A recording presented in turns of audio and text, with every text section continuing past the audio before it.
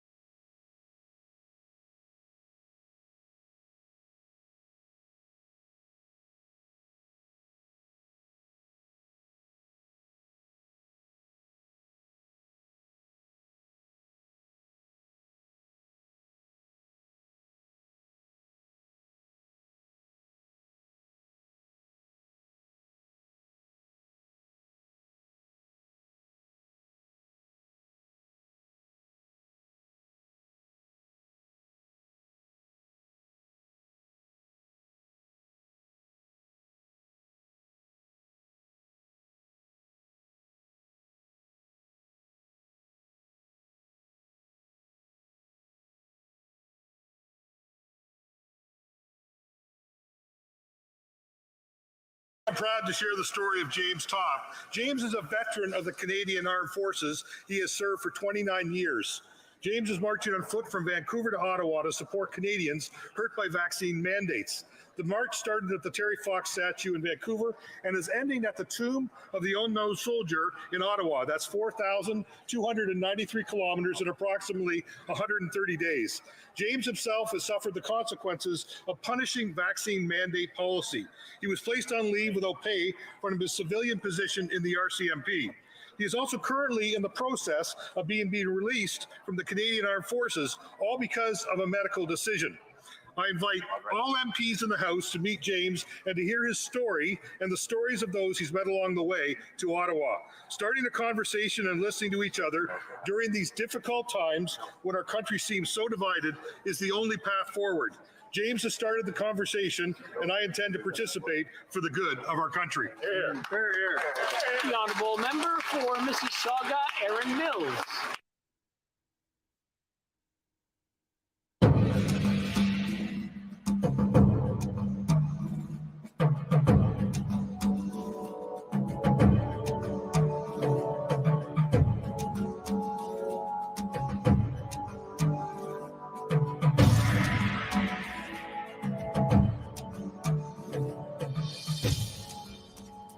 Hello there, my name is James Top. My name is Dr. Laura Marie Braden. I'm Dr. Lana Nickel, and I'm with Taking Back Our Freedom. My name is Tom Morazzo. I'm Terry Haydar. My name is Clay Farnsworth. I'm Danny Beauford, Mounties for Freedom. I am Warbetter Christopher Gregory Gearing. My name is Ted Kuntz. I'm the president of Vaccine Choice Canada. I founded an organization called Canada Marches. Right now, what we're doing is we're marching from Vancouver to Ottawa. I'm with Taking Back Our Freedoms. I live on a small hobby farm in eastern PEI. Mounties for Freedom, we investigate and analyze evidence and speak out against government violation of our Charter of Rights and Freedoms. I live in Edmonton, Alberta. I'm here in my backyard. I'm one of the board members from Police on Guard. I am a proud member of Veterans for Freedom. I'm a member of the steering committee for an organization called Veterans for Freedom. I'm a member of Police on Guard and the national coordinator for Mama Bear's Project. We decided to band together with some other organizations to create a organization called C3. I'm so excited to be a part of the Canadian Citizens Coalition. We're providing a opportunity for folks to be a part of something because they know that there's something wrong in Canada. You know, I want my kids to grow up in a free and democratic country where people come together and look out for each other with neighborly love. We're glad to be a part of the Canada Marches Initiative and the C3. So I believe a united freedom movement has the ability to correct the course that Canada is on for the future of our children. We're so proud and honored to stand with James Topp and the Canadian Citizens Coalition. We are part of the C3 group because we believe in the Charter. Veterans for Freedom has joined C3 because James Topp is one of our own. And let's take back our freedoms with the Canadian Citizens Coalition. United, we win. That's why taking back our freedoms is joining the Canadian Citizens Coalition. United, we stand. United, we stand. United, we win. United, we win. United, we win. United, we win. United, we will win. United, we win.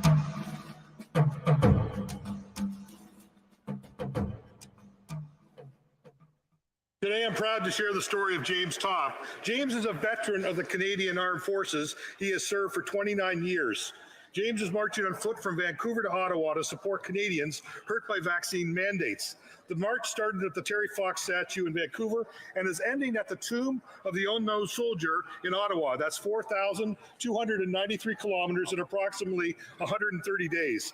James himself has suffered the consequences of punishing vaccine mandate policy. He was placed on leave without pay from his civilian position in the RCMP. He is also currently in the process of being released from the Canadian Armed Forces, all because of a medical decision. I invite all MPs in the House to meet James and to hear his story and the stories of those he's met along the way to Ottawa. Starting a conversation and listening to each other during these difficult times when our country seems so divided is the only path forward. James has started the conversation, and I intend to participate for the good of our country. The honourable member for Mississauga, Erin Mills.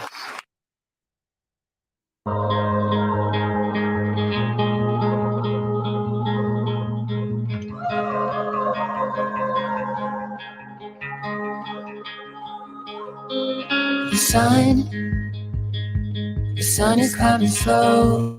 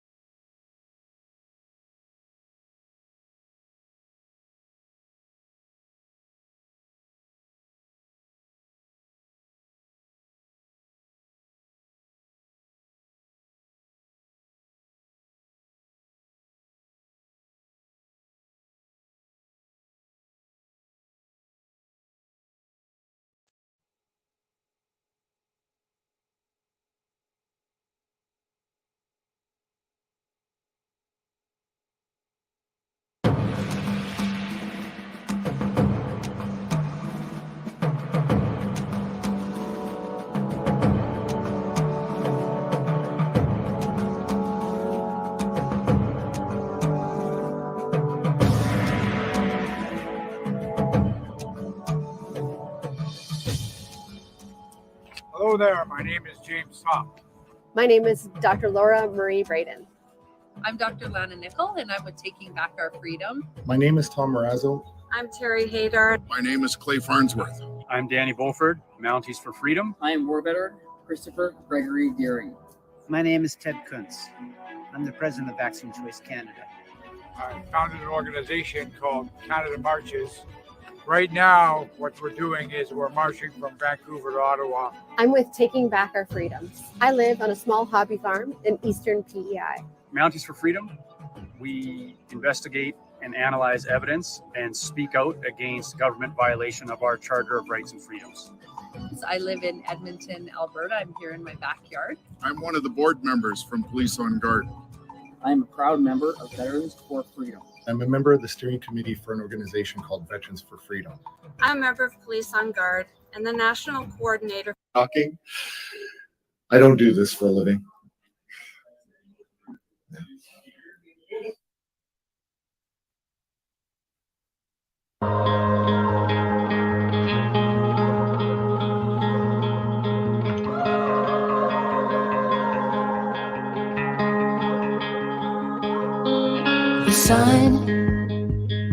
The sun is coming slowly. I hold these moments closely, closely now. These waves hit a little harder. I know they're gonna carry me somewhere. Step into the open wide. Watch the future come alive. This is our time. Yours is mine. This is our time. Yours is mine. This is our time. Hearts beat a little faster, looking for a light ahead that's waiting to be found. Streets get a little brighter. No one is left to keep us anymore. This is our time. Yours is mine. This is our time. Yours is mine. This is our time. Yours is mine. This is our time. Yours is mine. This is our time. Step into the open wide. Watch the future come alive. Tie it up and watch it grow. Run straight into the unknown.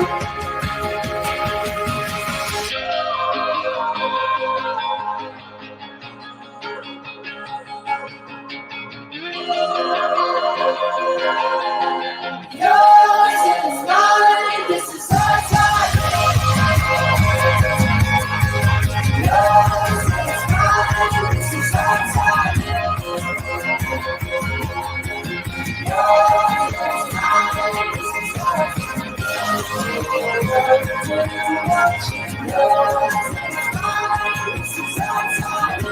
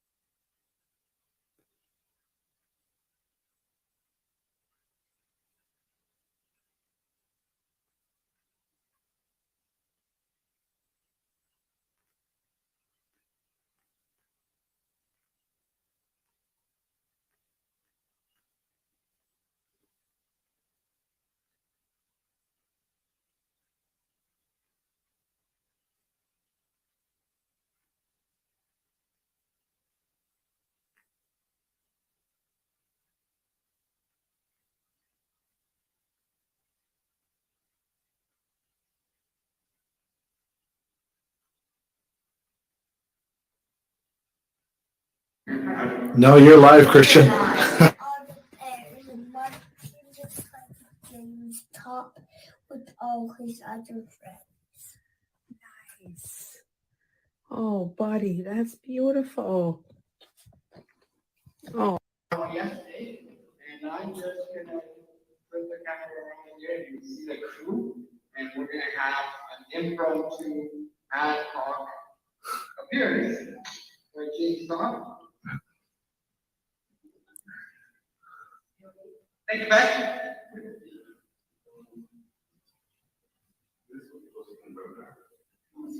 So let's check for safety first.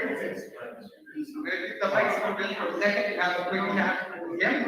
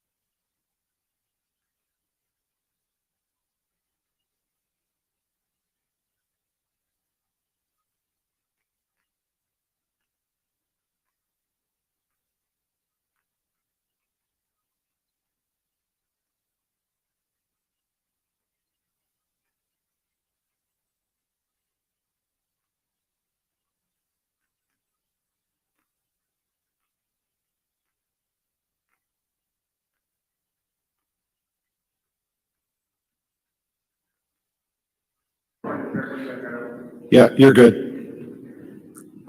You're good. You're good to go. Keep going. Okay. So, well, excuse me, where I left off was, with the establishment of C3, we can apply a, we can use,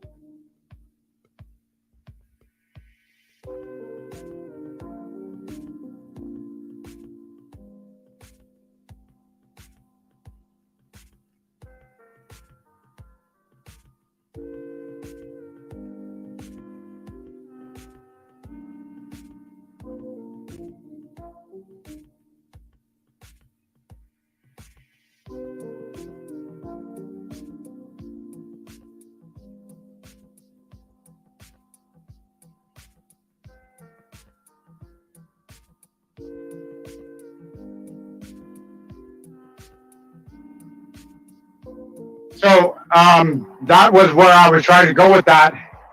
And unfortunately, we have our friends in, the corporate sector. And I think that is a message that may get twisted. And as you go forward on your conference and go about your daily lives, I would just like you to remember, anybody has the ability to go and watch the entire conversation, compare it to what is being reported. Tell your friends. Try to explain it to them. Don't let them have their minds manipulated. Let's stay positive and stay constructive, because this is what we are trying to achieve with all of this. This is repair. This is bringing back the Canadian spirit. It is a resurgence of the Canadian spirit. And that's what we're doing here. That's the point of this march. We go in, celebrate the end of this march on June the 30th, and celebrate the accomplishment of what the team and myself have accomplished. So there's that. And once again, thank you to all the organizers. Thank you to everybody who's chipping in on the technical side to get stuff done. Manage the Facebooks, the Twitters, the Instagrams. It's just amazing what we've been able to accomplish here, given the fact that we have been self-funded and we have gotten zero positive press from any mainstream media outlet when they have chosen to look at us. So once again, I'll leave it with that. I'm going to be marching today, and I'll be thinking about you. I hope you have a good conference. Thank you. Thanks, James.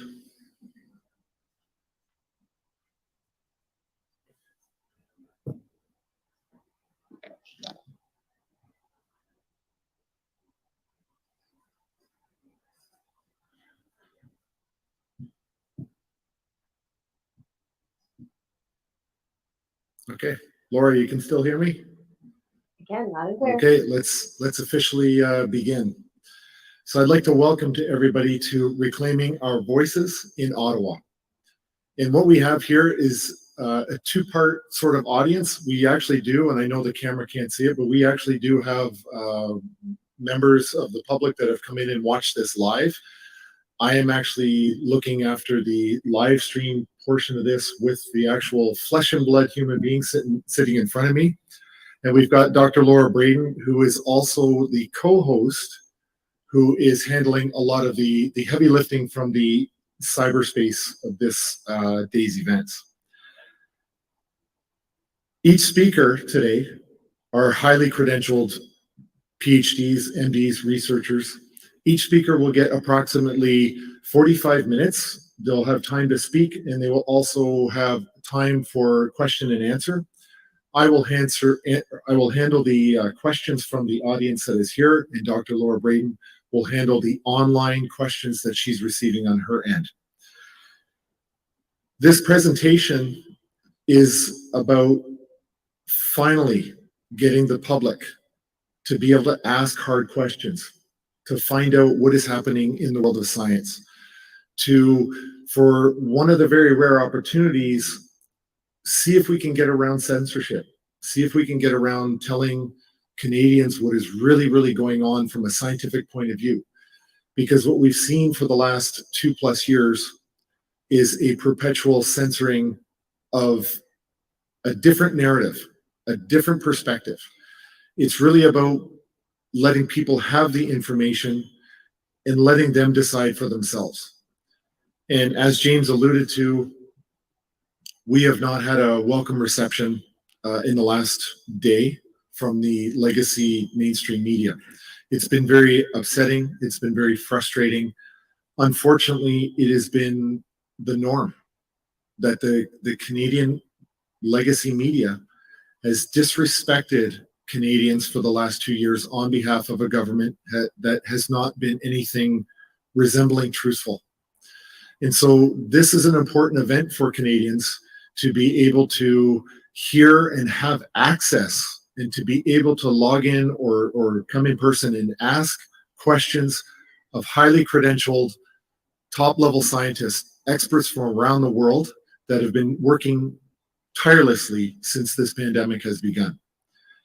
You, as an audience, have an opportunity to ask direct questions. If you don't feel that you have questions or you want to ask questions, please, we will be here for the day. This is I dare say, once in a lifetime opportunity to have access to these amazing doctors, but it is exceptionally rare. And so with that, what I'm going to do is actually turn it over to Dr. Laura Braden to do her opening remarks. And we will let the doctors do the rest of the talking. I will do my best just to sit here silently, enjoy the lessons that we're going to learn today. So with that, I'm going to turn it over to my very close friend, Dr. Laura Braden, who I worked with in Ottawa during the trucker convoy, January, February, and many other people. And so without further ado, it's yours, Laura. Well, thank you so much, Tom. And how's my sound? Good? Good. You're great. Yeah, awesome. So first of all, thank you and welcome to everybody who is joining us, whether you're from British Columbia or Newfoundland and all the way in between, live, in person or Zoom streaming. Love to have you all here. Finally, let's have a conversation. So I'm a molecular immunologist who is finding myself now sort of part of the canceled crowd for speaking out. And it's been a tough road watching the censorship of scientists. Just ask questions. Where has that gone? Where has the dialogue gone? And why is it so taboo to just ask questions of this narrative that we've been largely shoved down our throat by the legacy media? You know, and that's a really good point, Tom. Where is the media? Why is the media ignoring the efforts of so many Canadians when it's not just a small fringe minority anymore, or never was. It's millions of Canadians have questions and they've been harmed. And the people that we are going to listen to today are professionals in their field who have had the courage over the last 2 years to be on the right side of history and to ask these questions and to challenge the narrative and to speak up, because principles is what guides us as humans. And you know, we've seen an abandonment of these principles over the last few years. And so I'm part of a group called Taking Back Our Freedoms. And with pleasure, we have joined the Canadian Citizens Coalition. We believe in Canada. We believe that coming together under a freedom banner with one unified voice, working together is how we're going to get out of this. Because if you're parents, if you're a mother or a father or a grandparent or a child, doesn't matter. You can see Canada isn't what it was. And we need to fix this. And we can only do that standing shoulder to shoulder with fellow Canadians. And so I don't want to talk anymore. I want to bring our experts on. I know we're running a little bit late, folks. And so without further ado, I'm going to bring on Dr. Paul Alexander. And Dr. Alexander is a Canadian hero. He has been here. He was there and fearlessly supporting the truckers for the Freedom Convoy in Ottawa, asking questions, demanding an audience with anybody who can just have a conversation. And if you are all aware, of course, that never happened. So Dr. Alexander was pleased to join James and the Canada Marches team with the politicians yesterday. I urge you all to go check it out online. He is a COVID-19 consultant and researcher in evidence-based medicine, which he might argue is a way of the past now. There doesn't seem to be very much evidence-based medicine anymore, and clinical epidemiology. He is the former COVID pandemic evidence synthesis advisor to the WHO in Washington, D.C. in 2020, and a former senior advisor to the White House, specifically for the COVID pandemic policy in the government of the U.S., Health and Human Services in Washington.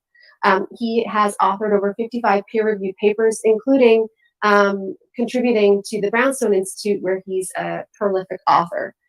He has stood unwavering and rock solid in science with the Canadian truckers, of course, as I mentioned, and he was also part of the Freedom Convoy for We the People in the U.S. He's a true hero who's shared evidence-based science despite the incredible censoring and resistance. He stands up for all Canadians, for all people around the globe, for truth. And so with that, can we please have Dr. Paul Alexander, please?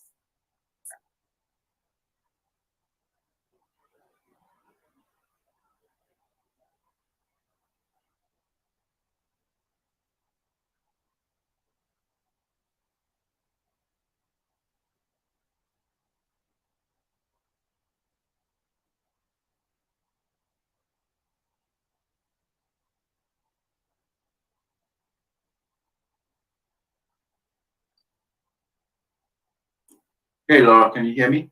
Hi, Dr. Alexander, welcome. Could you see me? We cannot see you.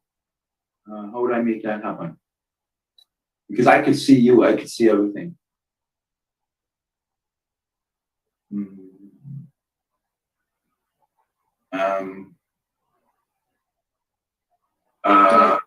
On your side, do you have to do anything on your side?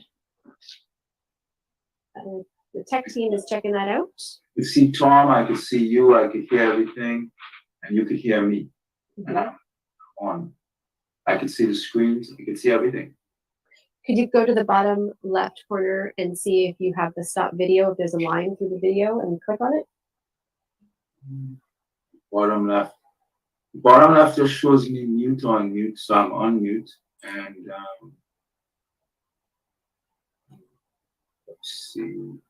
I'm looking at everything here.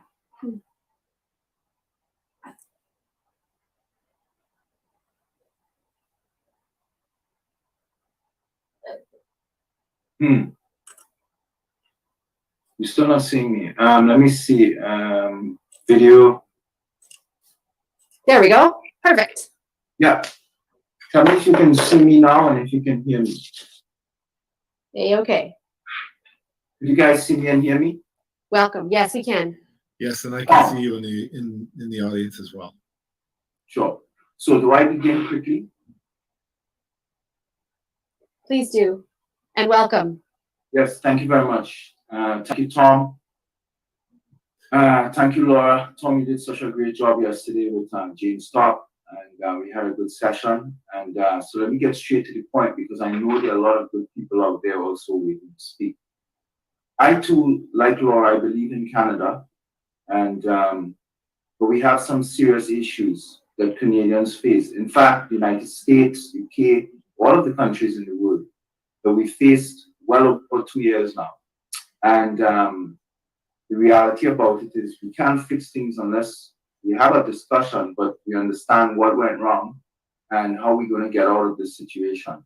And I think the principal issue that we all have realized is that we, the populations in our countries, have been believing and trusting our governments and healthcare people and the leads in the CDC, the NIH, FDA, in Canada, the Public Health Agency of Canada, Health Canada, etc.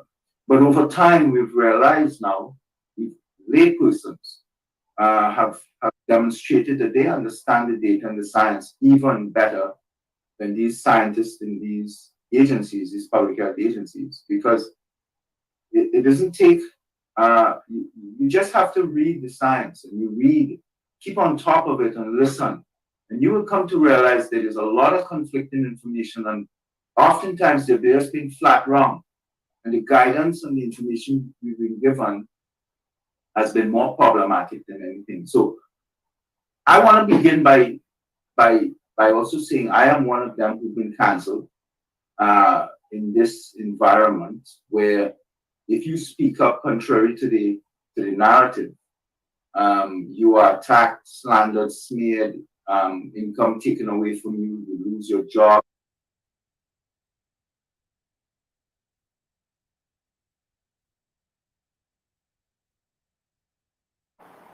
Dr. Roger Hopkinson, even you, Dr. Braden, Dr. Francis Christian, Dr. Kulvinder Gill, Charles Hoff, Dr. Patrick Whelan, Dr. All of these scientists and doctors have been hurt devastatingly. Many of them careers totally turned upside down. They have no income because the government understands two things. They have the resources of the taxpayer in their pocket. So they have deep pockets and they could outspend you. And you can't match the government for money. And what the government also has is time. They have a lot of time to do nothing and frustrate you. I would tell any Canadian, because I have worked in the government, I know how it works. I worked in the Canadian government, US government. I worked at WHO. I know how these bureaucracies work. If you are strong, if you are brave, and if you are willing to find the time, because it is time that they wait you out with, you could defeat them. Defeat means when there's any bureaucratic mistakes or problems, you need to take them into the proper hearing and the proper forum, and you will win. I have seen, myself included, once you take the time, you can't outspend them. You cannot, don't try. But it's time. You take the time, you do your homework, you get the best support you can. But do not give up. Time is what will make you walk away. Don't give up. You will find that you are always right. Any dispute, you are the right side. But you end up walking away. Don't do that. Don't do that. Take the time. Okay, so let me get back to this now. My background, as Laura has said, is in evidence-based medicine. I'm not going to get into my resume, just basically what is germane to here. My training is in, I did graduate school at York University in Canada. After master's courses and stuff, master's work at York, I also went to the University of Toronto and did a master's degree in epidemiology. At the same time, I did a program at Johns Hopkins. I shifted there in biological warfare, bioterrorism in 2001, just when 9/11 was happening. I was interested in how bad actors, nefarious people in this world could take biological pathogen and put it on a weapon, a missile, and deliver it into a city and cause destruction. I was thinking, well, what role I could play to help defend my city in Toronto or anywhere in Canada or anywhere in the world. So I wanted to learn that and take epi skills to that. I had the pleasure and the privilege of working under people like Thomas Ingalls-Field at the Johns Hopkins Bioterrorism School, but principally Dr. Donald Henderson. And Dr. Donald Henderson, if you did your research, you would see he eradicated smallpox. He was the principal player. And he taught in that program, and I developed a friendship, a lot of deep conversations on biological warfare with him. And I even asked him to read for my, supervise my doctorate at Johns Hopkins. And he agreed. And we carried on a discussion as to how we would go about this. But I also applied to McMaster eventually after Oxford to do a PhD with Dr. Gordon Guyatt. Gordon Guyatt is the founder of evidence-based medicine with Dr. Dave Sackett. And McMaster University is a home and the foci of evidence-based medicine globally. I'll put it this way. People who go to like Harvard, Stanford, Yale, etc., in health research methods and EBM could not get into my program at McMaster. The program at McMaster, I have reservations right now in terms of how the EBM world have operated. But the program at McMaster and some of those people I've met and worked with, including Guy, I consider still my very personal friend, good guy, one of the best people I know. McMaster's evidence-based medicine program is the best in the world. And those of us who came from it know why. And those of us who came from it understand why our skills are sought after. So I did work at WHO during 2019 and PAHO in DC. And they asked me to develop a training program for low and middle income countries in evidence-based medicine and research. Around December, January, when COVID, at that point, coronavirus, that was the name, was beginning to rear its head in Lombardy, Italy, and China. We were getting all of these reports, you know, the falling down man, the guy who just fall flat in his face, which we know is a lie. That was a staged propaganda video because of the billions of people who had COVID over 2 years. No one has fallen like that, not one. So everything was just contrived to scare the population and the rest of the world, including America. Well, at that point, WHO asked me to change my role from a pandemic evidence-based research project that I was leading for them to be their COVID pandemic advisor. At that point, in everything to do with evidence and sensitizing the evidence to try to get WHO and Pan American Health in DC to understand COVID, what was happening with all of these reports. Is there any way we could deal with it from a therapeutic point of view and as well as the response? So I dealt with the senior people at WHO and PAHO as part of this response. And in that role around April, May, I was tapped by the US government to join the Health and Human Services as a senior pandemic advisor for COVID, behind the scenes supporting the US task force. So I had the opportunity of working for the US government at the highest level and playing a role there, including in Operation Warp Speed. And what you should know, germane to this discussion, was I made my views very well clear to everyone that these vaccines, the COVID vaccines, you call them injections or gene delivery platform, however you want to call it, that these were a non-starter, that they should not be bought, period.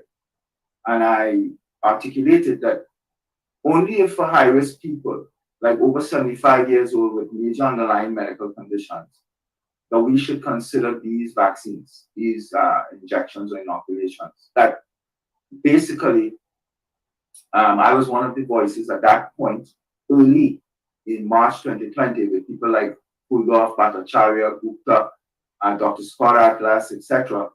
We were arguing for this age-risk stratified approach because we saw very early on that COVID was amenable to risk stratification and that your baseline risk that you brought to the table was prognostic on your severity and mortality or outcome. So that we knew that you couldn't look at 10-year-old Johnny, who's a healthy person, and expect to apply the same control and mitigation strategies, etc., as 85-year-old Granny with multiple underlying medical conditions. Johnny was a healthy person who would confront COVID and have no problem. So we understood that the push, the lockdown and closed schools, etc., was illogical and irrational, absurd and nonsensical, that there was no sound scientific justification. So right out of the box, maybe about 2 to 3 weeks, we were saying, stop all of the lockdowns and school closures because you're going to damage society, you're going to hurt people, you're going to hurt the economy, and you're going to cause devastation that will take decades to reverse.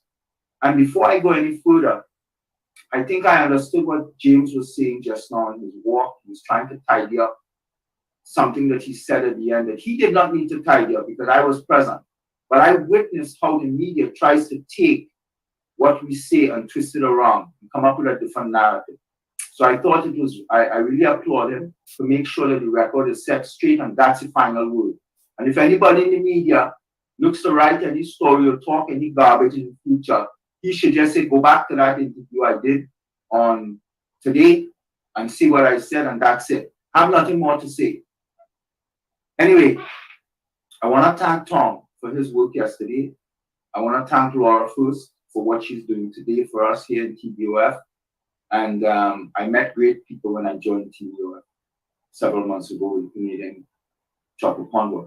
I met people like George Beers, I met Laura, I met Tasha, I met Roy Beer, I met Tom Marazzo, etc. And people who made an impact on me. Plus, I worked with one of the best people I know in the world, Dr. Roger Hodkinson. He was my compadre in crime in Chocolate Convoy, and even Dr. Byron Bird. So let me get to the point. Those MPs yesterday who attended showed us what real cojones are. They came to the table and they cut against the grain and they stood up, and I appreciated it. I even met MP Ellis, wonderful individual, and Dean Allison, I think should be commended for his leadership in pushing this. I think he's out in Niagara West, MP. We have to find a way to bring conservatives, liberals, and everybody to the table. This is not about political persuasion, etc. We have a nation to save, and we've been devastated for over 2 years. Don't let what the media tells you, Global Mail and CBC and these places. Don't let what they're telling you and reporting on CTV and all these. It's junk. We've gotten one part of the information, their version of it, and their version has been flat wrong and has been meant to deceive us. I can speak as an academic scientist and someone who's been battling them. I battle them every day. Every day. They can't cancel me. They did that already. They did that with, I lost my assistant professor on McMaster. I lost 2 or 3 jobs. But I'm punishing the media. I'm punishing the government every time I speak and write. And they know it. And I cut them with my language. Because I know who I'm writing to. I'm punishing them for what they've done us, medical doctors and scientists. So I am taking the fight to them. And I put them on notice. Always read what I write because it's coming for you, media. It's you I'm writing to. I loathe you, media. What you tried to do, James talked yesterday again, I loathe you. So let me get back now to the chocolate corn board. And I think there's one statement that I want to just, I know Laura said 30 minutes, I might be done faster than that. So let me get straight to the point. There's one statement that the Canadian population and everyone listening, including doctors, because I've realized many of the medical doctors in Canada have not read the immunology books or the vaccinology books or the virology books. They put them away and they've missed a step in either what they accepted from the most corrupted, I argue, criminal group of people in the Ontario College of Physicians and Surgeons who went after people like Trozzi and these people who were using their clinical discretion and judgment to prescribe for their patients. And the CPSO has no right, there's no legal basis for the CPSO to constrain a doctor, that doctor-patient relationship, none. You went after doctors for giving prescriptions and scripts to be exempted from these COVID injections when those doctors know that these injections were not properly safety tested. And there are credible people out there who are COVID recovered, people who have allergies, catastrophic allergies, are PEG-related, all sorts of allergies that they could die with anaphylactic shock. But these doctors hide behind the CPSO and say, well, the CPSO told me that I have to give the vaccine, else I would lose my medical license. But what kind of garbage is that? When you stand up and you lose your medical license, you stand up and you say, okay, my patient is number one, the health and life of my patient. I will deal with you, CPSO, in a court. I will deal with you, Trudeau, and the federal government in a court. I will deal with all of you. But stand up for your patient. Make the decisions to protect your patient's lives. Don't tell the patient garbage like, well, look at this document. The CPSO and the government told me I need to give you the first vaccine.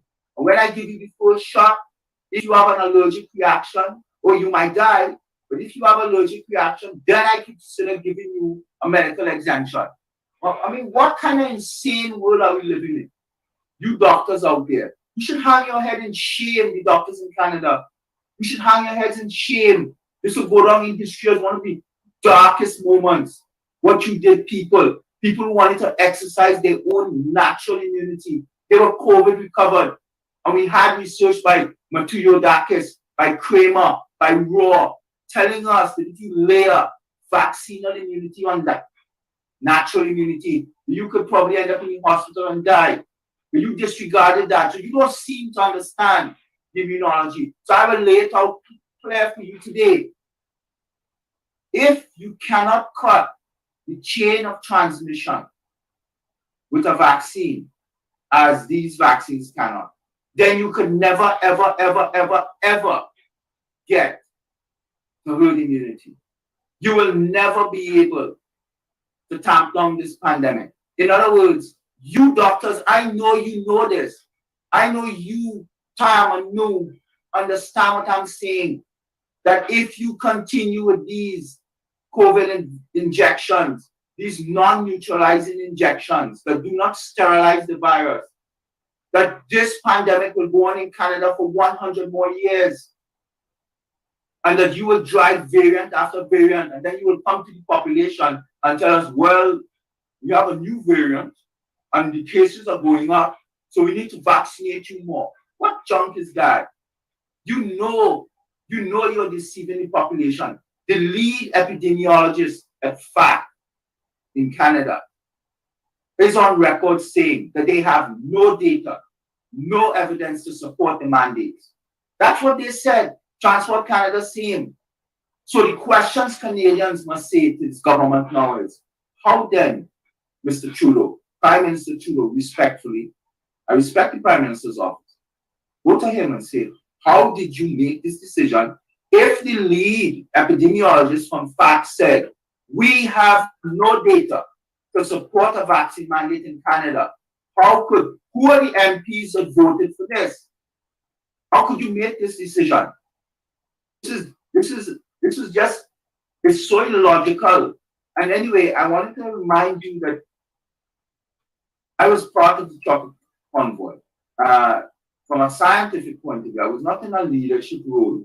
But Hodkinson, myself, Dr. Hodkinson, Dr. Brittle, Hodkinson and me principally daily, we would provide the scientific support to the truckers, and we would speak outside Parliament. And I met some great people there. We had tens of thousands. The only thing I wanted to say about the chocolate convoy today is this. Well, you saw how it ended. And we were there on the floor, and I can see as a testimony that there was no violence and there was no harm. And the truckers actually did very well in Ottawa and took care of the city, kept it clean. I saw no arrests. I spoke to so many of them. I spoke to many police, OPP, Ottawa police, even RCMP, who would see me on my way from the hotel to the Parliament on a daily basis, multiple times, and they would reach out to me and stop me and say, can I take a video? Can I take a picture? Oh, I follow you here. I follow this. I saw this you wrote. And they would tell me, you know, Dr. Alexander, we support what the truckers are doing. We love what you're saying, you and Dr. Hopkins. You know, we listen to everything, but we cannot speak. We cannot speak out. I'm here doing my job. My job is to keep peace, etc., etc. But the trucker is not our enemy. The protester here is not our enemy. So I operated for 3 weeks in Ottawa with that in the back of my head, saying, oh my God, the police and the truckers has this really nice union. I didn't know the intimacy of the union. But then all of a sudden at the end, what happened was just so gut-wrenching and painful. And there were all sorts of reports about foreign enforcers working all sorts.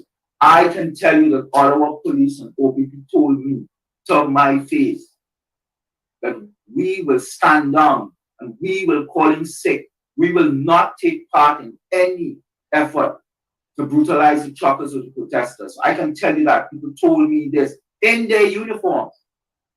They're on that street in Ottawa. Anyway, I want to get straight to the point here and let you know that yesterday, James tried to talk about how we're going to fix this and a mechanism forward, and I think that's where the conversation has to be. But I think Canadians are right now in a serious situation. And the situation is this. You woke up 2 weeks ago to read on the news that the governor of California, Gavin Newsom, tested positive for COVID, Omicron. Yet, in the tweet, we were also informed that he had the first 2 shots and the 2 boosters, 3rd and 4th. So he was vaccinated out his eyeballs,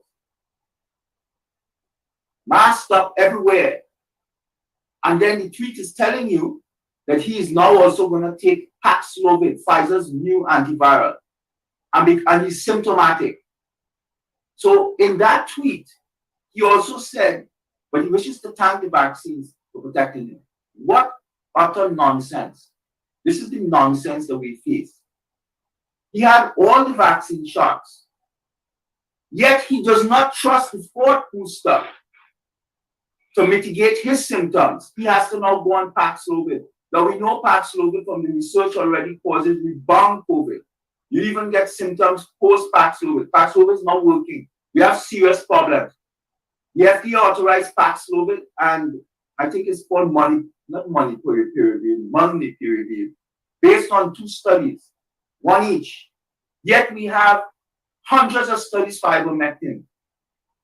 Then there are hundreds of studies for hydroxy, for all these different therapeutics, and they can't get mainstream or authorized. But you have these 2 drugs based on 1 study each, small sample size, undersized, few events, not followed up for long, so we don't know the safety, and they get approved. And that's the situation we face with. So that's Newsom. That was such a joke that he does not trust the 4th shot to deal with his symptoms. He's now taking Paxlovid. So that tells you, Canadian people, the vaccine fails.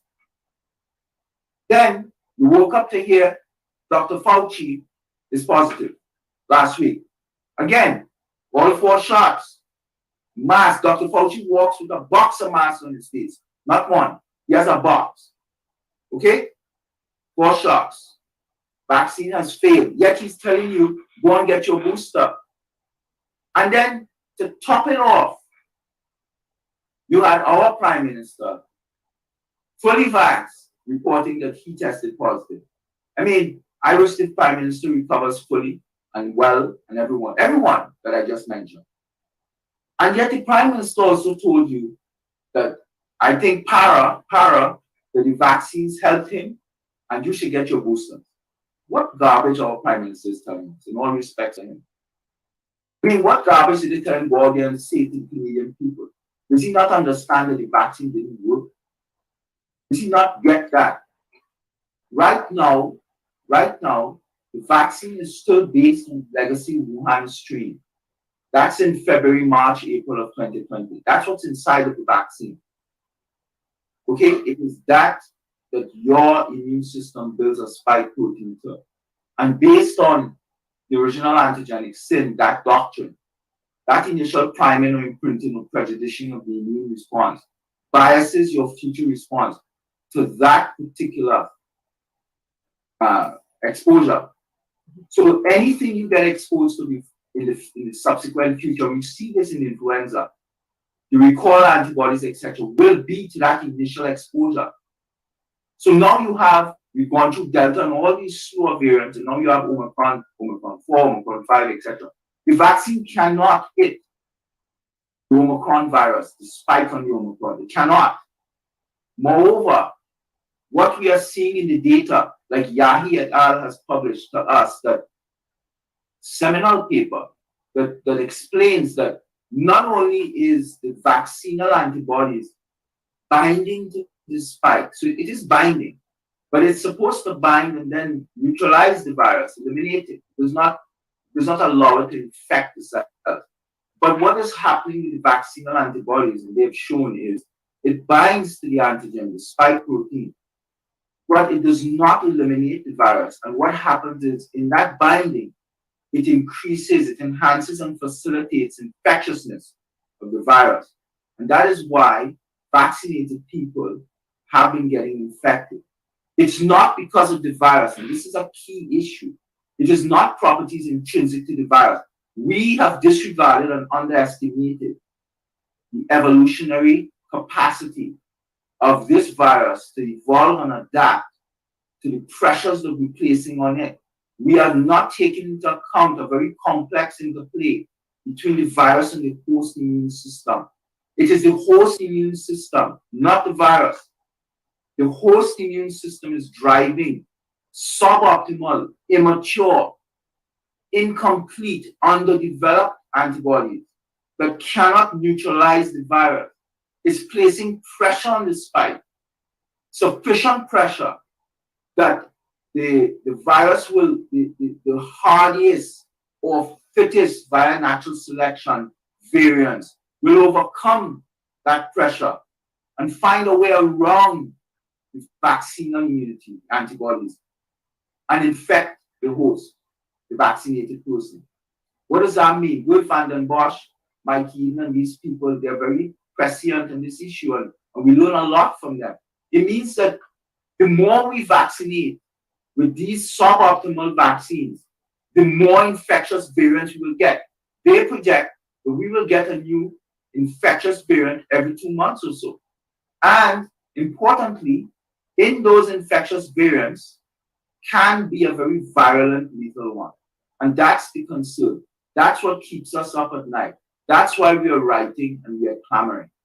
And that is why we are saying, look, to the public health officials in Canada and the ones in Health Canada and Public Health Agency of Canada, Dr. Nu and Dr. Tam, I am pleading with you.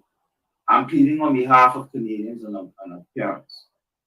The FDA has just approved these vaccines, these injections in children from as low, I think, as 6 months, up to about 17 years. Carte blanche, Moderna, and Pfizer. And I think CDC has rubber stamped it. This is a huge catastrophic problem because as we've seen throughout the pandemic, anything the United States does or the FDA, Health Canada, in fact, just adopts. We don't even engage in our own regulatory oversight anymore. We have approved vaccines in Canada for COVID based on another country, the United States, issuing emergency use authorization, not fully regulatory approved vaccines. We have used the vaccine and given approval for something that is conditionally approved in another country. That is so bizarre as it is. So we are saying, please don't do that this time with our children. Please don't rush to approve these vaccines in our children. Please do your regulatory oversight. Study this properly. Study it. Van Bosch is warning us, and his warning makes a lot of sense when you look at the data today. When you look at the UK data and the Scottish data and the Israeli data and the Danish data, the Finn data, the Norway data, all of the data, he's saying that children come with a very broad, low affinity, but very potent innate immune system.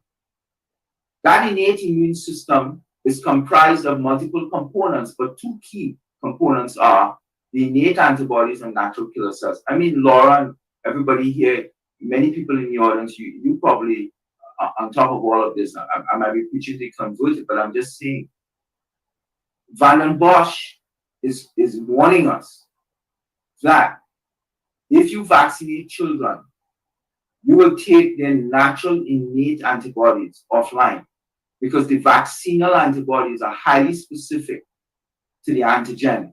Whether or not they're just binding and failing to neutralize the virus, they still bind before the innate antibody. They outcompete the innate antibody. So what we will have is a situation where we have worthless antibodies that can only bind to the target, yet not complete the job and neutralize. And antibodies that have functional capacity, that if they can get to bind, will eliminate the virus, they are prevented, they are blocked. So the question is, why would we introduce these vaccines when children bring statistical zero risk to the table for severe illness or death, number one. And number two, the vaccine confers no benefit. We've seen from all of the studies. And number three, overall, the vaccine skews to harm. So let me end by reminding people a few key points. We looked at all of this science from the beginning, and Public Health Agency of Canada and Health Canada told us we have to lock society down. We're going to follow America, follow Britain, follow everyone. We're going to lock down Canada. We found that we've examined every single study in the entire world. I published in Brownstone over almost 500 pieces of evidence. I published at AIER a year and a half ago. Now Herbie et al. Has published Johns Hopkins. They used all of the research that we had published. They've come to the same conclusion.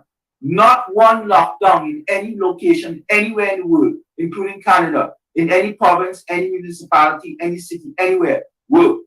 Every single lockdown failed. Yet FACT and Health Canada officials, Howard Noah and Theresa Tam, told you this was the best thing for you. This will cut transmission and death. It failed. We looked at every single school closure in the entire world also. including Canada. We found not one school closure resulted in reduced transmission or reduced death. They all failed. We looked at mask mandates. We found every single mask mandate in the entire world, including Canada, that fact, Theresa Tam and Howard New and Kieran and Williams and Davalon, all these people and Doug Ford told you will protect you. They all failed. Not one worked. We looked at every business closure, every shelter in place, shield in place, every single COVID policy in the entire world today for over 2 years has failed. That includes Canada. And these same people told you, take these vaccines. They will get you out of the pandemic. Yet what are we seeing today? We are seeing that the vaccines are ineffective and they're also not properly safe. They were not studied. The studies from Pfizer and Moderna were undersized, small sample sizes. They use crazy methods like immunobridging. We've never heard of that before. A small number of events, etc. Everything failed. Yet they want to trust you. They want you to trust them on these vaccines. And now we're seeing clearly with all of the evidence that the vaccines have failed. They failed. So we want the governments to come to the table, bring people like Dr. Byron Brady, bring people like Dr. Roger Hodkinson, bring me, bring Laura Brady, bring everybody, bring alternative voices that you locked out with your incompetent and inept Ontario science table and Junior and all these people. Every single decision they made was wrong and flat wrong. And we need to go after the College of Physicians and Surgeons of Ontario. We need to find out who those members are and take them in a public inquiry because they damage good doctors and they strip people of their licenses.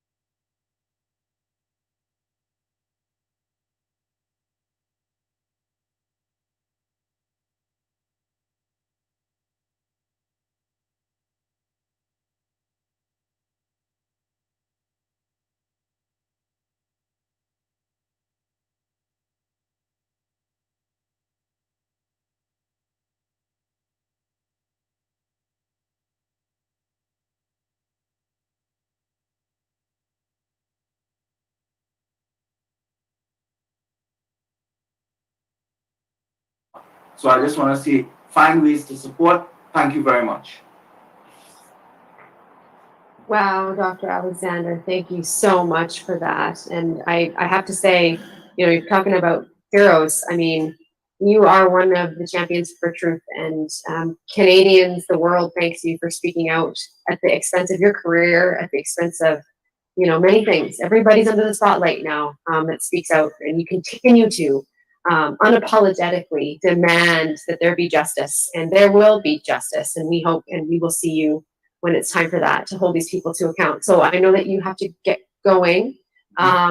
Would you, if you have time later to join the panel of questions, please do. It'll be at the end of this, so probably around 3 or 4 p.m. I can send you a message and let you know. Please send me a text, please. I will join the panel. Thank you. Wonderful. So, okay, we'll see you later then, and we'll take questions for Dr. Paul Alexander later. Thank you so much from the bottom of our hearts. We'll see you later. Okay. Wow. That's good. I think what we're going to do is take a 5-minute break, and we've got some technical issues to work out to make this better. And if anyone needs to go to the washroom, this will probably be a really good time to bow out and do that now. So we'll take a 5-minute break. Sounds good.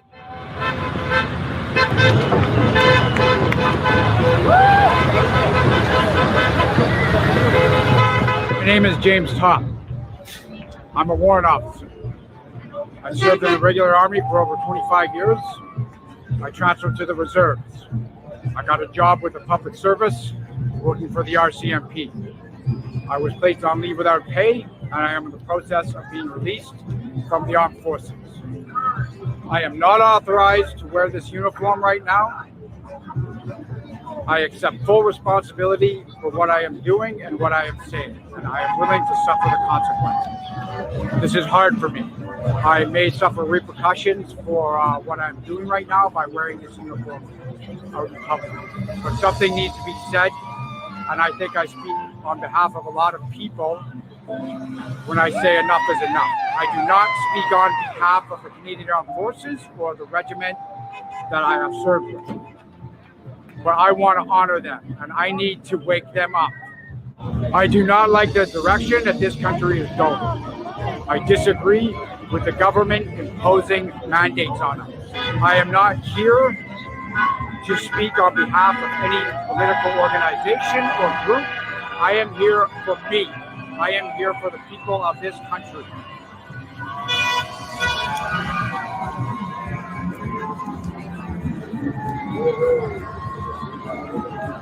It's the people of this country who work for a living that make this country run. I work for them. I also am here to pay my respect to the veterans of this country that have given their lives and their limbs and their minds in the service of this country. I am doing this for them as well. So this is my message. We as Canadians, all Canadians, need to stand up for what we believe in. First Nations, immigrants, and the people that were born here. This country is ours. It is not the property of the moneyed few. There are people out there who risk their lives every day. They're truck drivers, they're construction workers, they put the power lines up, they lay the telephone lines that enable us to communicate with each other. I'm here for them. I put this uniform on for them to defend this country. So I want everybody to know what I intend to do as a form of protest against overbearing government mandates is to march from Vancouver to Ottawa on foot, under my own power and on my own dime. This is peaceful, this is constructive, this is setting an example for anyone that they have the power to stand on their own 2 feet and make their voices heard. If they have a problem, they have the right to do that. Am I afraid? Yes, absolutely I am. But I'm going to work through it. I am not encouraging lashing out with violence, with coarse language, with profanity. I am not making inflammatory statements to any person or group. I want us all to come together, everyone, to recognize what we have in this country. But it does sound like it's in real time. Speak out and disagree. Latency or delay or phasing. Make our voices heard. I disagree with what the government is doing right now.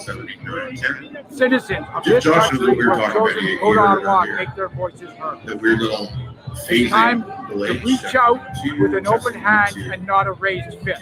So on the 20th of February, I am leaving from Vancouver and I am marching to Ottawa.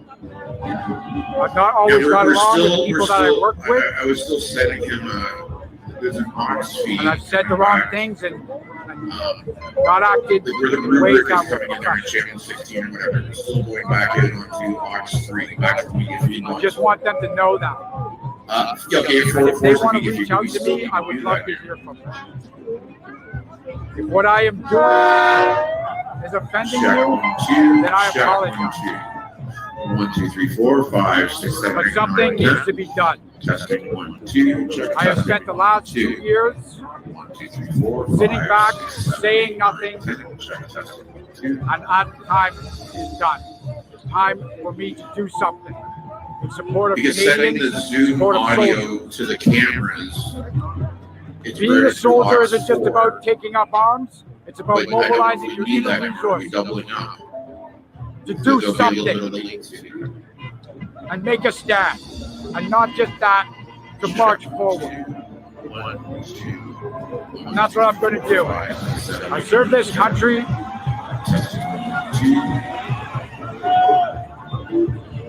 by putting the uniform on. I've regained the pride in this uniform and what it means. And that flag right there.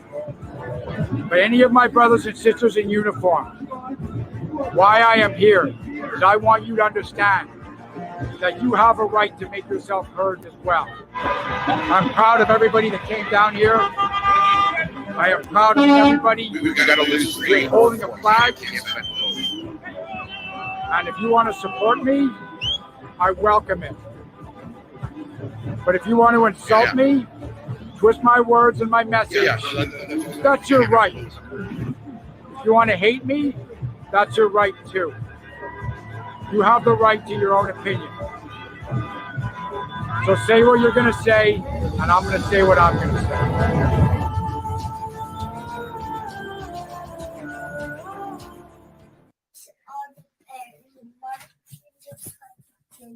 Top with all his other friends. Nice. Oh, buddy, that's beautiful. Oh, honey, that's so good. And why is James Top marching? For our freedom. Big time, yes. You say thank you, James Top. Thank you, James. Yeah. This is the Which one is James Top? Is he at the front? Okay. Nice. The one that's high is James Top. Okay. He's the leader, hey? Yeah. Nice. Nice. Thank you for telling me that. Is there anything else you wanted to share? Okay. Today, I'm proud to share the story of James Top. James is a veteran of the Canadian Armed Forces. He has served for 29 years. James is marching on foot from Vancouver to Ottawa to support Canadians hurt by vaccine mandates. The march started at the Terry Fox statue in Vancouver and is ending at the Tomb of the Unknown Soldier in Ottawa. That's 4,293 kilometers in approximately 130 days. James himself has suffered the consequences of punishing vaccine mandate policy. He was placed on leave without pay from his civilian position in the RCMP. He is also currently in the process of being released from the Canadian Armed Forces, all because of a medical decision. I invite all MPs in the House to meet James and to hear his story and the stories of those he's met along the way to Ottawa. Starting a conversation and listening to each other during these difficult times when our country seems so divided is the only path forward. James has started the conversation, and I intend to participate for the good of our country. Here, here, here. The honourable member for Mississauga, Erin Mills.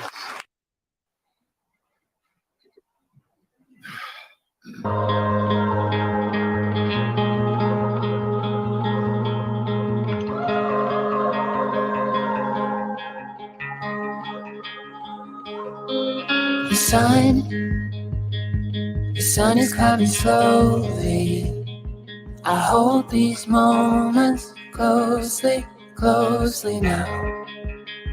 These waves hit a little harder. I know they're gonna carry me somewhere. Step into the open wide. Watch the future come alive. This is our time.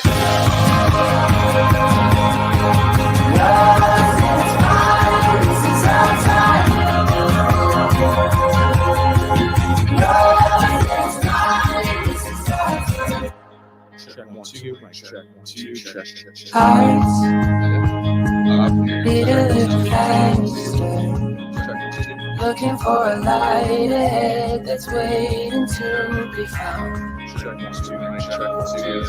Streets get a little brighter. No one is left to keep us anymore. This is our time. Yours is mine. This is our time. Yours is mine. This is our time. Yours is mine. This is our time.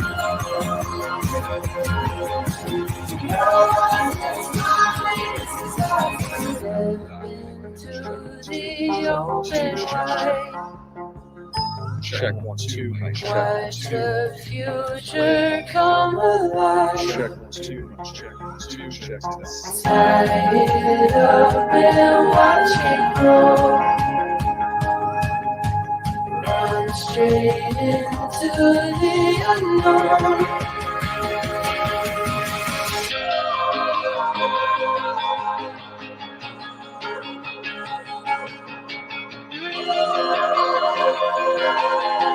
Yours is mine, this is our time.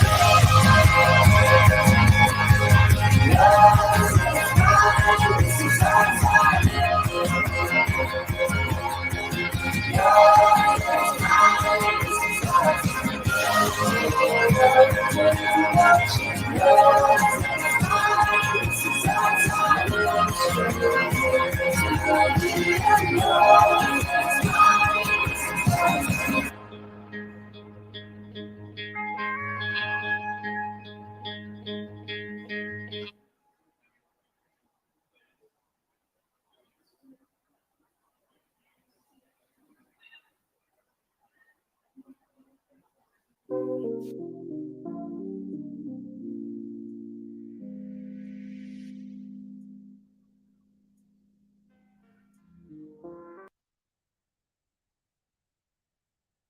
How much more time do we need?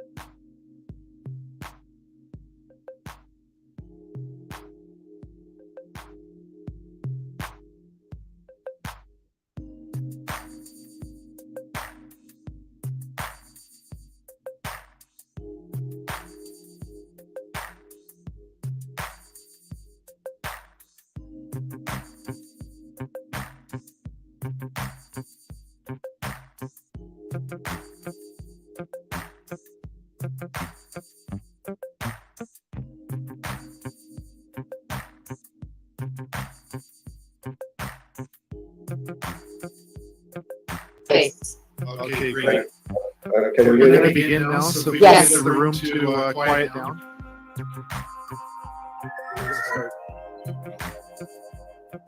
Just give it, oh, there he is. I just want to do a quick sound check and see if Dr. Hodkinson can see me and hear me. I can hear you. I can't see you. Okay. We don't have a lot of volume for Roger, Dr. Hodkinson. Can you, how's your volume? You can hear us fine? I can hear you fine. Okay. I'll make sure that I'm connected to the right. Yeah, we just need some more volume for. Can you hear me if I speak a bit louder? Is that better? If you speak a little bit louder, it would be beneficial on our end, yes.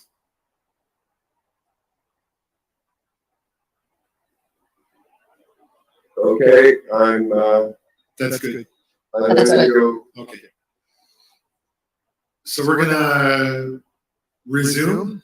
If we could just get the room to keep the volume down low. And I'm being signaled to just give it another second. And then we'll begin. I can only imagine what it was like to put a stational a rocket on the moon.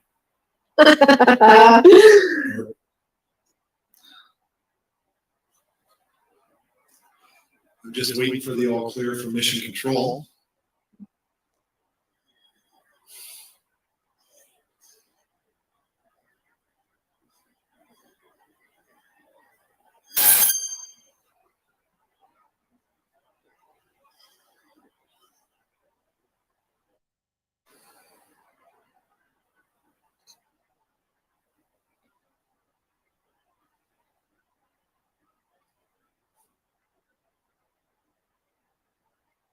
Yep. Okay. What? I'm just waiting for a final confirmation to launch this rocket.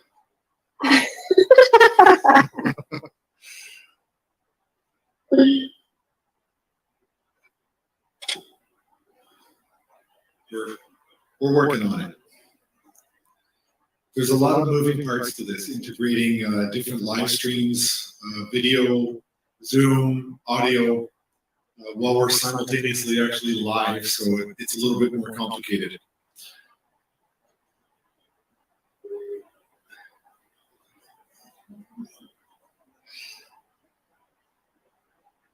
I have to admit, this does make me think of astronauts sitting in getting ready for launch, and then they finally go, I have to go to the washroom.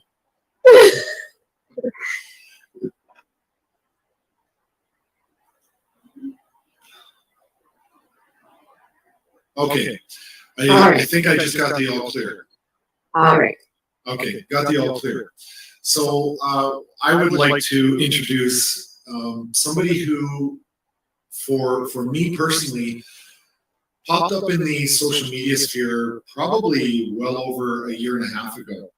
And I've often had opportunities to speak in public because of the convoy, the campaign, and things like that that I had done after.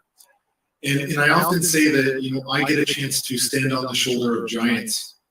And for me, it was an amazing privilege and an honor to meet Dr. Roger Hodkinson when I was in Ottawa, because I had been following him in, you know, Roger was somebody who was the first doctor that a lot of people were waiting for. We were looking for the medical community to step in, intervene, and really show true moral courage. And what we saw from Dr. Hodkinson was that he did exactly what we were expecting the entire medical community to do, was to really just call out what was happening from a medical professional perspective. And he did that. And he risked a lot by doing that. But the issue is, he was one of the first. Well credentialed. I don't think I have to go through that piece. But what's more important is that he stood on his principles. He stood on his integrity. And for me, it was a real pleasure to get to meet him in Ottawa. And, you know, it's really good that Dr. Alexander was the first speaker, so you know who he is. They're both really well known in this movement of learning about the truth in terms of medicine. But I didn't know that while I was in Ottawa that I actually had Omicron. I did not know that. And there's a funny story. There was the three of us standing in the hall, and some unknown person heard that maybe I had COVID, walked up to me with a bag full of medicine that I had no labels on, wasn't a pharmacist, just some strange person walked up and said, here, this is for you for COVID. And I was like, I didn't even know I had COVID. And Dr. Hodkinson and Dr. Alexander were there and said, do not take that. Let's figure out what's going on. And when you want to talk about hallway medicine, we were literally standing in the hallway of a hotel, and I was being triaged by two of the world's finest medical experts in COVID. And so that was kind of an interesting story for me to have just met Dr. Hodkinson and Dr. Alexander, and here they are treating me for this mysterious virus that I didn't even know I had. So what I want to do is just turn it over to Dr. Braden and say a few words about our distinguished guest. And yeah, so thank you, and it's really a pleasure to have you here. Thank you. Yeah, that was an amazing time. I too met Dr. Hodgkinson for the first time in Ottawa, and like you, Tom, I revered. I considered him a Canadian hero from the outset as soon as he opened his mouth and started speaking for truth. It was pretty phenomenal to have the opportunity to stand alongside him in Ottawa, and I find myself doing so again. Dr. Hodgkinson, thanks so much for joining us. I just wanted to first give the folks who are watching a little bit of an overview. If you don't, and I mean, if you don't know about him, maybe you've been sleeping under a rock, but just in case, he is a medical specialist in pathology, a graduate of Cambridge University, and a fellow of the College of American Pathologists and the Royal College of Physicians and Surgeons of Canada. During his long career, he's had many leadership roles in Canadian medicine, both provincially and nationally, including being a university teacher, national pathology board examiner, and laboratory accreditation inspector. He is also, thankfully, a board member of our advisory board for Taking Back Our Freedoms. He was previously the president of the Alberta Society of Laboratory Physicians and assistant professor in the Faculty of Medicine at the University of Alberta, and he is the CEO of a large community-based medical laboratory with a full menu of testing for infectious diseases and virology. He is currently an unapologetic speaker for truth in today's climate, and has been asking questions that many physicians have not had the moral courage to do so. So again, thank you so much, Dr. Hodgkinson. Thank you for coming to the table today to have this conversation, because finally we're getting another opportunity to do so, reclaiming our voice in Canada. So thank you for joining us. Well, thank you for that kind introduction, Tom and Laura. It's an honor to be part of reclaiming our voice, honoring the remarkable James Top. James's determination to walk so far has helped maintain the momentum in this fight for freedom. He's been following in the tire tracks of the truckers. The truckers. Hats off to the truckers. Fabulous men and women. I've met so many of them and admire them so much. So yes, thank God for the truckers, but more than anything, thank God for COVID. It gave the truckers something to react to. This reaction against the progressive loss of freedoms has been long overdue. And it took truckers of all people to lead the charge, followed by James. And I take my hat off to you both. I salute you. I salute you. What's important here is to avoid complacency. The general thinking that the war is over because we don't have to wear masks anymore. Complacency is now our main threat. We won the battle in Ottawa. Yes, we got the chief of police fired, the mayor fired. We ended up getting the premier of Alberta fired. Yes, we won the opening skirmish. But that was an opening skirmish. The war will continue for decades against wokeism. And that's why the momentum is so critical. It's very important for everyone to realize that there is still in place the public health emergency, which is the underpinning for any action under emergency use authorization. The public health emergency never was, and it certainly is not now. That is job one, to get rid of the public health emergency. This whole mess, I'm going to speak in the vernacular in this call, not medical terminology. This whole bloody mess was totally avoidable. All that needed to happen was follow the general direction of the Great Barrington Declaration, which was basically called stratified risk. Self-isolation if you knew personally you were infected. No testing, no doctor, no nothing required. Common sense. And then protect the vulnerable, protect Granny in the nursing home, who is still not being protected with the incredible value of vitamin D. All people in nursing homes are by definition vitamin D deficient, and it's been shown categorically that it is a powerful prophylactic against viral infections in general. But the other thing that happened, of course, was that there was a denial of early treatment. We'll come to that later. That denial of early treatment really resulted in this, being told in the emergency department, well, guess what? Your oxygen level isn't quite low enough, so why don't you just go home? Period. No medication, no nothing. Subtext. Come back when you're blue, when you're desperate, when we'll put you on the ventilator and kill you. That was the message. The colleges of physicians and surgeons were an integral part of that prohibition of providing treatment that was known to be safe and effective early on. We could have managed this, in other words, ourselves, just like we always did with flu epidemics. Building natural immunity that is safe, as Dr. Alexander has eloquently stated. Building natural immunity that is safe, fast, and cheap way by letting the pandemic run its course. That's not a callous statement. That's how we've always run things that we can't effectively manage. We act prudently with common sense. And that was singularly lacking at every level. So the real problem underpinning the reaction was that we had unelected technocrats, people who've never treated a patient in their lives, who've no idea what frontline medicine is all about when you've got someone sick right in front of you.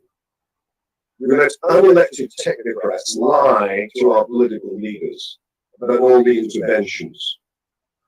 You're familiar with all of them, and I'm not going to destroy every single one, except to say none of them worked. And I'm talking here about masks, social distancing, testing. By the way, that's my business. I know quite a bit about it. Testing, utterly useless. Contact tracing, travel bans, shutdowns. And finally, of course, the infamous clot shot. None of it worked. None of it could work. None of it did work. And therefore, none of it will work. Hello, knock, knock, wake up. It's as obvious as the nose on your face if you're in medicine or in science, like Dr. Alexander, Dr. Drysdale. The vaccine was not needed.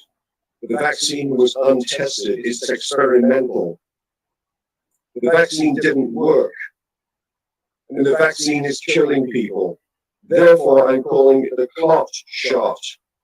And it's resulting in what's called the big kill.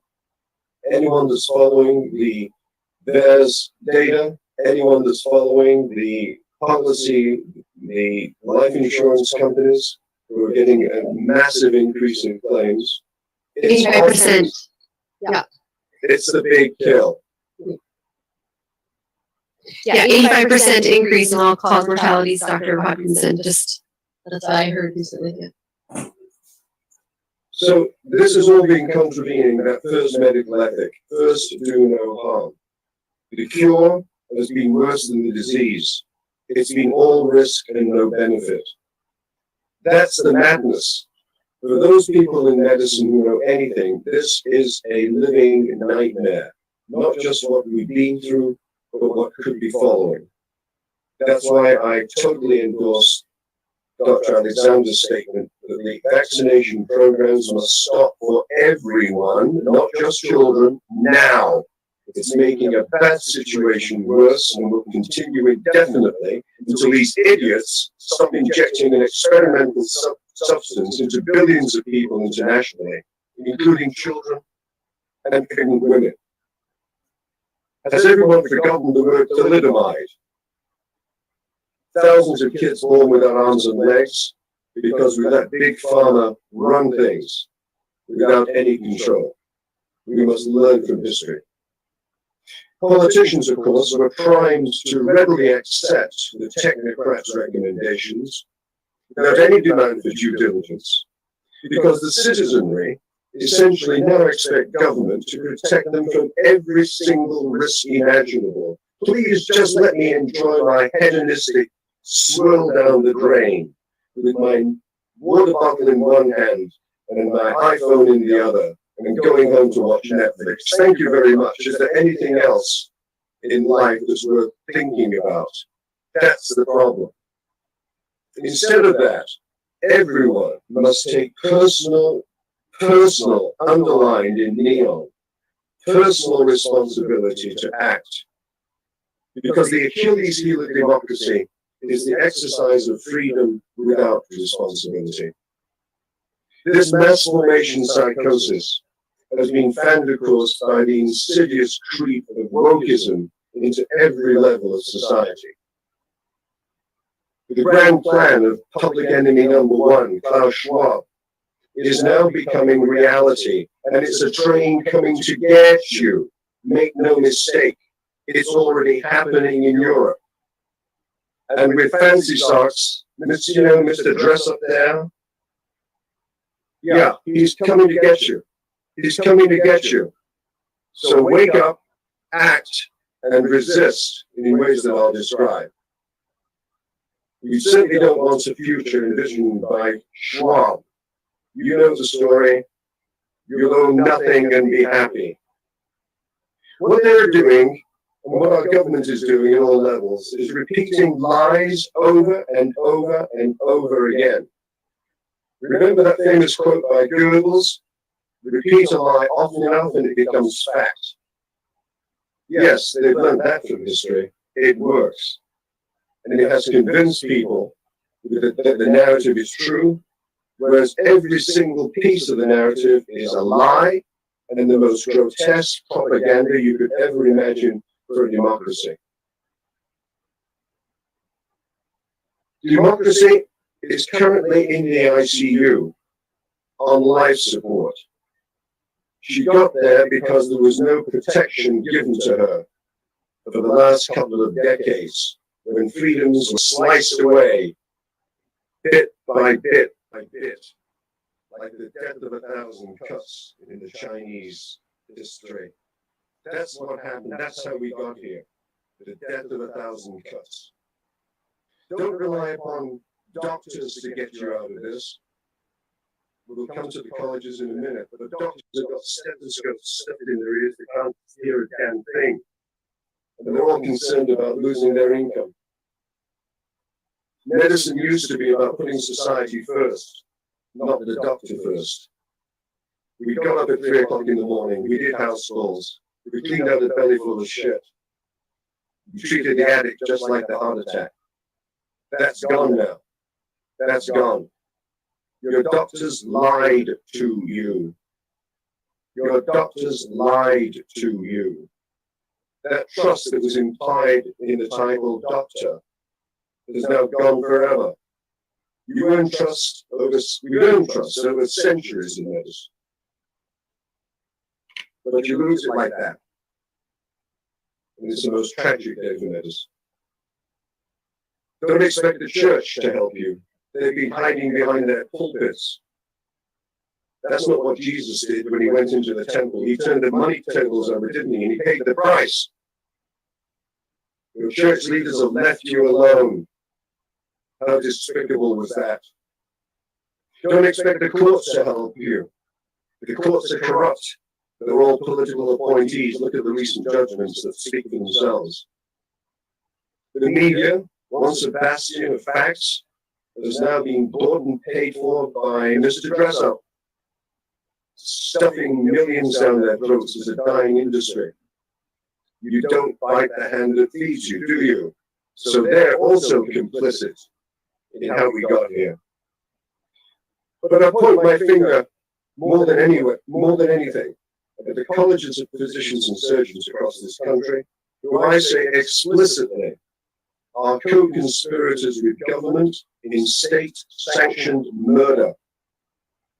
They are there to protect the population from us, and historically they've done that reasonably well. But now they've done a 180. They've been intimidating physicians into silence, saying if you speak up, you are at risk of losing your livelihood. And that, unfortunately, was quite sufficient to make physicians shut up. Tell me, how can you have informed consent the second most important medical ethic. If you're not informed, intentionally misinformed, how can you have informed consent? If an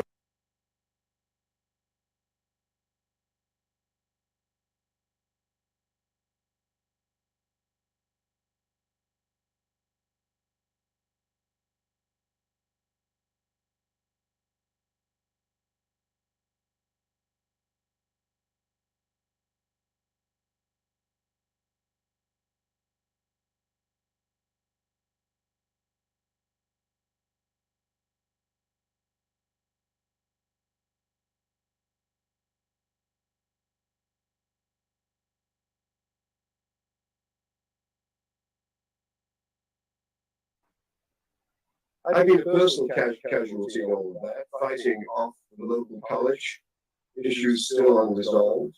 But the College of American Pathologists, of which I've been a soldier in the trenches for 40 years, has just decided to get rid of me. Appeal failed. When I was speaking to them, when I was not really speaking, when I was being interrogated, I looked them straight in the face. And I said, "You're trying to intimidate me, aren't you?" To which they said, "Oh, no, we're not." I said, "Oh, yes, you are. You know damn well you are. You should all be ashamed of yourselves." And I said that twice. I wanted them to squirm in their seats. So at this point, I think it's important that I make a full disclosure. First of all, I'm not an anti-vaxxer. I don't believe in any conspiracy theories like 5G, graphene oxide, snake venom, monkeypox, etc., etc., etc. No. I'm a hardcore evidence-based physician, not an anti-vaxxer. I take vaccines myself. At least I used to. Now I'm a little bit smarter, you might say. Yeah, that's who I am. I'm also a proverbial trumper. He nailed it. He said what he meant, and he did what he promised. And he was creating an incredible society in the United States. But he was wrong on everything to do with COVID. Lied to by that vile man, the most vile man walking, five-finger foxy Fauci. Yes, that man lied to Trump. We know that from Dr. Alexander being there listening to it. Trump was lied to. He should now get ahead of the game and put his standard in the ground. Otherwise, he's at serious risk of losing the next election because of COVID, just like he lost the first. The net result of all of this is that the general population have become lab rats in the biggest medical experiment in history by far. We've become prisoners in our own country. We've all lost 2 years of our lives. Our children have been brutalized in every conceivable way. Social isolation, lack of education, early education in nonverbal communication. The risk of being vaccinated, which is now going down to 6 months of age. A most despicable decision, because children, as Dr. Alexander said, are not dying of this condition. There hasn't been a single death in North America from a child who wasn't also seriously ill. So I say this about child vaccination. Has it really come to this? Has it really actually come down to this? Child sacrifice to appease these new petty gods. Has it really come to this? And when children start dying from the vaccine, which they will, hopefully that will awake people out there that still need to be convinced that this whole madness has to stop. So I could summarize what's happened by saying this at all levels. This has been the most grotesque rape of our very soul.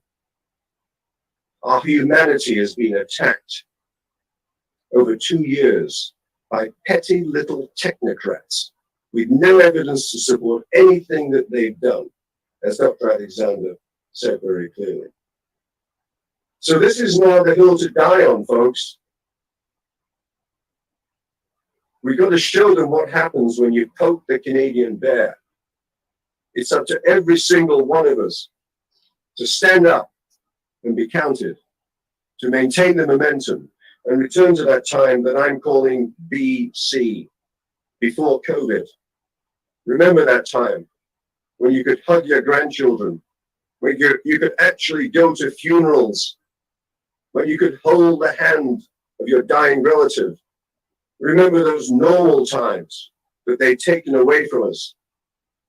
How despicable can it be to be prohibited from holding the hand of your dying parent? How despicable can that be? But that is what's been happening thousands, if not hundreds of thousands of times across this country. What we need to do is to get rid, first of all, of that uniquely Canadian disease. It's called the terminal niceness syndrome. We've got to park that at the door. We've got to be bold. We've got to hammer the table. We've got to say what we mean and take no prisoners. No dithering here. This is an existential threat for democracy. Second, we've got to get educated. Follow organizations like Taking Back Our Freedoms, TBOF. Follow Rebel News. Read stuff on the Brownstone, which is where Paul Alexander publishes a great deal. Listen to podcasts. Yeah, we can do a lot individually by, first of all, getting bold, and secondly, getting educated. Then join groups, and dig deep to donate to them. They need your money. And after all of that, you must individually lobby. Not just your friends, but your political representatives, your doctors, your church leaders, particularly, and school boards. You've got to shame them. Shame them. It worked very effectively with the tobacco industry and taking on them years ago, which I did in a similar vein. We've got to call for a national inquiry, support the idea of Brian Peckford, the bold ex-premier of Newfoundland, who was the last remaining signature on that famous document, the Charter of Rights and Freedoms. Demand a national inquiry with truly independent experts. And hopefully at the end of the day, we'll see these clowns who've inflicted this disaster on us in the dock, hopefully sentenced and hopefully in jail. That destination is actually too good for them because there has been state-sanctioned murder on a scale that we've never experienced before. Personally, resist at every opportunity. I'm not talking about anything violent here. Make no mistake about it. We must use the democratic process. Non-violent civil disobedience, such as happened in Ottawa. Individually, you must get well and stay well. Get your diabetes, hypertension under control, lose weight, exercise, all those good things. Take vitamin D daily and give it to Granny, who needs it more than anyone. Consider prophylaxis if you're vulnerable with nasal iodine, and there are ways of actually accessing that information on the internet through Dr. McCullough. And support defiant organizations who are out there in each province. There are many restaurants and other organizations who've been defiant and paid the price themselves with all kinds of monstrous fines for simply doing and living normal. For those of you that have been unvaxxed, I say just say no. The vaccinations are for yesterday's virus. It's not going to protect you very much at all. Take the heat, as difficult as it may be, and consider Plan B. At least in my life experience, Plan B has been better than Plan A times 3. You don't know what exciting new career there may be out there for you. And if that fails, guess what? They'll be begging for you to come back. The utter gall of these people to have forced those decisions at the breakfast table Do I undertake the clock shot and risk death, the roulette game, or do I put bread on the table? Having been through that brutal decision millions of times across this country, they have the utter gall to say to you, oh, guess what? Guess what? We changed our mind. Have you really? Forcing people into those decisions that killed some of them, and now you just shrug it off because you desperately need them back to clean bedpans? How disgusting of you. May you take those decisions to your grave. Remember, you can't pick up the pieces if you're dead. For those of you that have been vaxxed, unfortunately, you've been lied to. You've been told a bill of goods, but you can't be unvaxxed. But if you have survived the first 2 or 3 weeks after vaccination without any serious side effects, you're very fortunate, and as likely as not, statistically, you're not going to be seriously at risk, although there are still residual risks out there. But don't take any more boosters. You're simply piling on agony on misery. There's just no point. It's the spike protein that's going to kill you. And you're generating more and more of that with every booster. So we must all act now, all of us collectively, because life is not about delaying death. Life is about living. Big distinction. And speaking as a pathologist now, death happens, it's unavoidable, get used to it. But live your life, and live your life as you used to do, without paying so much subservience to government. We learned a lot over the last 2 years. I'd like to end with lessons learned. We've learned that government cannot be trusted, nor can the media and physicians. But government cannot be trusted. Government has said the most despicable things. Remember, Goebbels, repeat a lie often enough and it becomes fact. Here's a brochure put out by the government of Alberta. And I'll just read 2 things in you because the whole thing's a pack of lies. But look, how about these 2 lies? Question, are vaccines safe? Answer, yes. Very clever, isn't it? There was an S there. Are vaccines safe? Intended to deceive. Yes, many vaccines are safe. But this was intended for the uneducated reader to imply that this vaccine is safe, which it's clearly not. It's killing people with the most incredible numbers. And then they say, if that's not bad enough, then they say, in answer to the question, is a vaccine harmful to pregnant women? Answer, no, bold caps, period. Well, of course there's no evidence for vaccines being harmful to women because you haven't looked for it.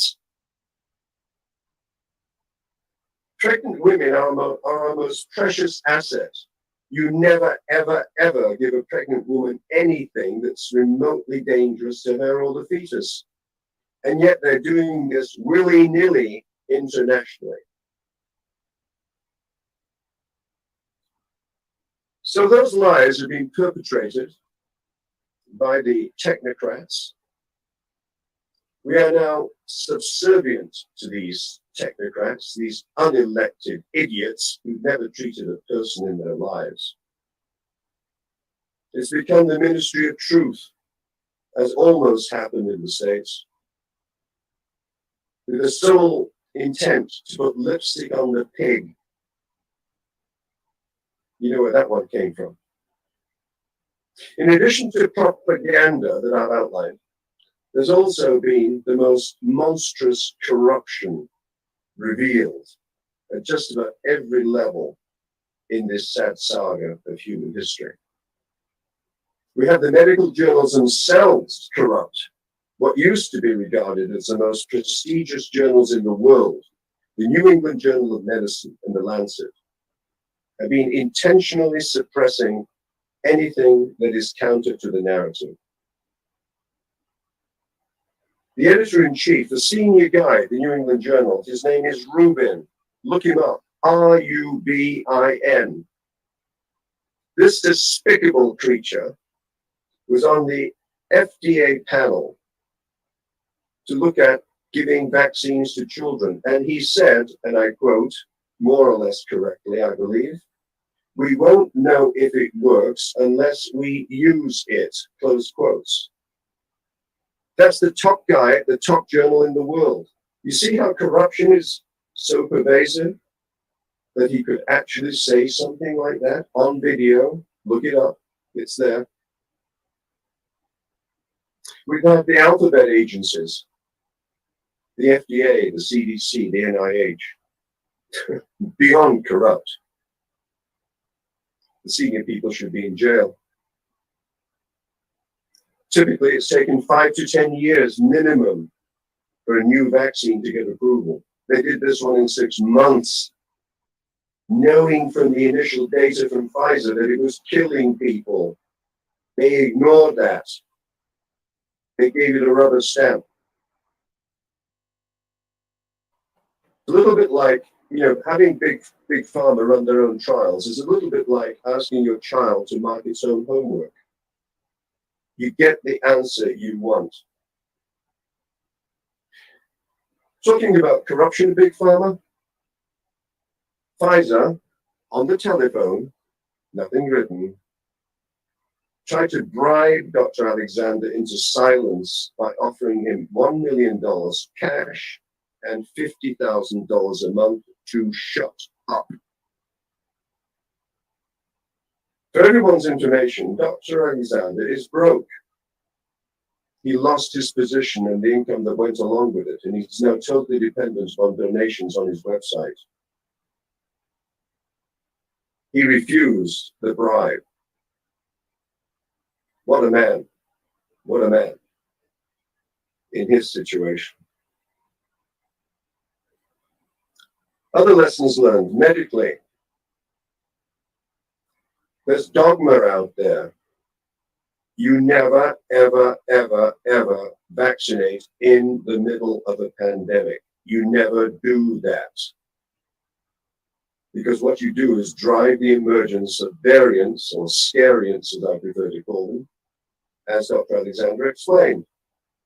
They did it anyway, with predictable consequences as foreseen by Dr. Van Bosch.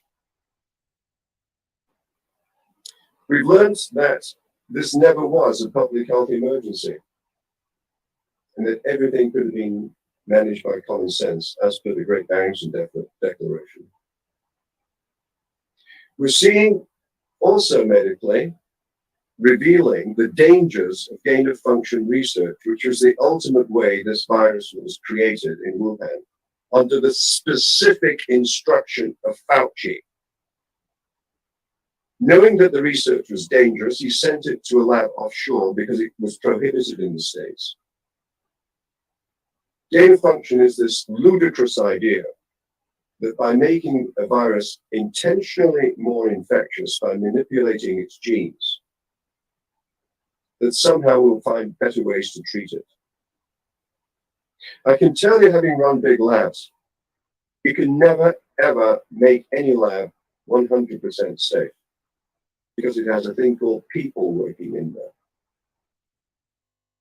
This virus escaped from a lab with notorious biosafety risks, and the rest, of course, is history. But gain-of-function, what could happen with gain-of-function in the future, in the wrong hands, because this is not rocket science. This could let loose on the world a virus that could make COVID-19 look like a walk in the park. It could kill us all. Gain-of-function must be prohibited internationally. It's going on in at least 23 laboratories in the United States. Right now, it's almost certainly going on in Winnipeg right now, because when the person responsible was asked the question, he said he couldn't answer it. Gain of function must stop everywhere internationally. Politically, what lessons have we learned? You can't trust government. And what a sick statement that is. The people that are elected to keep us safe are now killing us. Trust is the cement that holds society together, whether it's in a family, or whether it's in a country and its government. And that has just been trashed as irrelevant to their political thinking. We have to kill wokeism, root, stem, and branch. It's everywhere, but that'll be a 20-year slog. Remember, wokeism, Klaus Schwab, wokeism, World Economic Forum, etc. Really, the universities are pushing this, have been for decades, creating a revolving door of teachers going back to schools and kick out kids who go to university and get reinforcing the message. The universities must be controlled. And you do that very simply. You turn off the spigot. There'll be a gnashing of teeth that we're interfering with freedoms, when in reality, it's the universities that are interfering with freedoms. What have we learned from recent history with Clinton and the Russian hoax and all that? It's when they're accusing you of something, you can almost be guaranteed that they're doing exactly the same themselves. Oh, bastards. This loss of trust,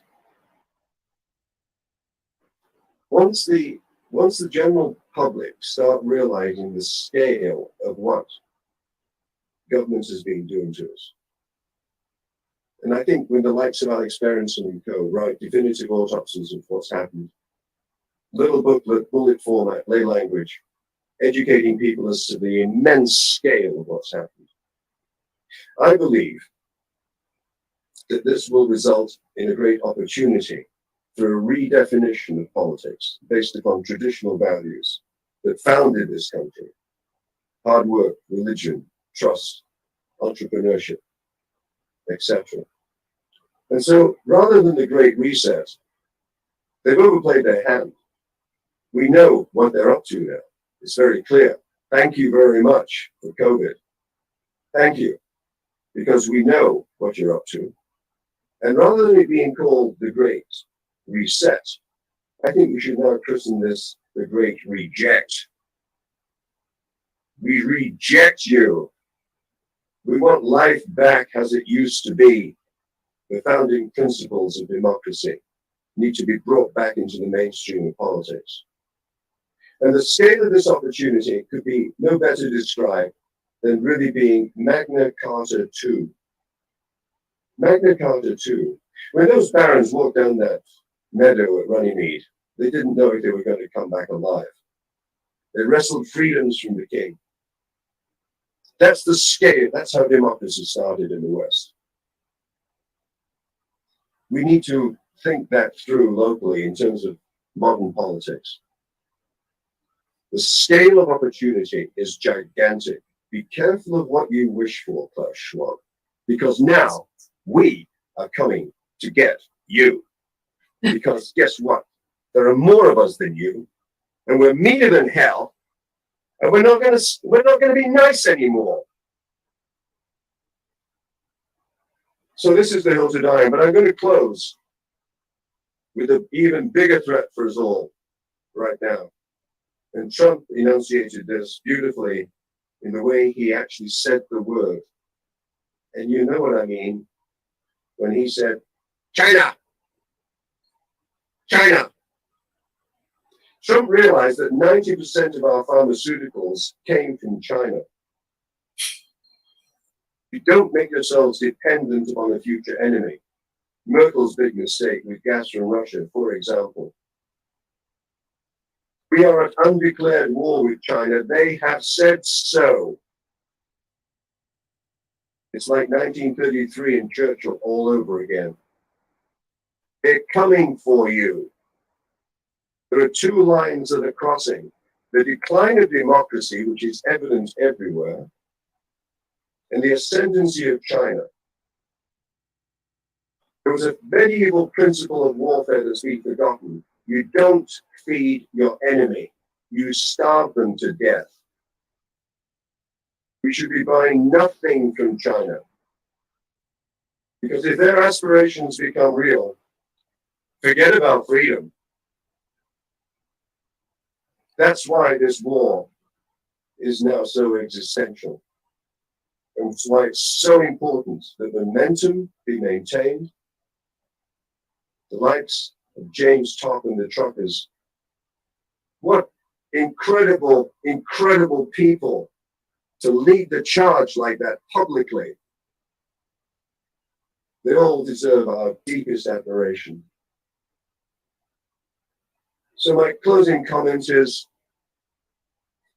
I usually have a hat on when I'm saying this, but here's to freedom. Here's to justice.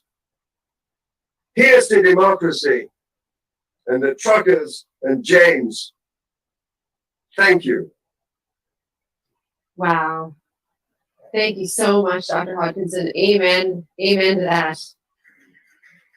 Wow, you can hear the clapping in the background. I mean, you hear it? I can hear it. Wow. I mean, thank you for your time. Thank you for your inspirational words, wisdom, insight, pragmatism, unyielding truth. Thank you for being so principled and for being a beacon of light to so many people, many in that room. I can hear many across Canada who are watching this right now. Thank you so much for your words. We do have questions that have been accumulating. I'm wondering if we could save those for the end. Are you able to participate in the panel with Dr. Alexander at the end of this? Absolutely. One thing I think we should bring up then, if not now, if I have time, is monkeypox, and I'll leave that to your discretion. We will definitely bring that up. I think maybe we can save that to the end. We'll have that written down, absolutely, because I agree that's a really important conversation, and it just follows in line with everything that you're talking about. So definitely. So with that, I guess we'll welcome you back in a couple hours. Maybe you can just hang out, or I'm sure you have other things to do. I want to listen to Jessica. Yes, of course. We all want to listen to Jessica, Dr. Jessica Rose. Oh my gosh. If you think Paul and I can rouse the crowd, you ain't seen nothing yet. Awesome. Well, I mean, with that, I guess I will get Jessica on for our next presentation. So thank you, Dr. Hodkinson, and we will be speaking to you at the end of the day. Thank you so much. Thank you. Wow. So our next speaker, hi Tom, did you have any words to say, or? No, I'm good. Thank you. I'm just listening and enjoying the show. Absorbing everything, yes. That was an amazing presentation from Dr. Hodkinson. What a man. I mean, I just have to say, it was pretty amazing watching him get thousands of people riled up in Ottawa in the streets at -35. That was pretty spectacular. So the man can get a crowd going.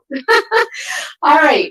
So let's switch gears a little bit and talk to Dr. Jessica Rose, another amazing Canadian researcher and also a board advisor with Taking Back Our Freedoms. And Jessica Rose was born in Ottawa, Canada.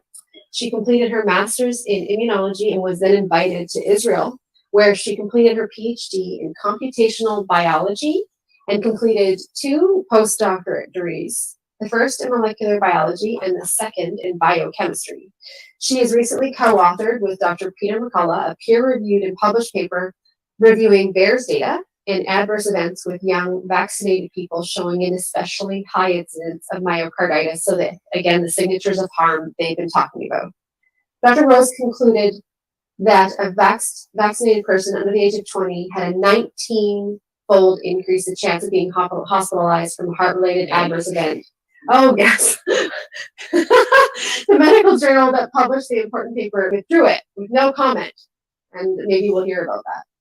You've been relentless in analyzing the data from around the world and another advocate for truth and science. So Dr. Hiskeros, thank you so much for joining us this evening.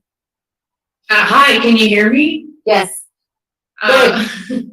Wow. Well, you know, I'm giddy to be here. Roger, that was really sweet. Thanks for the vote of confidence. I never know what to say. Yeah, right. Laura, thanks so much for inviting me. I've never met you, James Top, but I want to give you a round of applause from where I am for me and my cat. I'm an athlete as well, so I really appreciate what you did. Well done, and I hope someday I get to shake your hand. As to what the wonderful Roger Hodgkinson said, I just want to reinforce how important I think it is for everybody to stay strong. I don't just mean emotionally and spiritually, that's very important, but I mean physically. I know that everyone's constantly bombarded with what I would like to call false messages about the immune system, about herd immunity, about viruses. And I don't blame anyone because not everyone is a virologist or an immunologist, but let me tell you something. If you keep your body strong using basic techniques that basically we learn when we're kids, you know, first of all, fear is an immune system killer. Vitamin D is an immune system optimizer. You get that from sun, or if you don't have a lot of sun, you can supplement. You can enhance your you can optimize your immune system using vitamin C and zinc, proper diet and nutrition, minimizing things like high fructose corn syrup, clean water, etc. So I really want to put that out there because for those of you who don't know who I am, I've been a part of this freedom fight, which has been incredibly revealing from points of view that I never planned on investigating in my life as a scientific researcher. So yeah, I analyzed the vaccine adverse event reporting system data from the United States. It's one of three, including the yellow card system and the UDR system, that is quite competently accumulating adverse event data in the context of biologicals.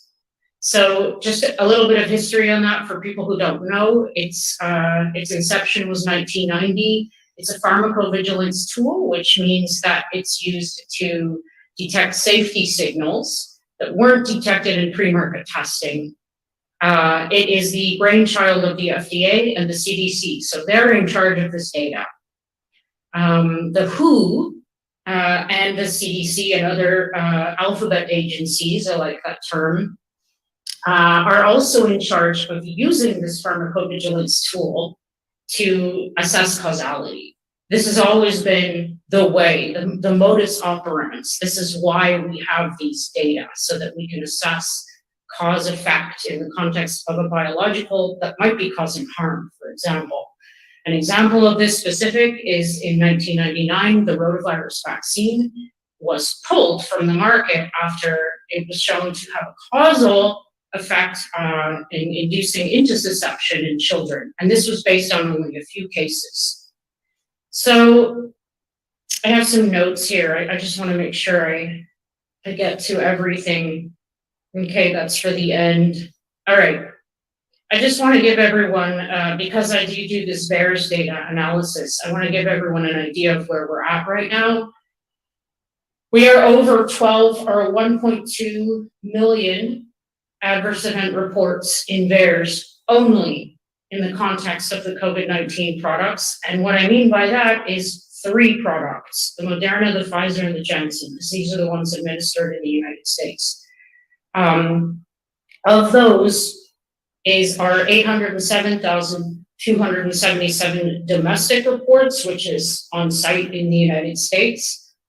And of those, there are over 15,000 reports of death. And if you include the foreign data, which is collected from VAERS, there's 27,207. That's just death.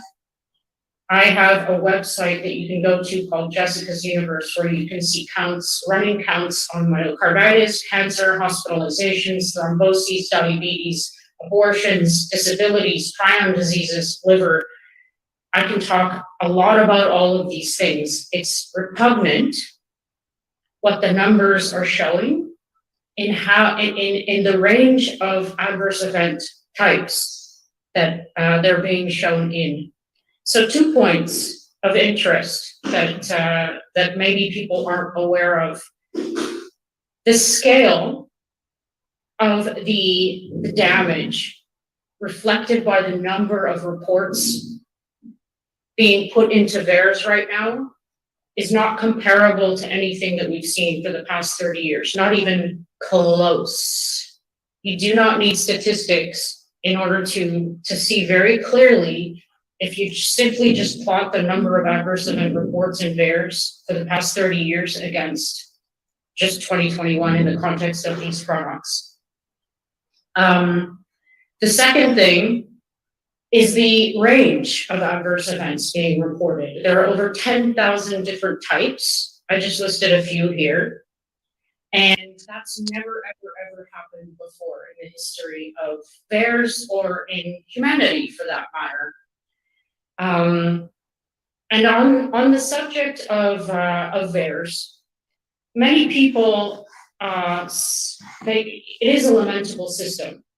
It's a lamentable system for one primary reason though, and that's it's not promoted enough and it's not updated. It's antiquated and it has a serious underreporting issue because it's not promoted properly to the public. I have done a calculation of the underreporting factor using the Pfizer phase 3 clinical trial data, which at this point I would call laughable. However, I like using their own data to create my numbers so that I can say it's your data. And I calculated from their severe adverse event rate, an underreporting factor in VAERS of severe adverse events of 31. So what that means is that you have to multiply every number that you hear me say from an absolute count in VAERS by 31. So multiply 807,000 by 31. I can't do the math in my head, but that's a more accurate estimate of how many people are actually suffering rather than reporting. That's a very important distinction to make here. Women's health and children. How can I not talk about that? I was told that I was meant to be presenting a PAC meeting to decide on whether or not we should inject our babies with these products. And I sent my slides, I went through the process. I've done this 3 times already, and then they said I can't speak. Unless I had misunderstood something in the email. I didn't get a chance. But it's probably better because I'm not sure I would have been able to withhold my language. Sam Dobson did deliver a groundbreaking presentation for 3 minutes. You should look that up. Sam Dobson, you did nothing. And they voted 21-0 in favor, which we could talk about for 4 hours or more about the I don't even know what to call that. That's not likely. That's not statistically possible. I don't know what to call that. How can it be? And this is a recurring theme. It's always a unanimous vote. There wasn't even an abstention this time. It was 21-0 in favor of injecting babies. Now, the most important part about that is that the safety data documents that were produced by both Pfizer and Moderna, these are the companies that are going to be providing the products for you to inject into your babies. This is 6 months to 4 years old, or 5 in the case of Moderna. They don't look good. I don't know what else to say to people. All the most respectable and intelligent human beings that I know right now have coalesced on this. The ones who've looked at these documents in detail, we've all said the same thing about it. It's atrocious. It's absolutely not indicative in either case, in either document, of an efficacious product. It's actually, by their numbers, negatively efficacious, which means it's doing harm. And you can see that very clearly in their safety data. I've made a couple of placards. If you're following me on Twitter, Jess Loves NJK, where you can see that the rates of severe adverse events, this is just directly from their tables. In the case of Moderna, was 1 in, I think Moderna was 1 in 71. And in the case of Pfizer, it was 1 in 82. I might have reversed those. They're about the same. So what that means to a parent is that according to their data, your baby, your infant, after testing this for a couple of months in a couple of babies, by scale, it's a couple of babies. Maybe they had a few thousand in the original trial, but the ones who ended up in the analyzed data, not a few thousand. And even that's not enough. 1 in 71 or 1 in 82 chance that your baby is going to succumb to a severe adverse event. Now, they don't define what a severe adverse event is in these documents, but according to theirs, according to the handbook that I've been familiarized with over the past 2 years, that includes 6 things. 6 things. I'm a mathematician. We have, I'm sorry, I make jokes because it's not funny, so I'm trying to, create some humor because it's healthy to do so. It includes death, hospitalization, an emergency room visit, a disability induced, a birth defect induced, or a life-threatening adverse event. That's severe. When I read through these documents, I saw the word seizure far too many times. And I'm not sure if everyone's familiar with the 2-part series Vaxxed, VAXXED. They're wonderful movies. They're very informative. They're based in fact and science. This isn't an anti-vaxxer thing. These are very good movies. Andy Wakefield is a brilliant producer. He's a pediatric gastroenterologist and an incredible human being. And one of the stories in this movie shows it's hard to talk about. It shows an infant having a febrile seizure, and if you're at an age when you're barely able to hold your head up yet, and you have a febrile seizure, which means that your fever is so high that you start to go into convulsions. And it lasted 5 minutes, if my memory is correct. This is most likely going to have lifelong repercussions. Now, I don't know exactly what the story is on that baby in the movie, but if they're seeing in their trials, which they did, you can go to these documents. I wrote Substacks on both of these Substack articles. You can just read for yourself how many babies succumbed to seizures and febrile seizures. And I can guarantee you that that's not, as they write it off as, it's not something that they recover from and go home and they're okay. I don't buy that. I'm sorry. You can write that as much as you want, but that's not how it goes. So I implore everybody. This is the one of the things I'm doing a lot right now is yapping. And what I'm yapping is numbers and documents. I want everybody to read all the documents that you might see me present, because it's just data, or it's just what was written by Pfizer or the FDA or a FOIA request. And you have to see it for yourself in many cases, because it's hard to believe. I really, really mean that from the bottom of my heart. If people actually knew what was underneath, the resulting effects of your daily life, what we've been put through, if you knew what was behind it, if you knew that it was not based in science, these decisions, if you knew that medical decisions were being made by bureaucrats, if you knew, anyway, you get my point, you would be ferociously angry and you would hopefully take action. So please, I implore everyone, read the documents, read as much as you can. Yeah, maybe have a drink before you do that. Yeah, a little bit of humor there. See how I do that?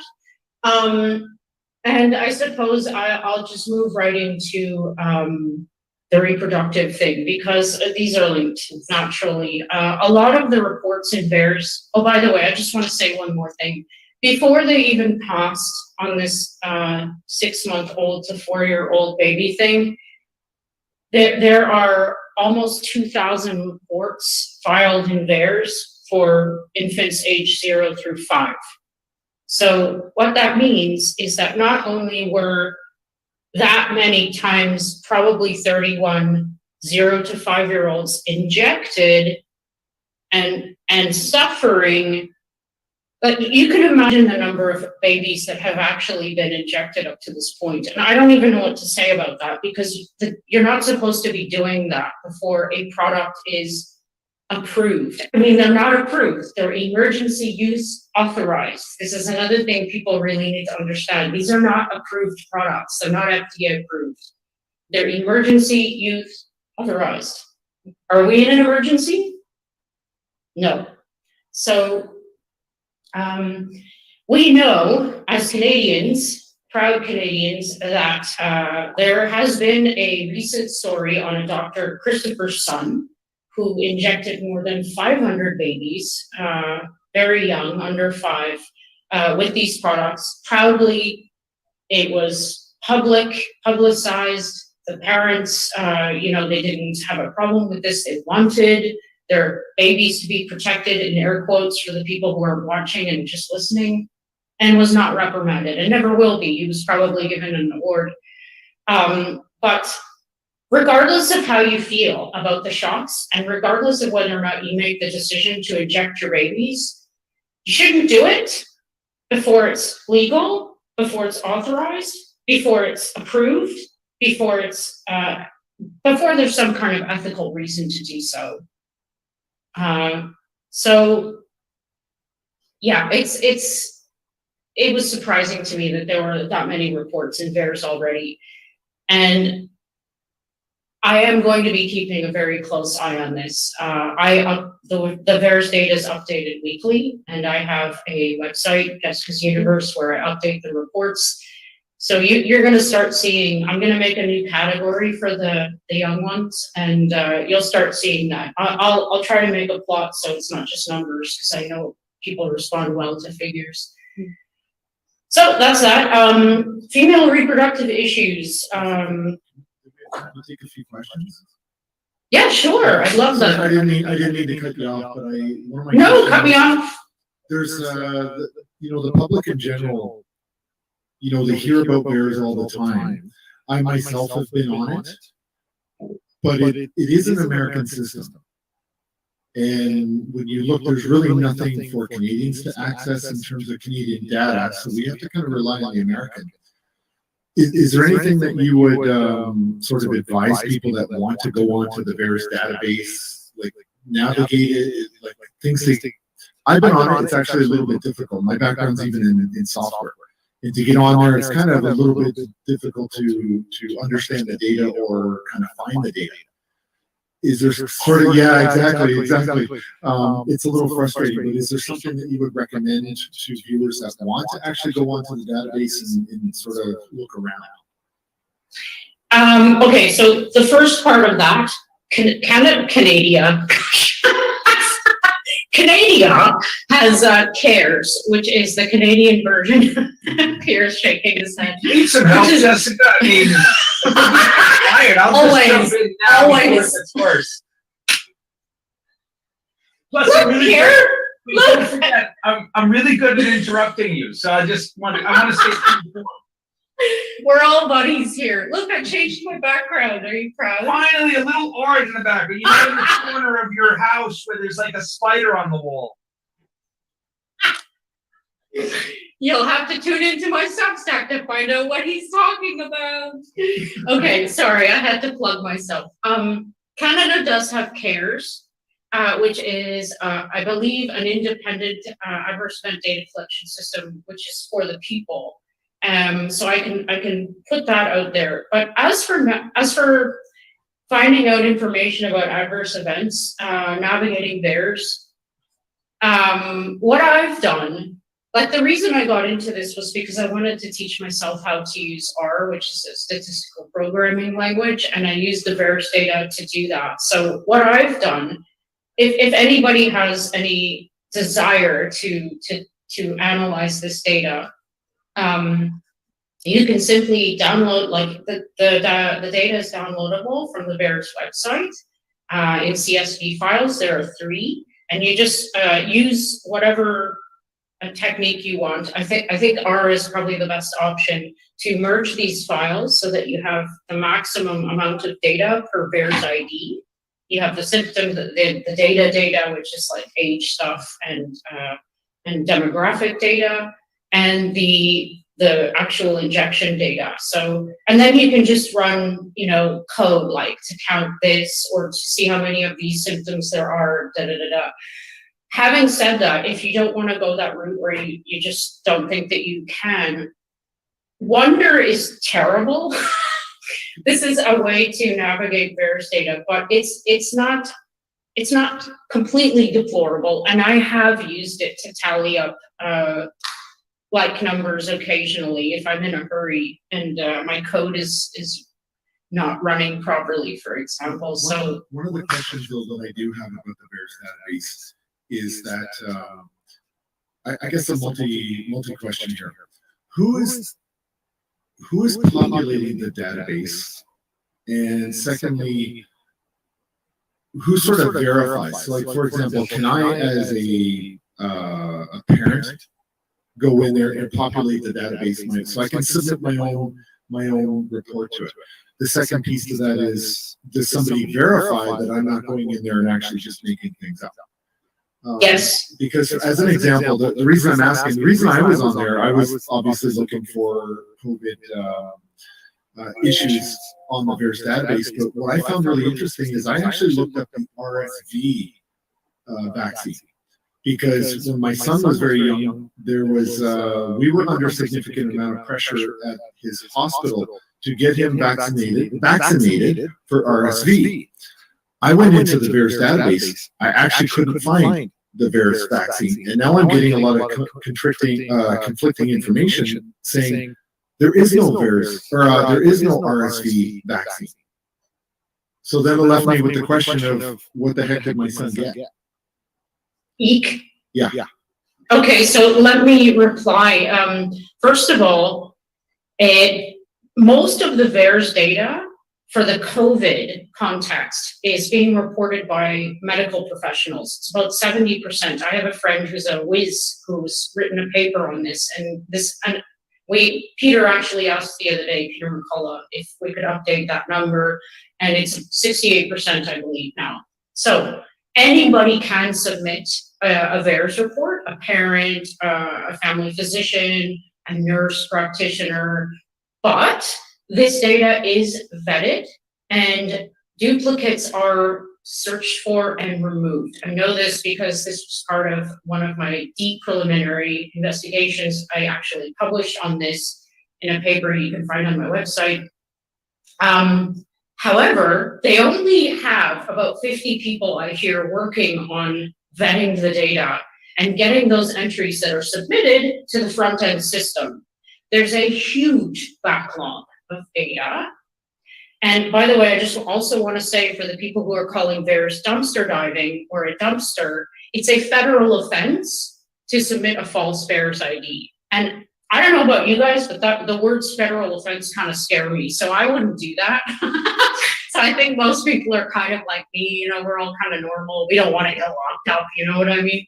So like, I think that is a good deterrent. You won't go to prison if you fake a VERS ID. So But we don't need to be faking VAERS IDs right now.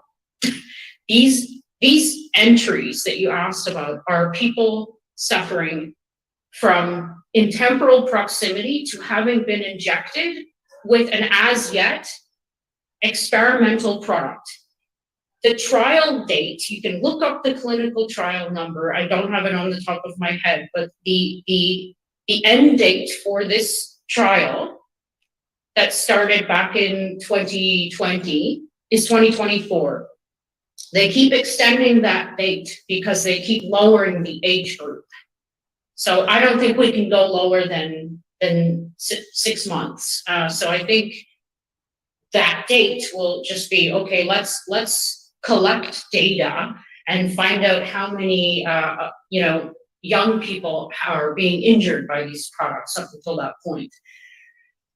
I'm not sure they're going to be doing that because, as I'm not sure everybody knows, a good friend of mine has recently FOIA requested the PRR, oh gosh, I don't even remember what PRR stands for. It's a method of calculating the likelihood that injuries are actually being caused by products. It'll come to me.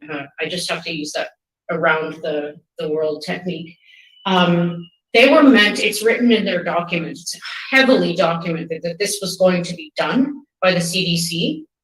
And after FOIA requesting these data, the results of their PRR calculations, they haven't been doing them. It's their own language. You can look this up on El Gato Malo's Substack or Josh Getsko, Jackanapes, to read more details about that. So we have evidence piling up. I know I'm going on a tangent here, but we have evidence piling up of what I was saying before. This is a simple matter of regulatory bodies not functioning as regulatory bodies. The stopgap between potentially dangerous products produced by pharma companies, which, their business model is to profit. It's not to heal. Let's get real here.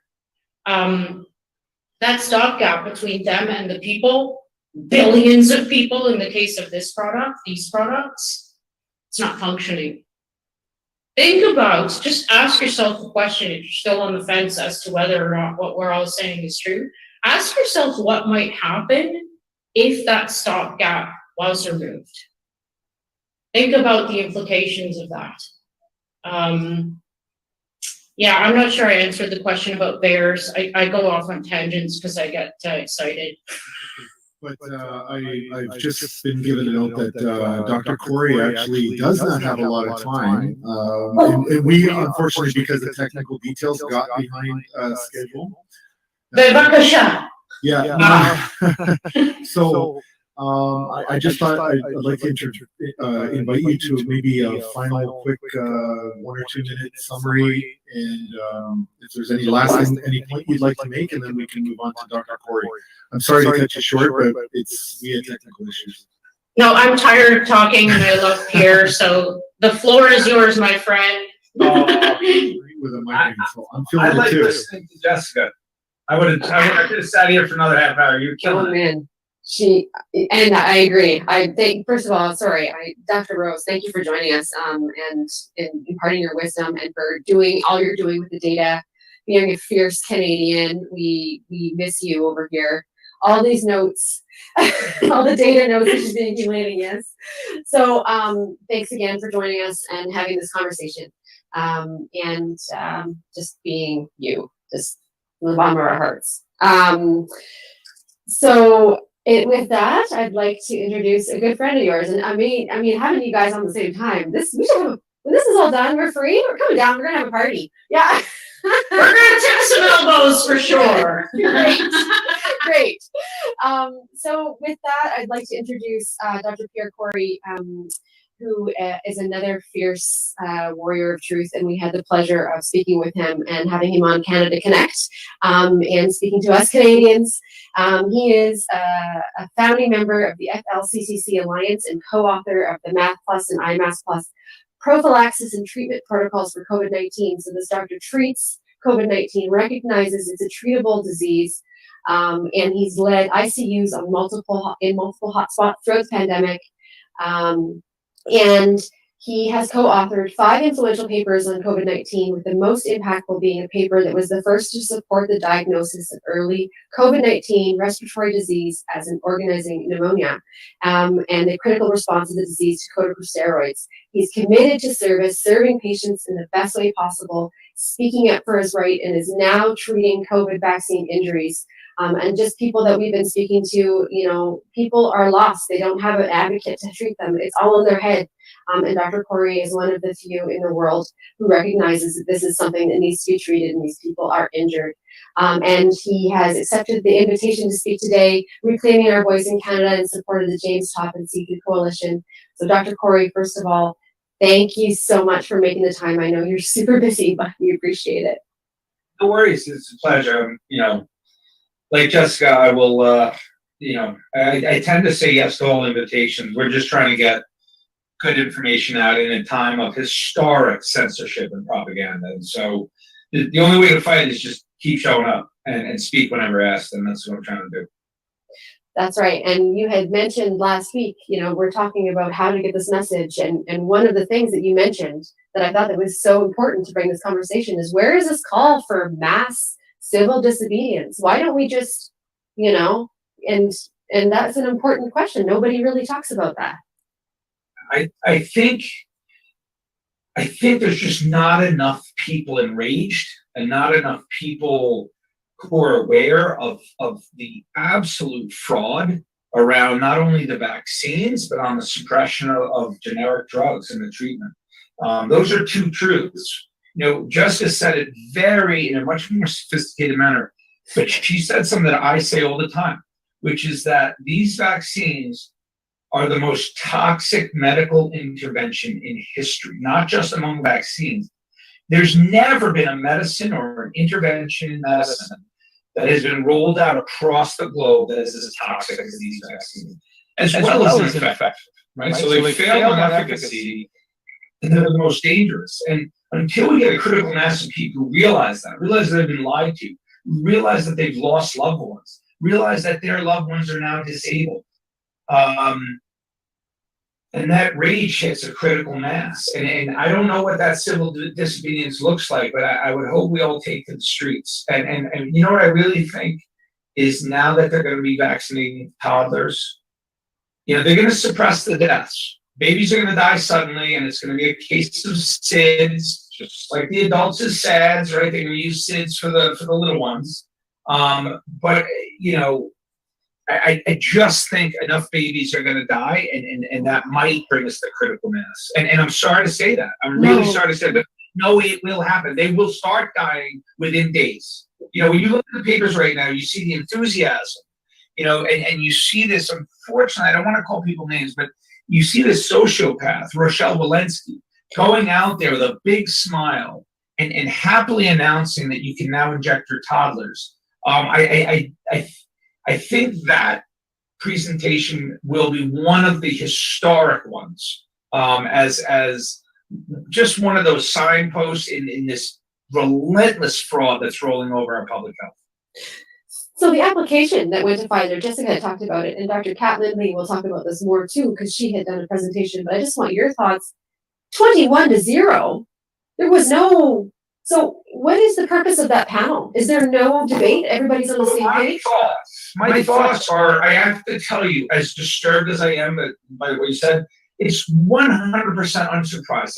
I've been saying this for many, many months. If you look, and I'm just going to talk about the U.S., but it's not different than the other advanced health countries. But if you look at the health agencies in the U.S., and you look at every single policy surrounding vaccines or therapeutics, every single one, all you have to ask yourself is, what would a pharmaceutical company do? And then read the policy that's issued. It's literally in line with what any pharmaceutical manufacturer or vaccine manufacturer would want at every turn. So when they got approved for vaccinating the elderly, great. Now they want to go after the kids, 12 to 17-year-olds. What would a pharmaceutical company do? They would want to open up that market. That was an almost unanimous vote. Then they go after younger, right? 5 to 11-year-olds, right? And you see this steps by step. They move to 12 to 17, 5 to 11, and then the last one. And now you see this propaganda in the news saying that now everyone can get a vaccine. But each and every approval on the flimsiest and most troubling and the least transparent data, you see these near unanimous or unanimous votes. You know that the people on those committees, they're on the committee for a reason. You don't get on those committees unless you're willing to play ball. It's just, it's not complicated.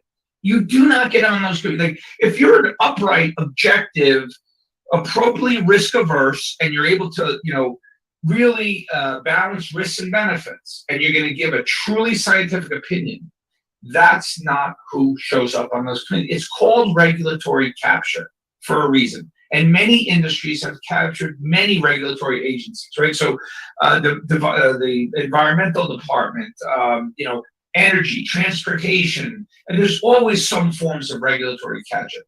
In the health space, in our health regulatory agencies, it is total regulatory capture.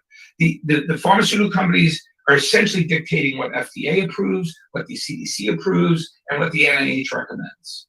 And so it's unsurprising. It's unsurprising. I guess the only thing that I'm surprised is that maybe they should have had a sacrificial lamb on the committee just to make it seem like, they were, like a 19-2, right? No, they 21-0. They're not even trying anymore. No. So, I mean, unfortunately, and fortunately, I guess, there's people and doctors like yourselves who are treating vaccine injuries. And unfortunately, maybe you're going to have to now extend your clinic to include babies, which, as a mother of 2 infants, is like earth-shatteringly sad. But that aside, could you talk about what you are doing now? Like, what is your focus, and how are you bringing how are you bringing your colleagues along? Like, when you speak to doctors who are still under the shroud of not opening their mind to what's actually occurring, like, what is that conversation like for you? You're going to be a little troubled by this answer. So I was pretty well known in my specialty before COVID. I'm kind of one of the pioneers of a field called critical care ultrasonography. And I wrote a textbook. And I was pretty well known educator. I've been lecturing all around the country and even the world. And my textbook was best-selling, 7 languages. And I won awards at every academic medical center that I worked at as a teacher. And I have legions of trainees and many, many colleagues. The answer to your question is I don't talk to them anymore. My phone doesn't ring. I'm not working in an academic medical center. And I can guess what they're thinking. My sense is, because I have a little bit of a public figure, I'm certain that they just think I've lost my mind. And they don't know what happened to me.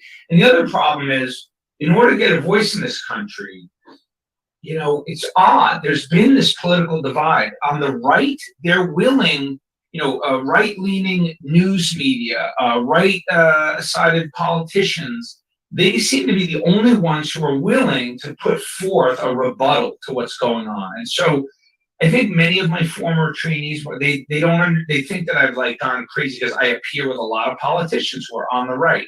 I don't, unfortunately, that's the only way you can get the message out. So anyway, I don't talk to them. So I feel like we're in 2 different bubbles.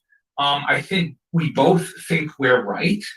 The only reason why I doubt they're right is because they're just not fed a diet of complete information. And I know that for a fact. I know what's going on in the journals and the media. It's a very selective and uniformly favorable data supporting the vaccines, if not manipulated. And same thing with the repurposed drugs, right? So when you ask what I'm doing now, this is one thing. I'm writing that book. It's not actually written yet. It's a fake. It's largely written, but I have to hit my deadline. So I'm writing the book. Okay. I also run the FLCCC with Paul Merrick. We are constantly, we're deep in this protocol on treating the vaccine injured. And oh my gosh, we're learning so much so quickly. Many collaborators with us are coming up with little ideas and suggestions and things that they find is working. And so it's a very sort of it's a very stimulating time, but it's a bit overwhelming because the disease is so complex. And then I have a practice. I built a practice because I left academic medicine, and because of the public figure that I am, I'm really not a candidate for hire to run an ICU. Hospitals do not want a contrarian public figure running their ICU. And so I've gone into private practice and I do telehealth. I see patients across the country, even the world. I have Canadian patients and Australian patients. And, I'm really focused on the vaccine injured and long haul. And I'm having lots of success and lots of challenges. Yeah. It's some of the most satisfying experiences and some of the most challenging. I have patients that I'm struggling with. They're so sick. I'm on third lines of therapies. I've helped them a bit. But there are things that we know that work. If those that are failing, like standard medical approaches, that's like on our protocol. And now I'm starting to utilize some centers that do much more intensive sort of things like apheresis combined with ozone, as well as hyperbaric oxygen therapy and high dose IV vitamin C. And so it's a very intensive and expensive program, but it's what I call destination therapy. If I can't get them better with like all of the medicines and our protocols, I'm now, some of the patients who haven't been able to help it that much are going to that. So we have approaches, but it's hard. The patients are complicated and they're so disabled. And I got to tell you, the standard patient I see, often young, majority female. We know why. Females are much more prone to autoimmunity, and that's actually one of the problems, one of the mechanisms. But so many are like healthy, ate well, had professional jobs, exercised regularly, and now they're like in their house. And if some of them, they go on an errand, they're shot. They're in bed for 2 days. It presents very similar to a severe chronic fatigue syndrome, but it's almost like CFS plus, because not only they have this inexorable fatigue, but they have all of these neuropathic symptoms that none of the doctors can figure out, and they all call it anxiety. So electric shock-like feelings, numbness, burning, tingling, uncontrolled movements and shaking, and it's miserable to see. It's miserable to see. Neuropathies. And that's the hypothesis is that is inflammatory cascades on the nervous system. There's no question. There's subradiographic inflammation in the brain. So like standard CTs and MRIs won't pick it up. There are some MRIs which it's called NeuroQuant. One of my neurologist colleagues will send those, and they're all positive. And then there's small fiber neuropathy, which is very hard to diagnose, obviously, but you can diagnose it clinically. And they have lots of inflamed nerves. And so you see this whole host of odd symptoms. And because it's inflammatory, it has this like fluctuating, like that's why the doctors can't figure it out. Because, like, for instance, the neurologist, the rheumatologist, they're looking at these patients and they're trying to fit them into typical diagnostic diseases, typical diagnostic criteria. And if this, that, and they don't fit because nobody understands these.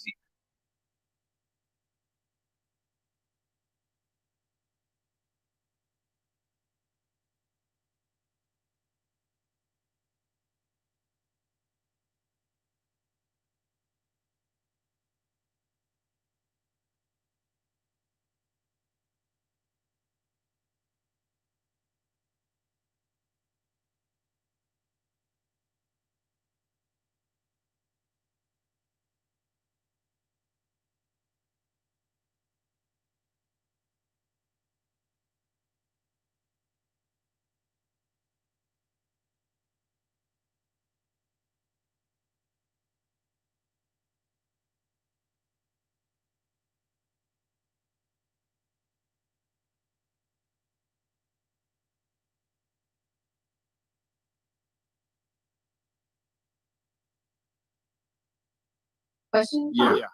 I was just wondering. Okay, that's good. We're all on this call here. Anyway, question I had, this is for really anybody in the panel right now. What is your thought going forward with what may transpire in the summertime during extreme temperatures, extreme heat, versus, let's say, winter time where it's extreme cold?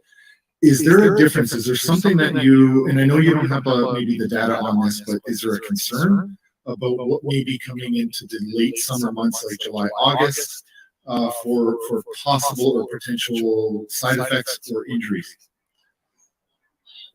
So, if I understand your question correctly, you're wondering if there's a seasonal variation to the injuries with the vaccines? Yes. It's a great question.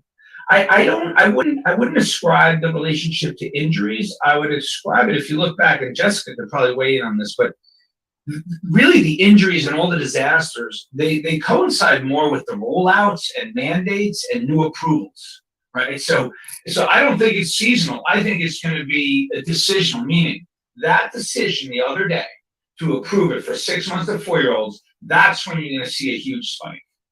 And it's more coinciding when they start these approvals, and then you start seeing people lining up in new categories, 12 to 17, 5 to 11, and now we're bringing babies to be vaccinated.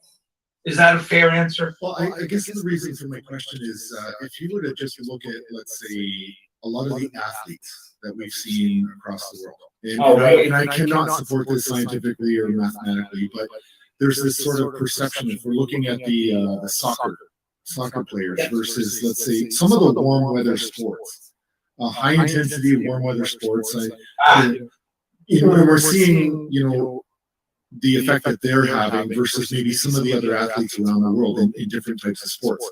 Is there anything there that you could speak to? So I'll try to answer first, Jessica. Maybe you have a thought, because these questions are really good for you also to weigh in on. But I've been following the collapses of professional athletes around the world, and there's actually a couple of sources for that. When I wrote a kind of a review of the vaccines last week, we were up to 1,091 professional athletes suffering sudden death, actually collapses. 1,091, and it was 785 deaths. So not all of the collapses resulted in death. The majority were soccer players. So I do agree with you that it's probably sport dependent more than seasonal dependent. Now, the European Soccer League, which I follow, they run long time, right? They start in August and they run till May. And we do have an understanding of why that happens. And I will say one of my colleagues, who's one of the advisors for the FLCCC, Dr. Flavio Caragiani, and now that we've had some autopsies of some of those athletes, what we believe is happening is that there's adrenal dysfunction. There's release of what we call like epinephrine, norepinephrine, so stress hormones, which are stimulating the heart, and the hearts are being overstimulated. That's one form of a kind of myocarditis. They get what's called a stress cardiomyopathy because their hearts are constantly being stimulated.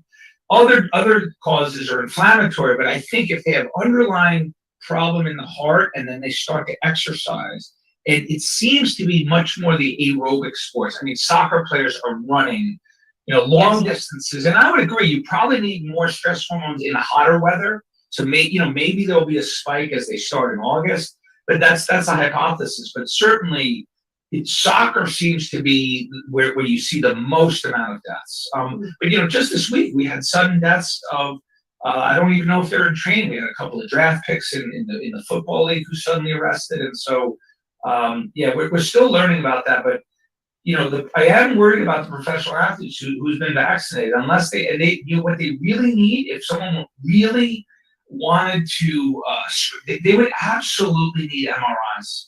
They would need MRIs, because that's the test that's going to pick up any pockets of inflammation in their heart, which might make the risk of a sudden fatal arrhythmia and these sudden collapses. I mean, it leaves me speechless to talk about this. Well, my kind of concern in other areas of society are what about firefighters that are going to don all that firefighting equipment in extreme heat? Just for training, police officers that wear body armor, military that wear all of that gear. Like it's not just the weather conditions; it's also a function of the equipment that they're wearing that is further heating up their bodies. Your question's excellent because I'm worried about any fellow human, but think about the athletes.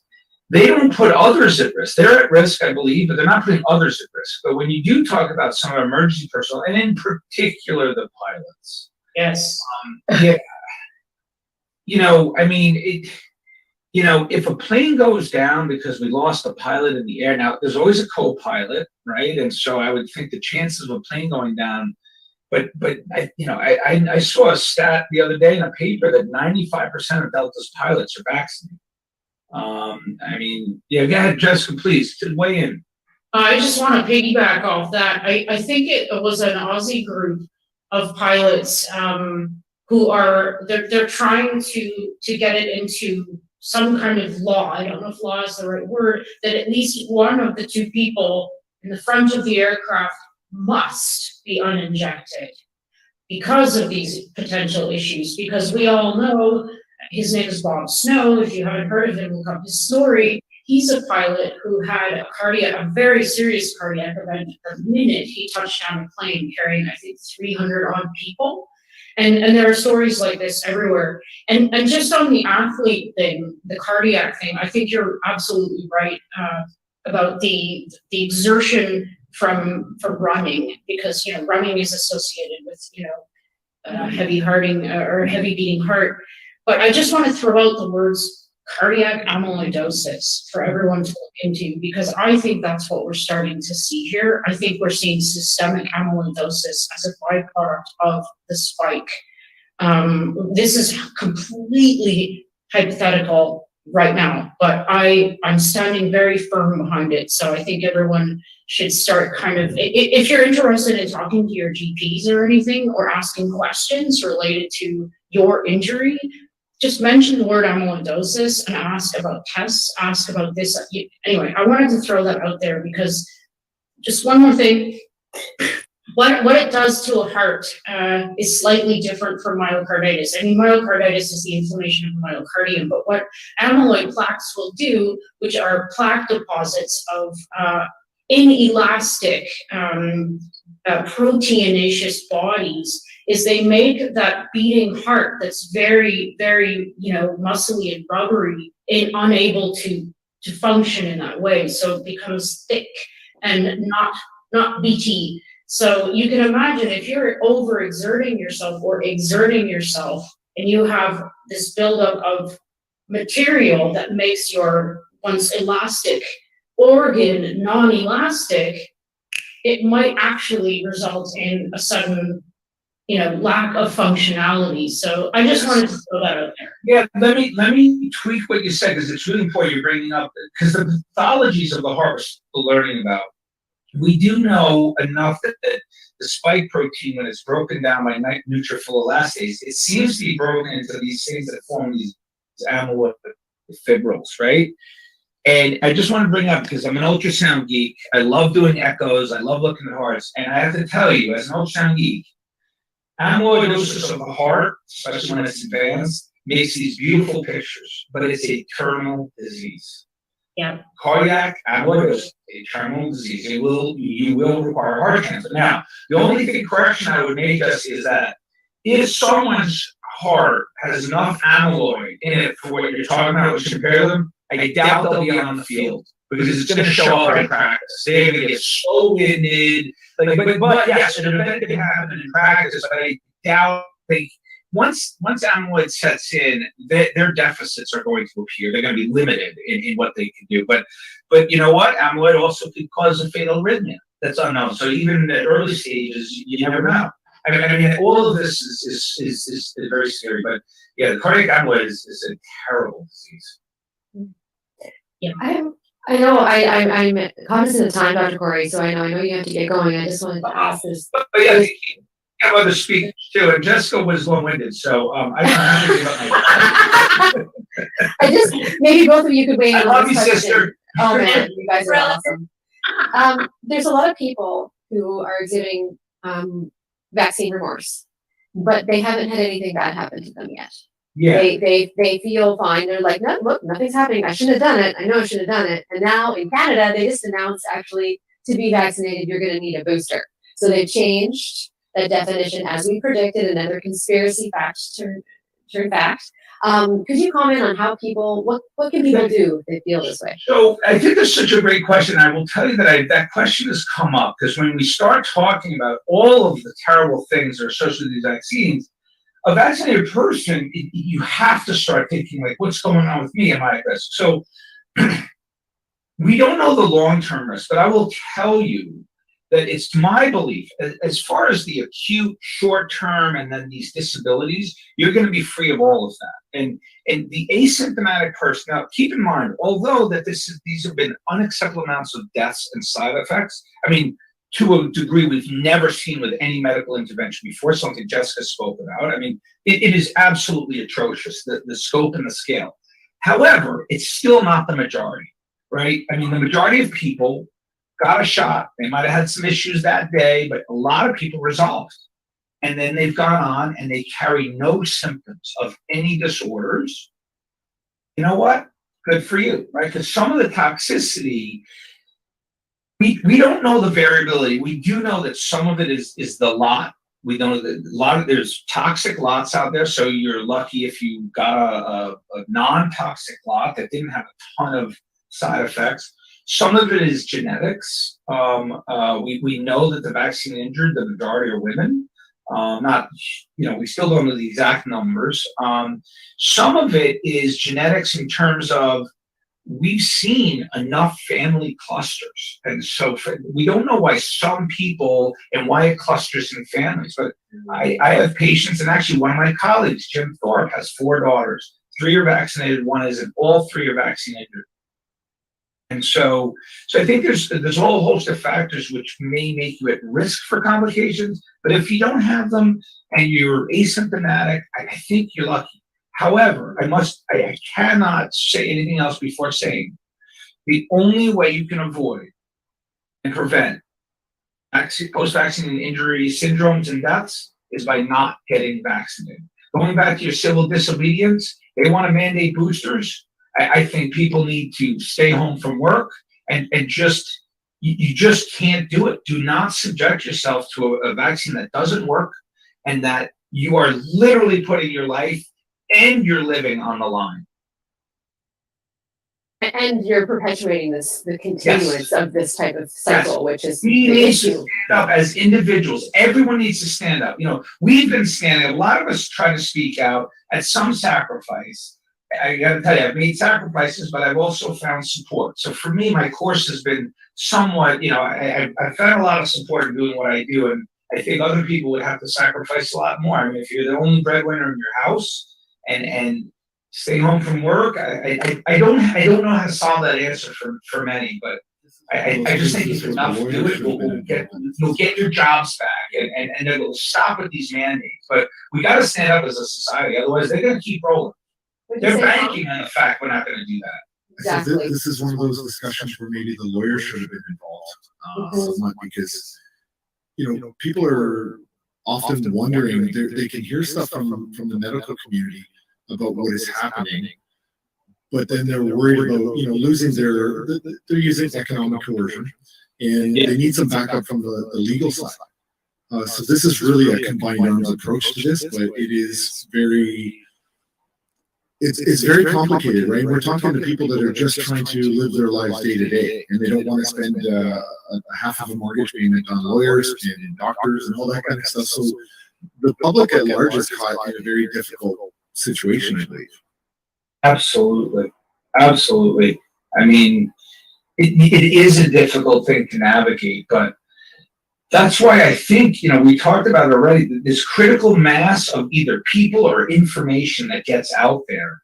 And the thing is, the reason why I think there's a critical mass, because if we're putting out information that's not really credible or not that significant, it's easy to ignore us. But once you match, you hear Jessica Rose talk, right, for an hour. and then you go back into your own life, and then you listen to the stories, right? I'm being distracted by Jessica's cat. But see, you can't really put Jessica and I on the same thing because we constantly we'll kind of play with each other. But you know, if you hear the data, if we can get this information out, I really think it will resonate, motivate, and cause people to really act on this information. Because you know why? They're going to start hearing, they're going to see things that they're going to hear of a 17-year-old in the other town who died in their sleep. They're going to see it collapse on the football field. They're going to see someone with half their face frozen from Bell's palsy. I mean, I believe that the scope and scale is so large that it's my belief, and I can't prove this, I think everyone has had a vaccine injury, either to them, their family, their circle of friends. And I don't think you have to go many degrees of separation far to find one. Now, whether they've identified it as a vaccine injury or just an unfortunate new medical development, that's not clear. But I do believe that everyone has been touched in not too far away. And so the problem is even the doctors aren't connecting the dots. Listen, I have reports from inside hospitals. So these are new colleagues, people who work as nurses. And I wrote about this on a Substack. And the frontline reports that I'm seeing, and the nurses are actually very, very troubled because the nurses, some of them, are not suffering from cognitive dissonance, but they're seeing that in the physicians. They're seeing physicians who do not associate or ascribe anything to the vaccine, either because they're scared or they're dumb. I think it's more the former.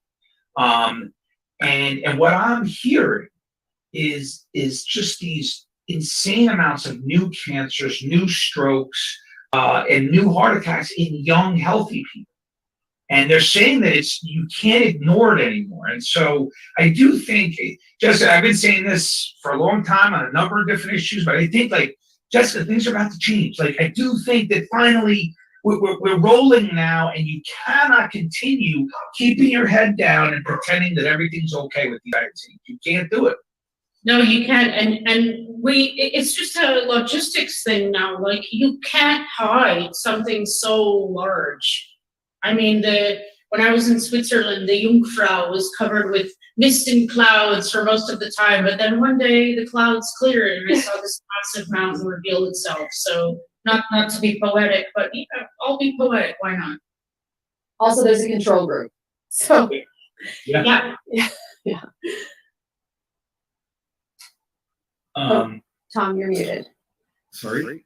There we go. I don't know if anyway, I just, a couple of things I did want to say before we introduce our new guest. I think going forward, if it's possible, if we're not speaking to mute, because we're getting some echo and feedback on some of the live streams. But I do want to thank you, Dr. Kory, for joining in on the call. It's really, really informative. You and I have not personally met, but for me, it was actually pretty great. So thank you.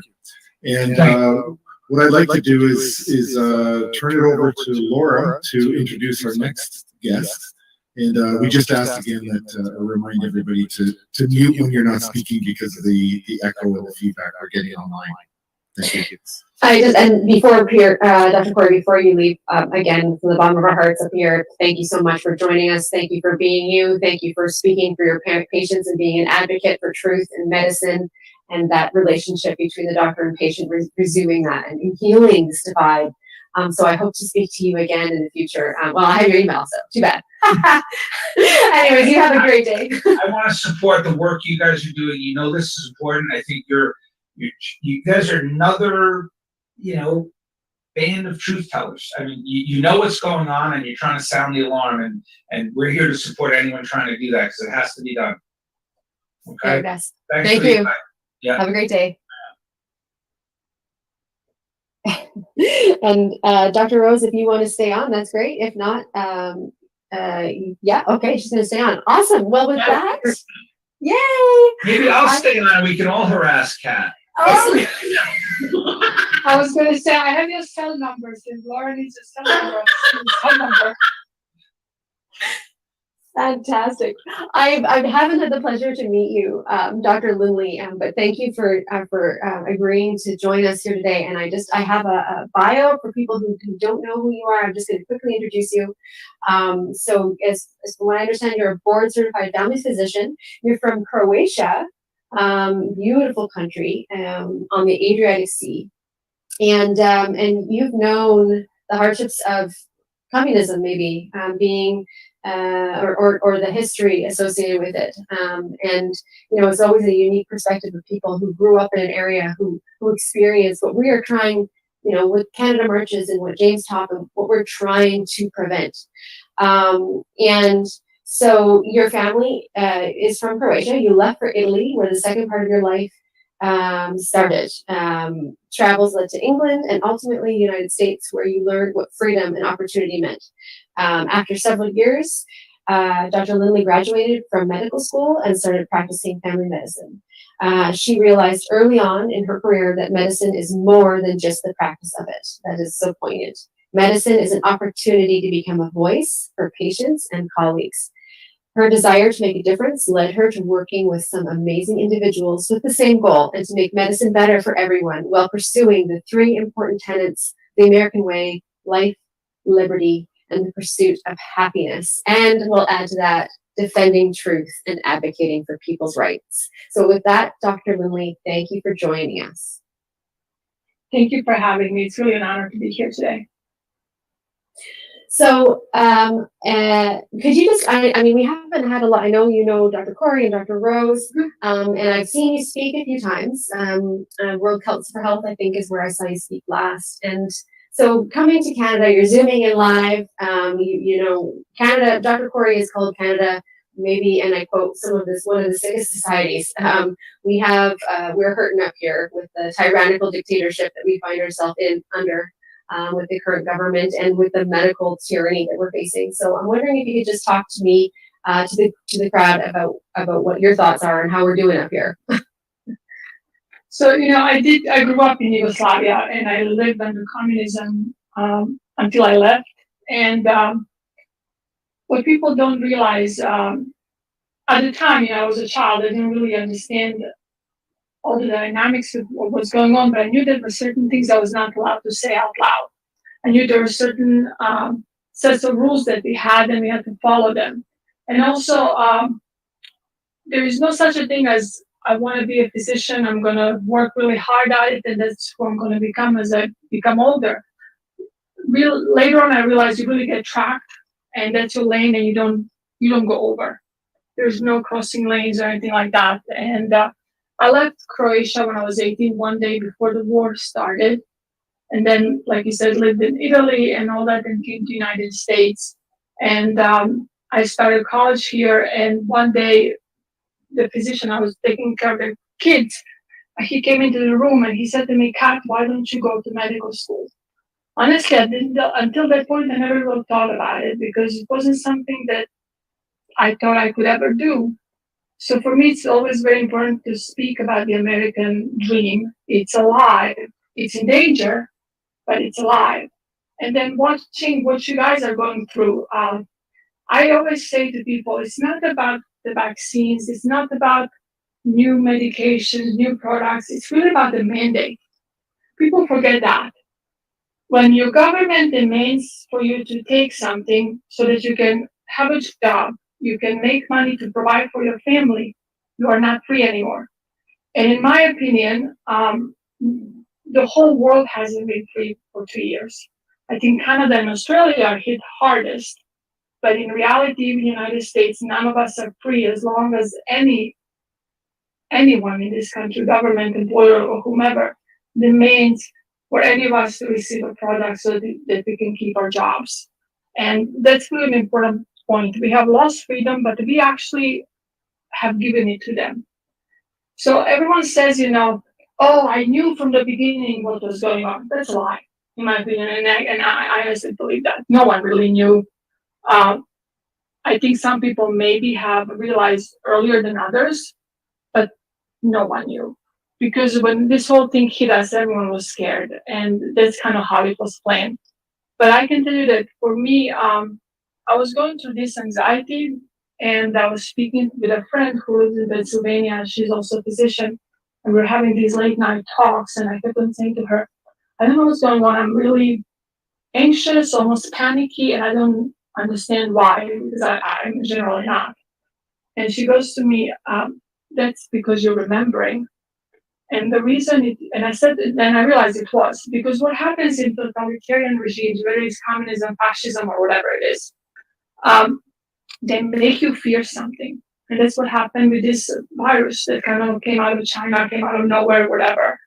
And then they made us fear it to an extent that they told us, well, you have to stay home. They isolated us from each other. You could not go to church, you could not go to school, because when you go to church, you talk to your friends and you discuss these things. So they isolated us. And then they kind of kept on doing more propaganda to the point that they said, well, now if you do this, maybe you can come out. So if you stay 6 feet apart, if you start wearing a mask, if you start getting this injection, you can live a life. But we didn't realize while they were doing that, they were taking our freedoms away little by little by little. Once the government takes something away, they never give it back. And that's where we are. Holy cow. I mean, I'm reading the comments, and my sentiments are echoed that you're really hitting to the core, because everything you're speaking is just so obviously the truth. And yeah, you know, we in Canada last week, our illustrious Supreme Leader did give us the opportunity as an unvaccinated to fly again domestically, albeit there's still masking forced and you can't fly internationally. But I mean, this is a suspension. We know that it's coming back, and our rights are always hanging, dangling like a carrot on a thread for the next variant. So why did you start speaking out? So I mean, obviously because you recognize this and you felt this, but could you talk to us a little bit about how the last 2 years professionally have gone for you? From a medical standpoint, it was easy to realize that something was happening as well, because we were told, you know, I'm family medicine, urgent care, it's kind of like frontline, right? We were told to stand down and to watch people and to tell them to stay home until they can't breathe, and then tell them to go to the hospital and maybe they'll come back or not. So from the medical standpoint, it was easy also to realize early on we're doing the wrong thing, because the physicians like Pierre always talks about, that's what we do. You tell us we have a problem, we go in and we figure out how to deal with it. And we could have dealt with this really well from the beginning, or we wouldn't be in this situation, but they didn't want us, and there was a reason for that.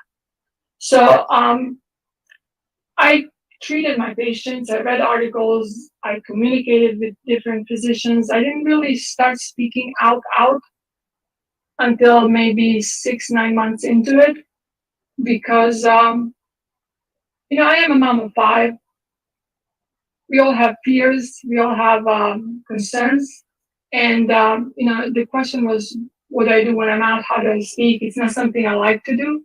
I like to lead from behind, you know, do things behind the scenes, and then things like that. But because I have a unique voice, I realized that it's very hard to contradict me, because I come from a different perspective. I see things for what they truly are, and you really can't bring most of my arguments down, because, you know, Americans and the Canadians as well, I think until this time, none of us really realized how important freedom is, because we all take it for granted. For me, it's been always the biggest treasure I have. And to give you an example, in February of this year, there was a bulletin from Department of Homeland Security, and they said if you go against governmental agencies on COVID or elections, you're going to be considered terrorists. I know exactly where I was when I read that. It took me about 3 days to I went through really this feeling of being down.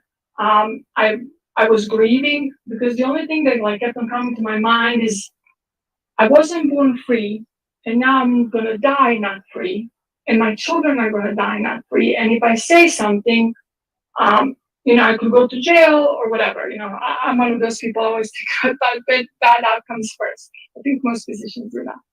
So, you know, I went through this whole thing, and for 3 days I was really, do I keep on doing this? Do I stand down and just stay safe for my family?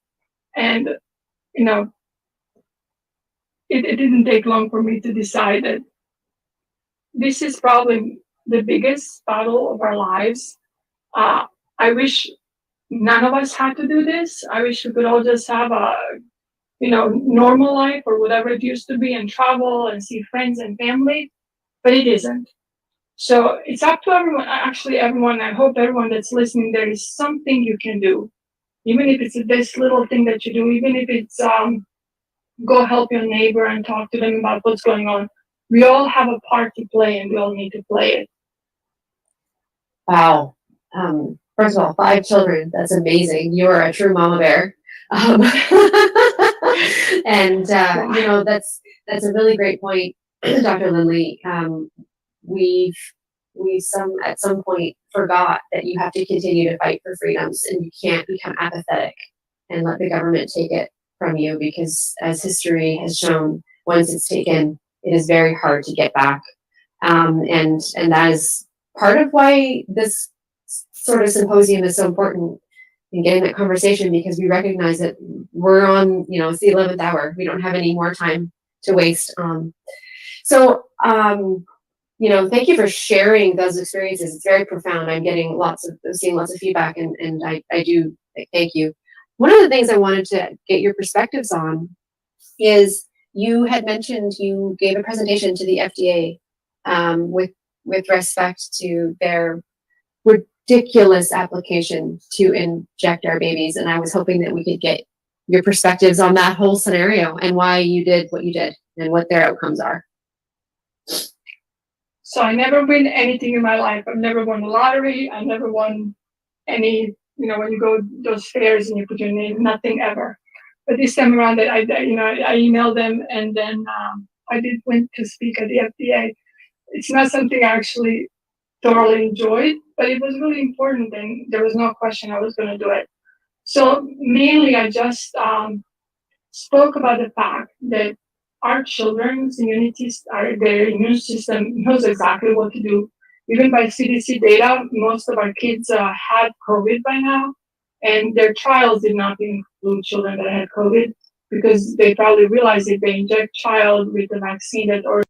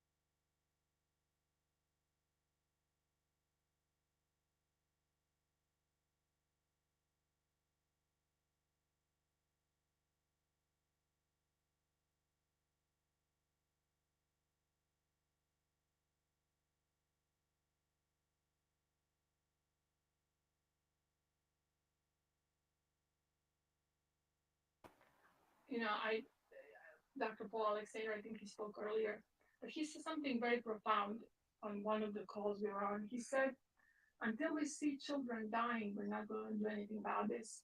And that hit me really hard, because even one child's death is too many. And if you go on Twitter, if you are on Twitter, in most of your feeds, you're going to see there is a 14-year-old child, I think, that died in England at school. And he said, I love you, Grandma, 30 minutes before he died. I read there was a child somewhere in New York, I just read that too, I don't know, 12, 13, I'm not sure, who died in his sleep. None of that is normal. We have to stop accepting this as normal. There was a bus in UK that had a big advertisement for anticoagulation medication in children. I've never put a child on anticoagulation medication ever. I'm sure maybe they have some kind of genetic disorder at birth that maybe they're given heparin or something. I haven't dealt with any of that. But normal children do not need anticoagulants. And I don't know what it is that they've done to us through media, through schools, through advertisements, through music, but they have desensitized our levels of acceptance. And I would say that majority of public is just kind of reading that and not reacting. They're numb. You know, that's a really great point. There's buses in Toronto normalizing strokes in children. You know, I know of at least one local under 10-year-old child dropping dead of a heart attack.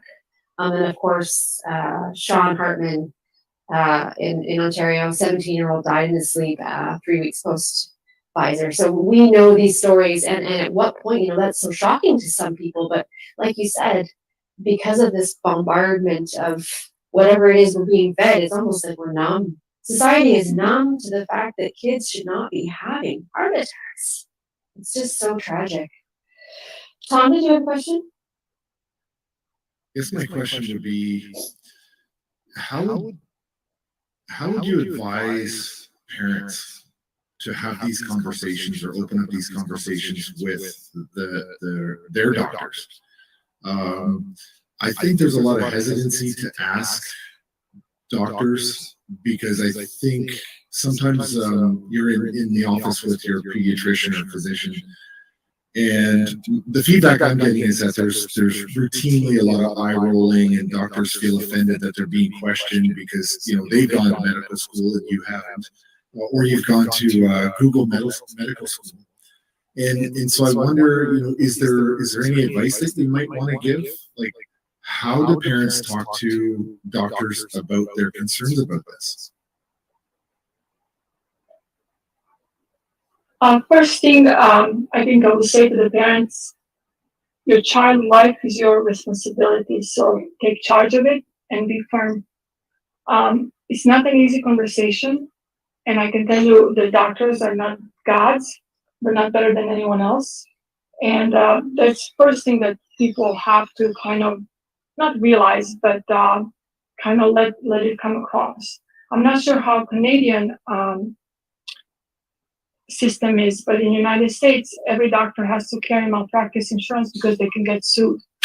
And the biggest thing the doctor is afraid of is getting sued, losing their license.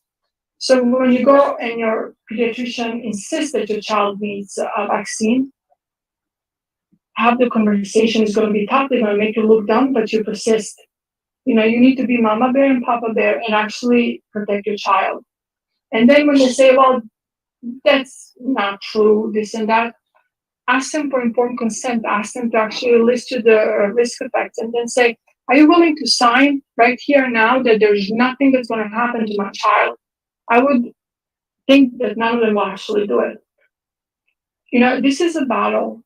We have to realize that. I've heard of doctors actually removing patients from their rosters because parents have really pressed the physicians hard, and the doctors actually are dumping the patients. And you know, here in Ontario, it's extremely difficult to even find a doctor, and that's one of the concerns is that if they push the doctor too hard, the doctor can push them right out the door, and then they're going to be left without a physician. I know what you're saying because we actually seen that before with the vaccines. There are a lot of families who did not want to vaccinate their child for whatever reason in the past, and then the pediatricians' offices wouldn't see them. I've never done that. I always taken patients even that didn't vaccinate their child because ultimately it's abandonment of our oath to do something like that. But I do hear what you're saying, and I know it's going to be hard. But generally, and you know, just so you know, actually, there are stories of people getting denied transplants because they're not vaccinated. And how is that happening? It really, there are so many professions that have abandoned their oaths, including doctors. I can't tell you how you get them back other than they're human like you are, and you have to speak from your heart and you have to persist. It might mean your child's life. I can tell you that I will not vaccinate my children for this, even if it means I have to homeschool them, which I I'm terrible. I think I would probably go crazy if I had to homeschool my kids, but if that's what it takes, I would do it. Like I said, ultimately, doctors, the Achilles heel is really this informed consent. Legally, that's probably the best route to go. Our legal system is corrupt, our medical system is corrupt, and now you're left with this whole distrust between people, and I get it, but there are some physicians in Canada who are waking up, who are working underground.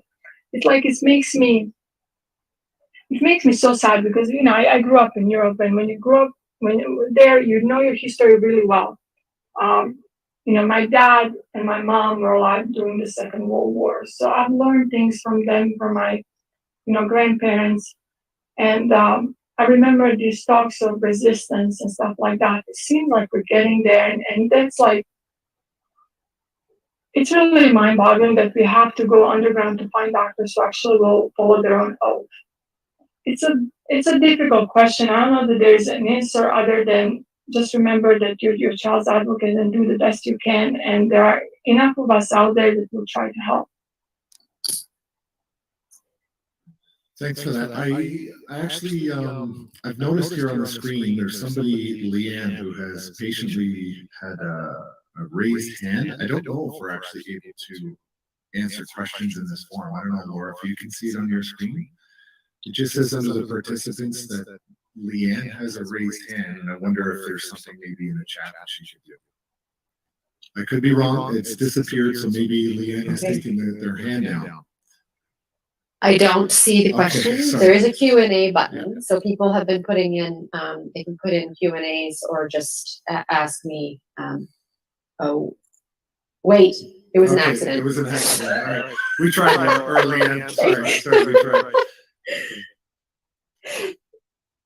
So I just wanted to kind of follow up on that point, Dr. Lindley, because the abandonment of the parent taking responsibility for all medical decisions and assuming that the government or the state or the school board has the best interest of the kids, and just to not follow that. I mean, we've been apathetic in Canada in that largely parents just refer and abandon that responsibility, and that's not okay, because clearly no, that's not okay. And with what's happened and the kids being harmed, could you comment on who is responsible for this?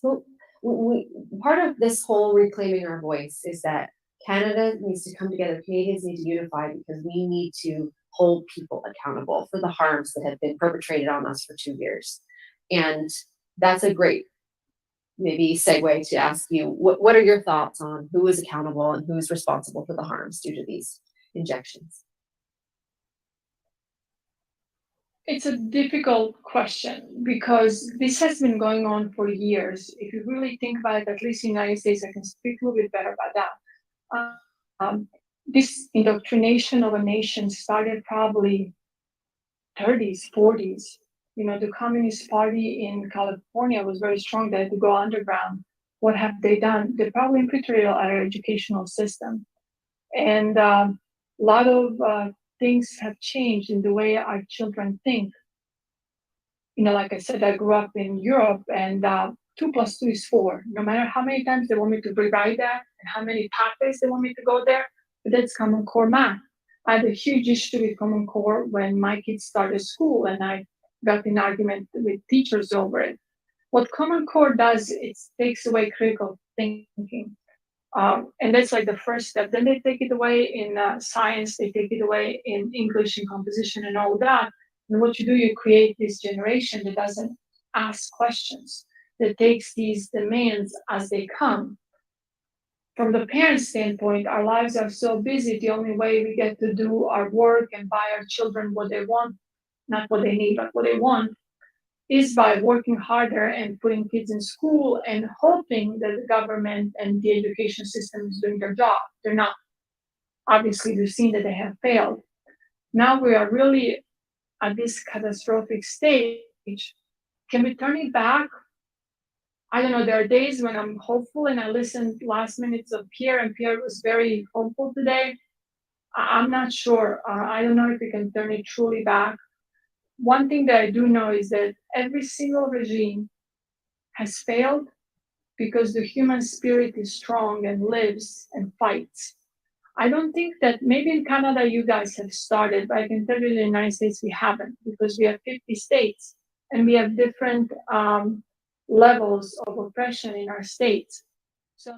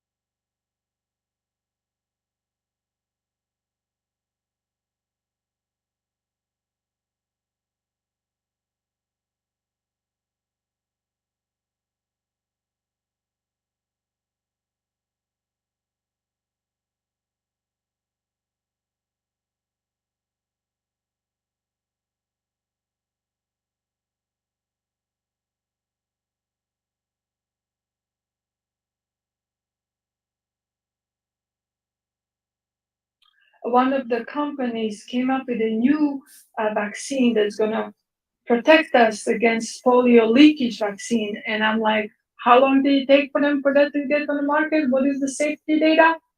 There's no way that anyone knows. So yeah, let me just. Oh my gosh. I don't want.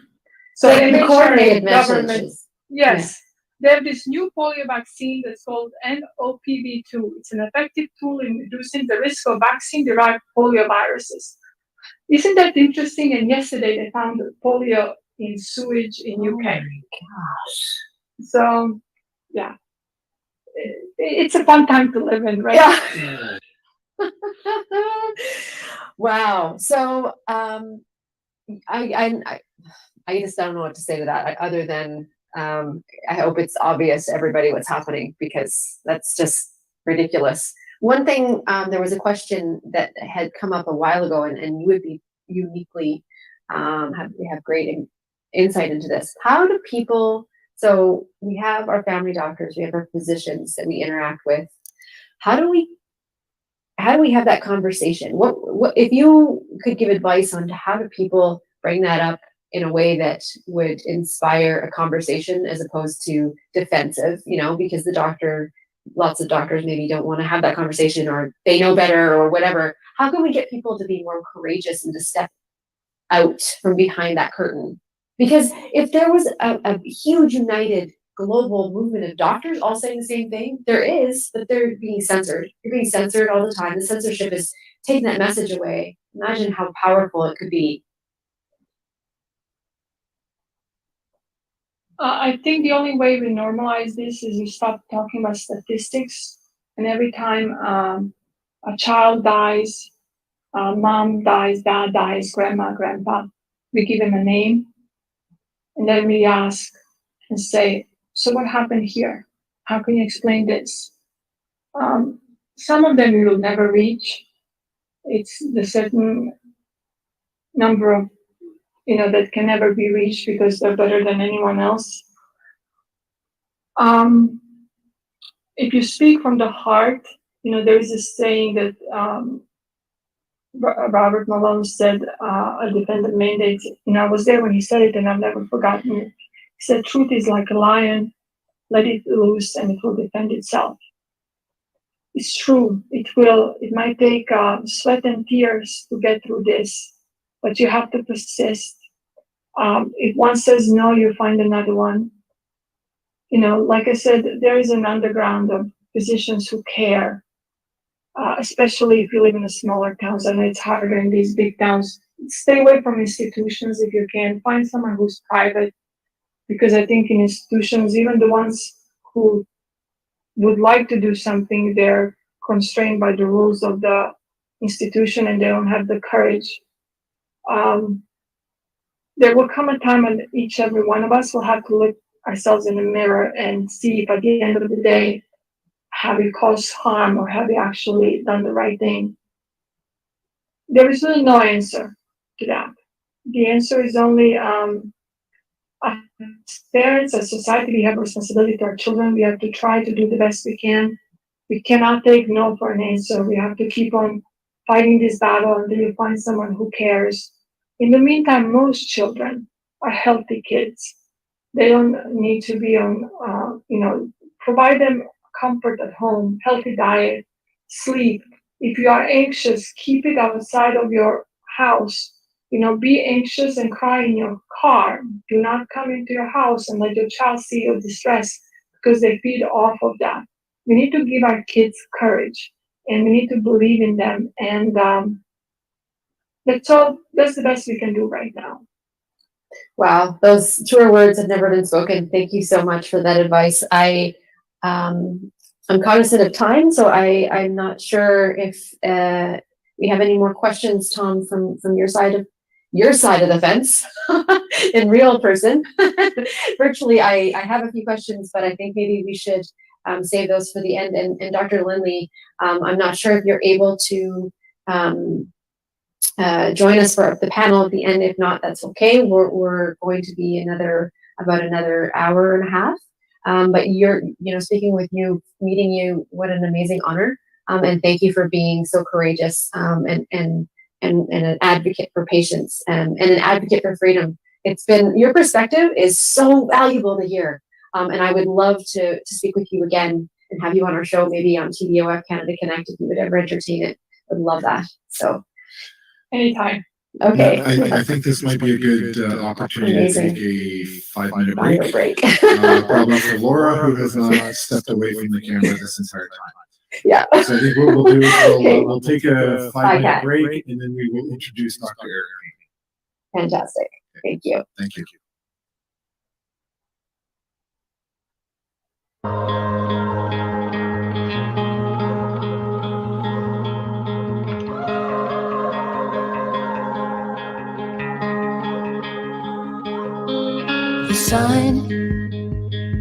The sun is coming slowly. I hold these moments closely, closely now. These waves hit a little harder. I know they're gonna carry me somewhere. Step into the open wide.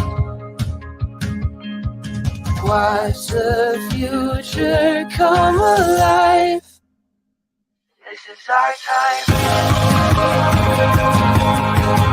Yours is mine. This is our time. Yours is mine. This is our time. Hearts beat a little faster. Looking for a light ahead that's waiting to be found.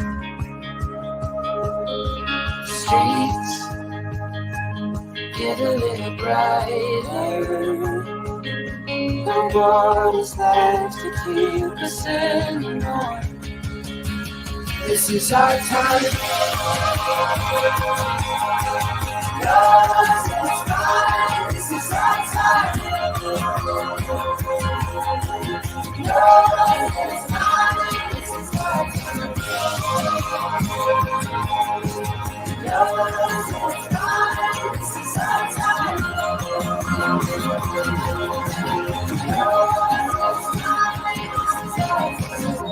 Into the open wide.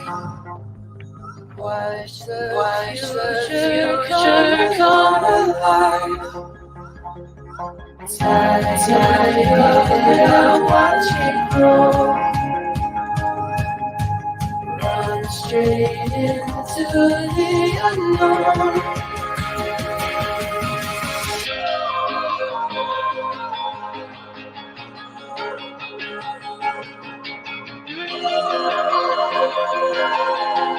Yours is mine, this is our time. Yours is mine, this is our time. Yours is mine, this is our time. Yours is mine, this is our time.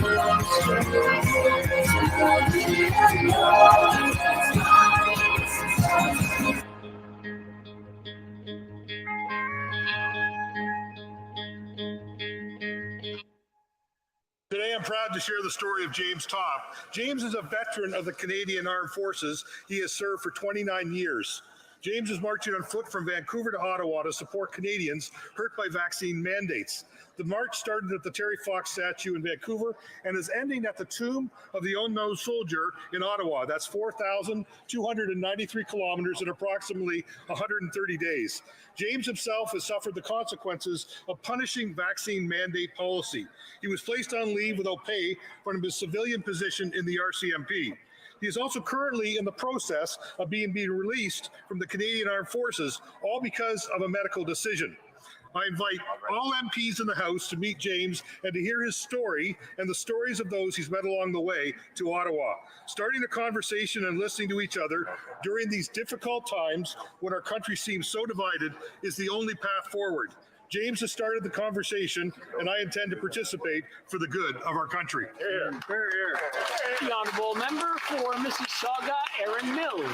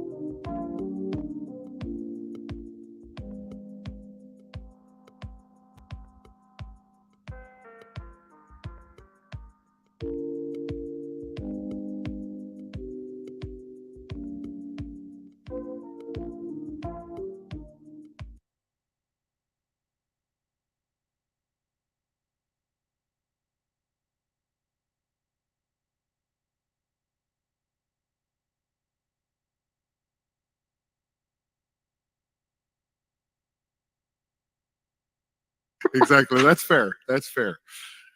All right, let's get started again. Yeah. And I also had the pleasure of meeting Dr. Payne in Ottawa a while ago, but I'm gonna not give too many details about that one. But we are very happy to have him here as a guest. You may have seen him recently on the first episode of Trucking for Freedom, where he was one of the guests or the people that were interviewed for that documentary with truckingforfreedom.com. And I did, like I said, get to meet Dr. Payne while I was in Ottawa, as well as Dr. Laura Braden. She knows him personally as well. And so I'm going to stop actually talking and let that sandwich that I ate in under 5 minutes start to do its thing. And I'll turn it over to Dr. Payne and Dr. Braden. Yeah, I was stuffing my face too. First of all, Dr. Payne, thank you so much for joining us. I know that you had other commitments today and that you were part of a panel this morning, and you're running a business, your practice, and you're in clinic. And so we really appreciate you joining us today to participate in reclaiming our voice. And before we get into it or get into speaking, I just wanted, for those who don't know, to give a little bit of a biography. So Dr. Eric Payne is a pediatric neurologist and clinical researcher. He worked as a pediatric neurology and epilepsy consultant at the Mayo Clinic from 2014 to 2020. He completed medical school and pediatric neurology residency at the University of Calgary and Alberta Children's Hospital. He then pursued fellowship training in pediatric neurocritical care and epilepsy at the Hospital for Sick Children in Toronto. He obtained a Master of Public Health from Harvard. He is board certified in pediatric neurology with a fellow and is a fellow of the Royal College of Physicians and Surgeons of Canada and clinical electroencephalography. Nailed it. With the Canadian Society of Clinical Neurophysiologists. His research has focused on neuroinflammation and improving long-term cognitive outcomes in children with refractory seizures and critical brain injury. And he is a member of the Canadian COVID Care Alliance, as well as a board advisor for Taking Back Our Freedoms, and is a staunch advocate for medical freedom, and has been speaking truth since the outset of this the last 2 years. So welcome, Dr. Payne. Yeah, thank you for having me. Appreciate that. You nailed it, Laura. Yeah. So we wanted to get you on. I mean, you have a unique perspective in that you are a pediatric, surgeon. You deal with children This is your life, and you've been very outspoken about the vaccine mandates for children, the application of these products in children, and for the people who are listening, I think it's very important that they hear your perspective on why you are so outspoken about these products in kids. Sure. Just to clarify, as you mentioned in the intro, I'm a pediatric neurologist, and I do specialize in epilepsy neurocritical care. So I'm very involved in epilepsy surgery evaluation, but nobody wants me cutting anywhere near their child. So I'm not a surgeon. Sorry. But in terms of where this started, I had been following some of the big voices that were silenced during the first year very closely. I think in the first month, I go back to emails I sent to friends and family. It was already extremely suspicious with respect to the desire to shut the whole world down and not just focus on those who are clearly the most vulnerable. In the summer, I listened to a town hall at the hospital where they were about to start enrolling children for the Moderna vaccine. And I could see that, for sure by the fall, I figured we were going to be in a situation where kids were going to be exposed to these shots, and that it was likely going to be a requirement for ongoing employment. And unfortunately, those both turned out to be true. And so, as a result, I wrote a letter to my college back in September of physicians and surgeons in Alberta. Really just sort of laying out their own public data and peer-reviewed data and asking questions, saying, if you're going to force me to take this experimental genetic vaccine as a requirement to continue being, employed at the hospital, can you please show me the data that would make me feel more comfortable about this? And certainly, if you can't show that data for me, how are you possibly going to show that for my kids when you come after them with this shot in a few months' time? That letter is still gone unresponded to by the college itself. It was sent directly to the council members, and it was also sent to the CEO of Alberta Health Services, Dr. Verna Yu at the time. She forwarded it to one of her science individuals, Dr. Joff, and he responded, and he thanked me for my concern and for my letter. He did not state that I was spreading misinformation or disinformation anywhere in. Every single point has a peer-reviewed reference. He said that they were going to continue to follow what was happening globally in the international community. And he suggested that I consider taking one of the chimpanzee adenoviral vector J&J or AstraZeneca vaccines instead, which have subsequently been removed from the market for safety reasons. So that's how it got sort of started, and then it got ramped up because my employer at the time, Alberta Health Services, decided to mandate this as part of our jobs.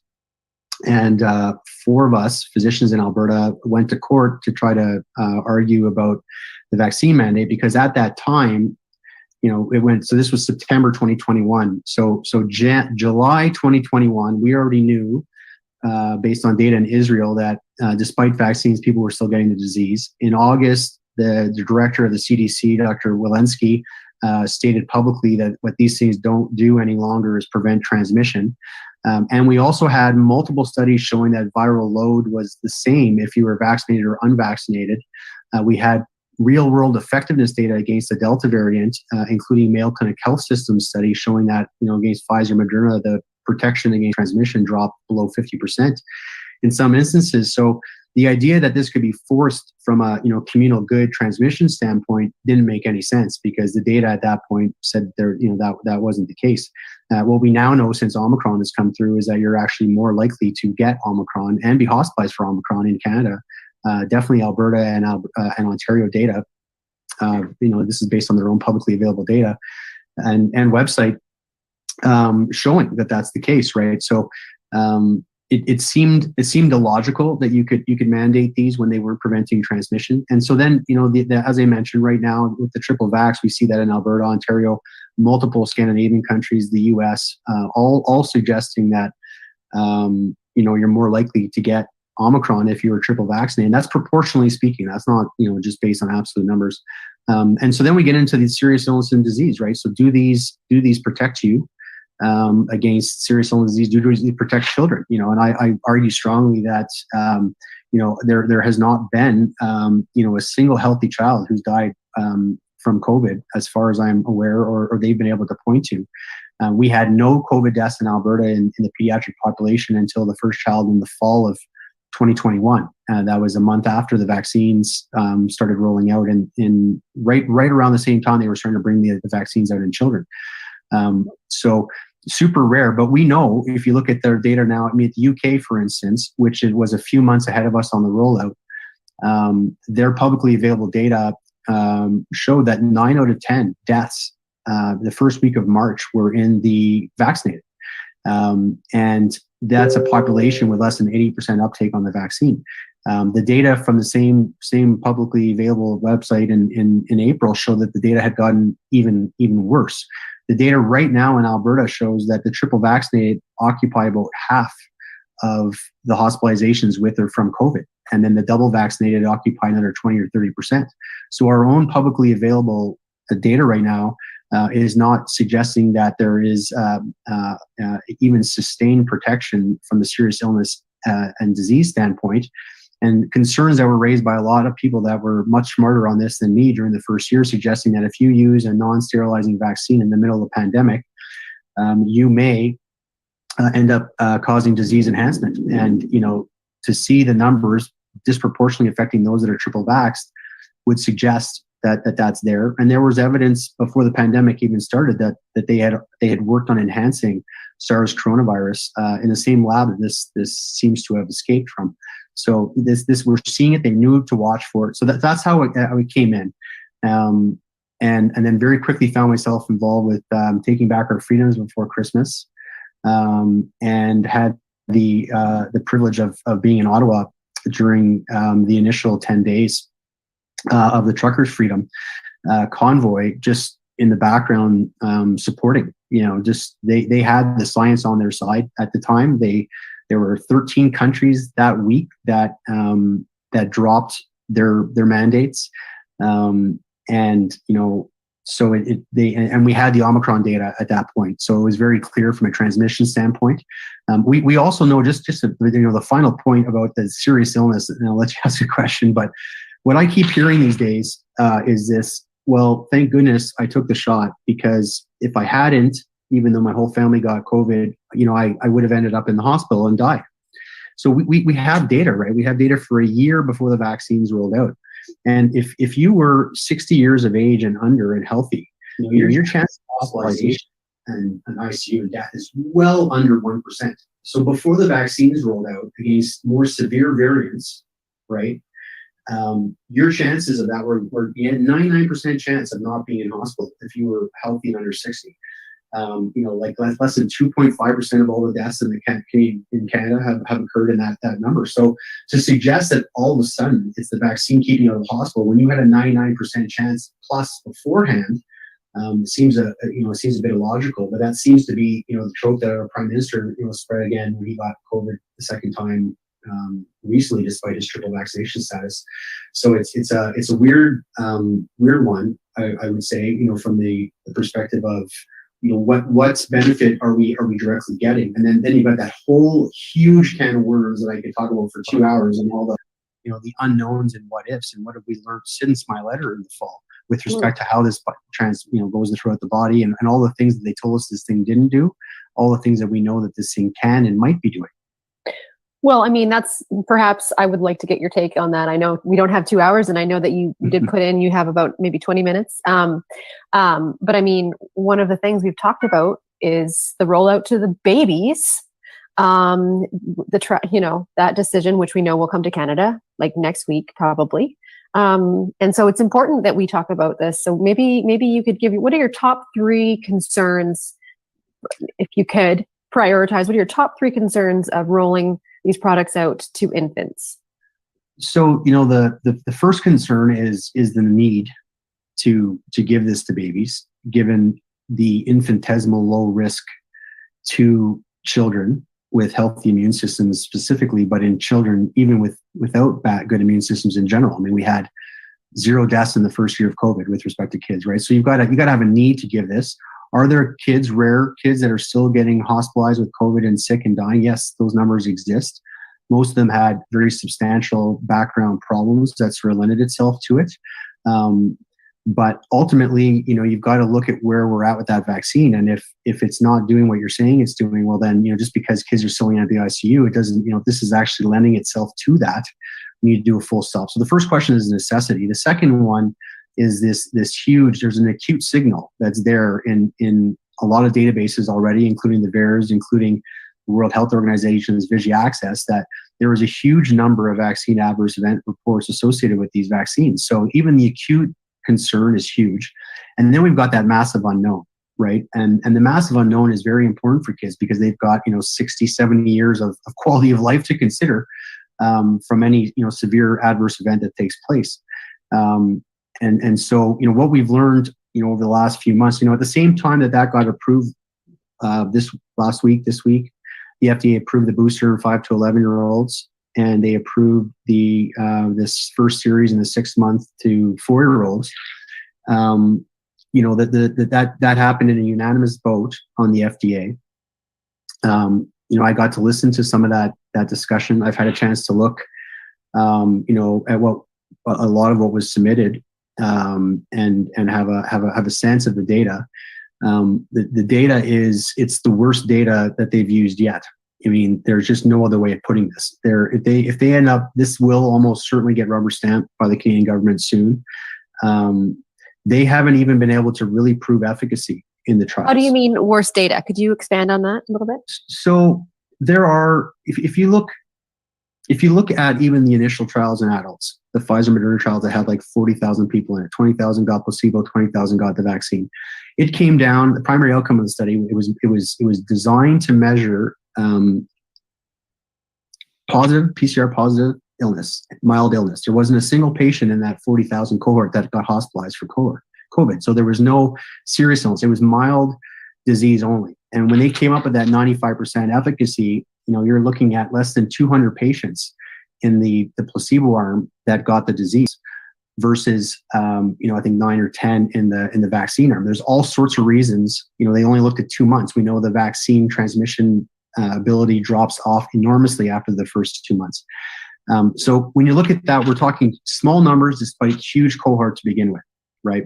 So in the, it depends on which group you want to talk about, but in the younger group, you've got about 4,000 kids. There's about 3,000 kids that are unaccounted for in terms of the primary outcome. There are patients that the overall benefit in terms of mild illness is even smaller numbers than was in the adult group. They defined fully vaccinated as the same idea that you got to be 2 weeks post your second shot. Despite there's a signal, including in this trial, that you actually have a slightly higher risk of getting COVID in the first 2 weeks after your shot. That signal was in the Alberta data and got taken off the public health website. I can show you that. But what I say that's in this efficacy trial was that between the first and second shot, they allowed 3 weeks. And there were double the amount of patients who got COVID in the vaccine arm during that first and second shot. So there were more patients in the vaccine arm who got COVID during that first intermission. But when they looked at, during their sweet spot, which is 2 weeks post the vaccine up to 2 months, then they were able to show a slight reduction in the number of mild positive cases. And then the other thing that they've done in a lot of the pediatric studies is because they can't actually show efficacy from a disease transmission standpoint because you need huge numbers. And the other problem that they've run into is that we know in US and Canadian data, 70 to 80% of Canadian children and American children have actually seen the disease already. So they have some immunity to this, natural card immunity to this already. So that certainly is going to, to play into those numbers, right?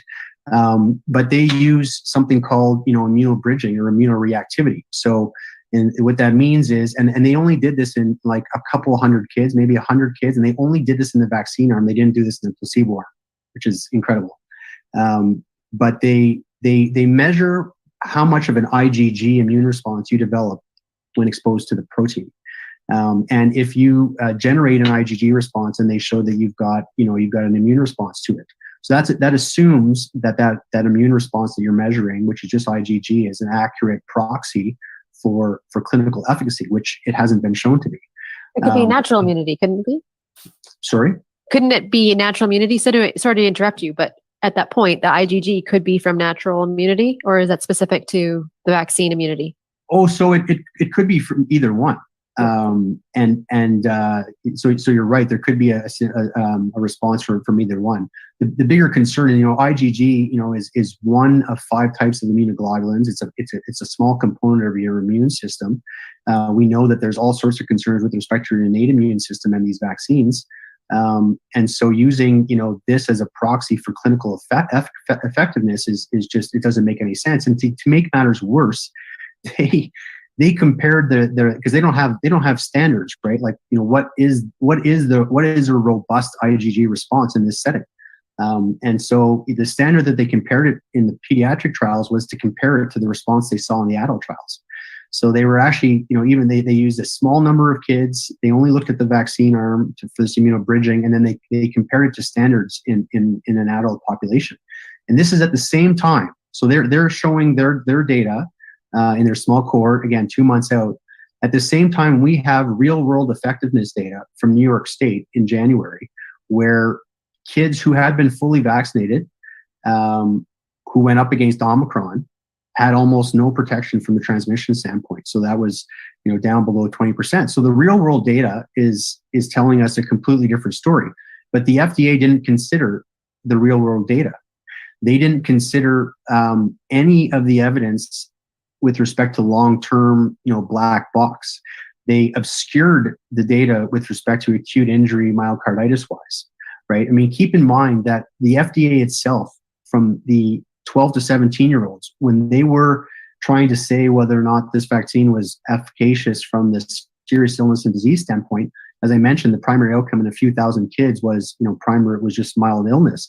So they had to model. They used, mathematical modeling to figure out how is this going to be safe and effective against serious illness. Their own modeling, we know that the problem with their modeling, because it's all the time, but despite the problem with their modeling, they predicted that 1 million children vaccinated between 5 and 11 years was going to save 1 death in response. So, and at the same time, in that same table, page 37 of the 40 pages Pfizer submitted to the FDA in October 26th, on that same table, they compared it to myocarditis on the right side. So how much excess myocarditis are we going to cause? That was their own calculation. And they calculated 34 excess cases of myocarditis leading to ICU admission, right? And then they claimed that none of these children with myocarditis were going to die. But we know, like, historically, with respect to viruses, not just COVID and myocarditis, that your 5-year risk for death is at least 10%. And we don't have 5-year data post myocarditis in any of these cases, and to me, it seems extremely optimistic to suggest that the point to that is that if one child dies from excess myocarditis, that offsets what Pfizer indicates themselves is going to be 1 saved death, right, from the serious illness and disease. So even using their own numbers that they submitted, this is the outcome that we're looking at. There's a reason why the FDA and Pfizer have gone to court to prevent release of their 6-month outcome data and to prevent release of the data that the FDA itself used. It was the FDA that went to courts to get this thing prevented for 75 years. Lifetime. They used, right? And we're starting to see that. That's just, it's kind of shocking when you put it in those words, that they, despite the fact, so they're giving these documents for their approval. Recording in FDA, progress. We're recording now. The FDA approved it unanimously. It's just kind of shocking that there's that kind of divorce between data and policy. I'd love to get your take, Dr. Payne. Because do you know why that is? I mean, so there are studies looking at this stuff as well. I mean, there's one I just was reviewing. Somebody looked into the numbers. They looked at the hematology and oncology people on the FDA who were voting for drugs in the hematology oncology, which is the cancer world, during kind of a 10-year span. And a third of them went on to lucrative positions with Big Pharma when they got out. Martin Kuzeldorf, who is the professor of epidemiology at Harvard University, who was one of the signatories for the Great Barrington Declaration that advocated for focused protections. He was a member of the VRBAC, the Vaccine Biological Advisory Committee for decades. He was a pro-vaccine guy. And when he came out with that, you lose your voting rights. So if you don't vote the way that they want you to vote, you don't get to keep voting. And there is a documented track record of financial gain for them at the end of it. So the fact that they unanimously went at this, I mean, if that wasn't bad enough, you just have to listen to even 1 hour of the hearings that they held. There was, the FDA voting committee acted like cheerleaders. They were like the marketing group for Big Pharma. It was really remarkable. I mean, people were asking, so how quickly can you get us, the data on the booster for these young kids, and not asking any serious questions. So in my mind, if I wasn't convinced that the FDA was completely compromised beforehand, a unanimous vote on those 2 sets of data without any meaningful discussion, without even looking at the real world effectiveness, with closing a blind eye with everything we've learned with respect to biodistribution, with respect to its effect on the innate immune system, with respect to its ability to possibly interact with tumor suppressor genes, possibly be involved with aggressive neurodegeneration and prion disease. There's a whole list of things, not the least of which was the in vitro liver animals, liver cell model showing that it caused upregulation of a reverse transcriptase called line-1, and that the spike protein was found inside the cell's nucleus itself. All these things have emerged over the last 3 months, and not a single question about that, during those, while the voting committee was making those decisions. In the very least, those are red flags, and you'd think that there would be a pause. There would stop to pause to think about this. And the sad thing is that Dr. Alexander at the beginning of this conference sort of said, the FDA makes a decision and Health Canada just kind of adopts it without any kind of regulatory oversight. So our country really is, it doesn't have its own regulatory body. He's absolutely right. Of course, they, specifically, if you look up any of, because I'm in Alberta, if you look up any of the Alberta COVID-19 Scientific Advisory Committee reports, look at their February 2021 report on ivermectin. And why they concluded what they concluded. Ultimately, they concluded what they concluded because the international community concluded what they concluded, and they say that. So when we go through what we've gone through and get a chance to speak to everybody, you realize that there's a very few number of people very high up that I haven't been able to really identify, but ultimately are driving the whole narrative, right? And each organization sort of points the finger at each other in terms of accountability. Yes. Right. And what what general practitioners do not realize, what we have heard under oath, is that, who are they actually pointing the finger to? So when we ask them, if I get get injured from the vaccine and get disabled and can't produce for my family, and you've coerced me into taking this to maintain my job, are you going to cover those expenses? And the response we ended up getting was that, you made an informed choice with your family doc at that time. And so, no, you're not going to be, we've removed the onus off our shoulders and we've put it down onto the shoulders of the general practitioners. And most general practitioners think that they've got the backup by the college, but the college is pointing the finger at them. At the same time, the college is saying that if you speak out against this in a way that, they don't like, I guess, there are repercussions for that too. So you're being told to say what you're saying at the point of care, and at the same time being held responsible for that conversation. It's a really remarkable, web that we lie in right now. It's interesting that you say that. You probably heard that with Brian Peckford's travel case, there was the discovery that the head epidemiologist for the government actually, that they rely on the experts that they rely on for guidance, actually said under oath and is on public record that there actually was no data. They did not advise against for a vaccine mandate to travel. They advised against it because there was no data to support the use of a vaccine mandate. And so, who's that person calling the shots? But everybody's doing this, and so who's accountable? That's right. That's right. And now we've got that those travel mandates have been sort of been dropped. But the reality is, still if you're in that boat of the unvaccinated, which is 15% in Canada, you're still not allowed to get to the States. And if you go anywhere, you've got to quarantine for 2 weeks when you come back, even though their own data shows that the triple vax are the most likely to have the disease. So it doesn't make any sense. It's political science. It's lies. I mean, 2 weeks ago, our prime minister in Davos at the World Economic Forum stated that if we could just get the last 10 to 15% of Canadians vaccinated, we could end this pandemic. I mean, it's so nauseating to hear those lies, right? Because as a professional physician, you're being held accountable. I mean, I am willing, if there is misinformation on spreading this, show it to me. We'll have a discussion.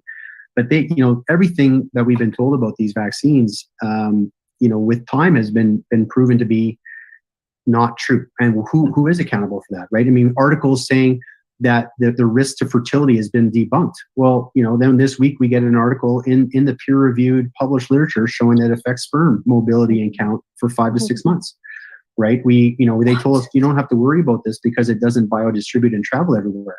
We know that, one of the places it goes in high numbers is the reproductive organs. So, we're not going to have any idea what this has an effect on, because it seems to me that one of the hallmarks of this disease, of these vaccines, is that it can cause inflammation of whatever organs take it up, whether it's the heart, whether it's the endothelial lining of your blood vessels, whatever. And so there is inflammation there. I think that's evidenced by the thousands of women who have had menstrual irregularities after the vaccine.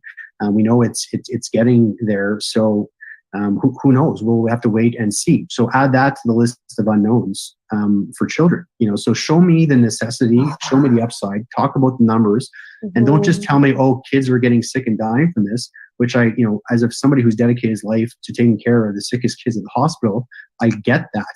But if the cure is worse than the disease, if the cure is making it more amenable to bad outcomes, we need to have an honest conversation about this. And right now, your own public data shows that. And until you provide something to the contrary, how do you expect anybody to move forward? And to that effect, I mean, if you look at the Canadian uptake or the Alberta uptake on the triple shot on the booster, it plateaued in Alberta, at 38% mid-January. They have not been able to get higher than 40% uptake on the third shot, probably because a lot of people who took 2 got Omicron anyways, and they're saying, why would I take the third? But Health Canada just said now that you need 3 shots to be considered fully vaccinated, and so we'll see what happens. Here we go in the fall. I mean, despite all the data that I just showed you, there are still people like my niece who hasn't been able to participate in Girl Guides this summer because she's unvaccinated, right? So there is still ongoing discrimination happening from a travel perspective, from a participation in society perspective.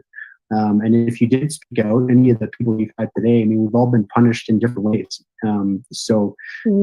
You see firsthand, and what I had hoped was that we could have a discussion and I would be shown data that would change my mind. What I have seen instead has been full-on persecution and the data getting way out of hand from the other perspective, right? So, I mean, I could not have imagined the incidence of Omicron among the triple vax, despite people, predicting it, like Professor Luc Montagnier and Gert van der Bosch and all these individuals, we're seeing it, and this is in, England Journal of Medicine papers. People have been warning about this. And yet, it's full hook, line, and sinker. And the people that we rely on to evaluate the data properly for us are compromised for one. There's no watchdog. The watchdog is gone. Yeah. It's big pharma. So, I mean, I know, okay, so you have a few minutes, maybe one more question for me, or just a thought. I know you talked about the censorship and the persecution of professionals who are coming out behind the car, who have been speaking truth, who are seeing it now. And, it's just this whole censorship, cancel culture. It's so difficult. But could you speak, like, in your profession, you're still being, I was just wondering on your personal account on how things are for you. Like, is it getting worse for you? Are you seeing people, your colleagues, coming over to ask you questions? It's fascinating because of my letter and being outspoken about this, I get to hear a lot of things that I think a lot of my physician colleagues don't. One is, and the most concerning is this, the outpouring of people who have been injured by the vaccine that are not being listened to. People worry that they're going to get discriminated against by their physician because of his vaccine views. You hear all that. Physician-wise, there is a big cohort, including at the Children's Hospital for sure, where these physicians and parents rushed to get their own children vaccinated when it became available. And so, when they advocate strongly, they believe it. There is a group, I would say, 20% of us either quit or were forced out and stayed strong on their position. We know that there was about, only 65% uptake on the vaccine before they started coercing people in the fall to do this to keep their jobs. There is a lot of people who are aware and who are waking up in the middle. I hear physicians, who reached out, who took the shot because otherwise they were going to lose their job and they just couldn't afford it, whatever reason. A lot of those people. There are other people now who are seeing first-degree relatives and people in their inner circle get harmed. I mean, I've just learned about some people in my own inner circle who have had an injury, post-second shot that they haven't said anything about, but they're over their dead body. Are they taking a third one given what they've experienced? So, I don't know how they're going to get uptake the way that they want, given that. So there are more people waking up. There's not enough people waking up yet. But the biggest thing is that there's not enough people speaking up right now, right? I mean, and so, more people need to, and the people are going to have a chance here in the fall. Our government just told us yesterday, we're coming back with things in the fall, possibly, and you're going to get a choice to either take that third shot and be, a good citizen, complicit, whatever you want to consider it, or not. We'll see. I am really disappointed, honestly, in my profession. I've been, it was something the only thing I ever wanted to do, other than, maybe make a career to hockey for a couple of years before I realized it wasn't going to happen, was be a physician, right? And, I totally believe in the principles of informed consent and patient autonomy, and those have been completely trampled to the extent that someone like myself, with the training that I have, can speak up and articulate his concerns, and instead of having those concerns dismissed in a way, discussed, it's just been full on pressure. And that tells you where we're at, I think, right?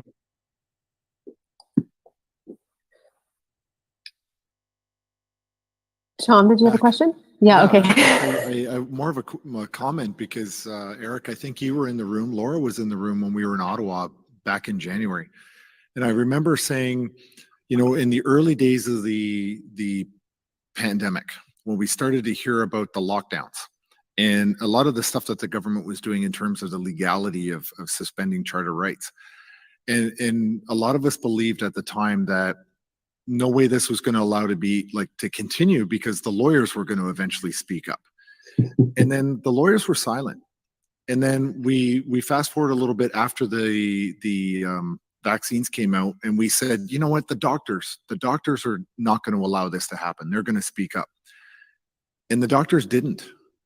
And the point of this is that day in the room, I talked about that and I said, but here's the difference. Because of truckers, we now have the lawyers and the doctors all together in a room.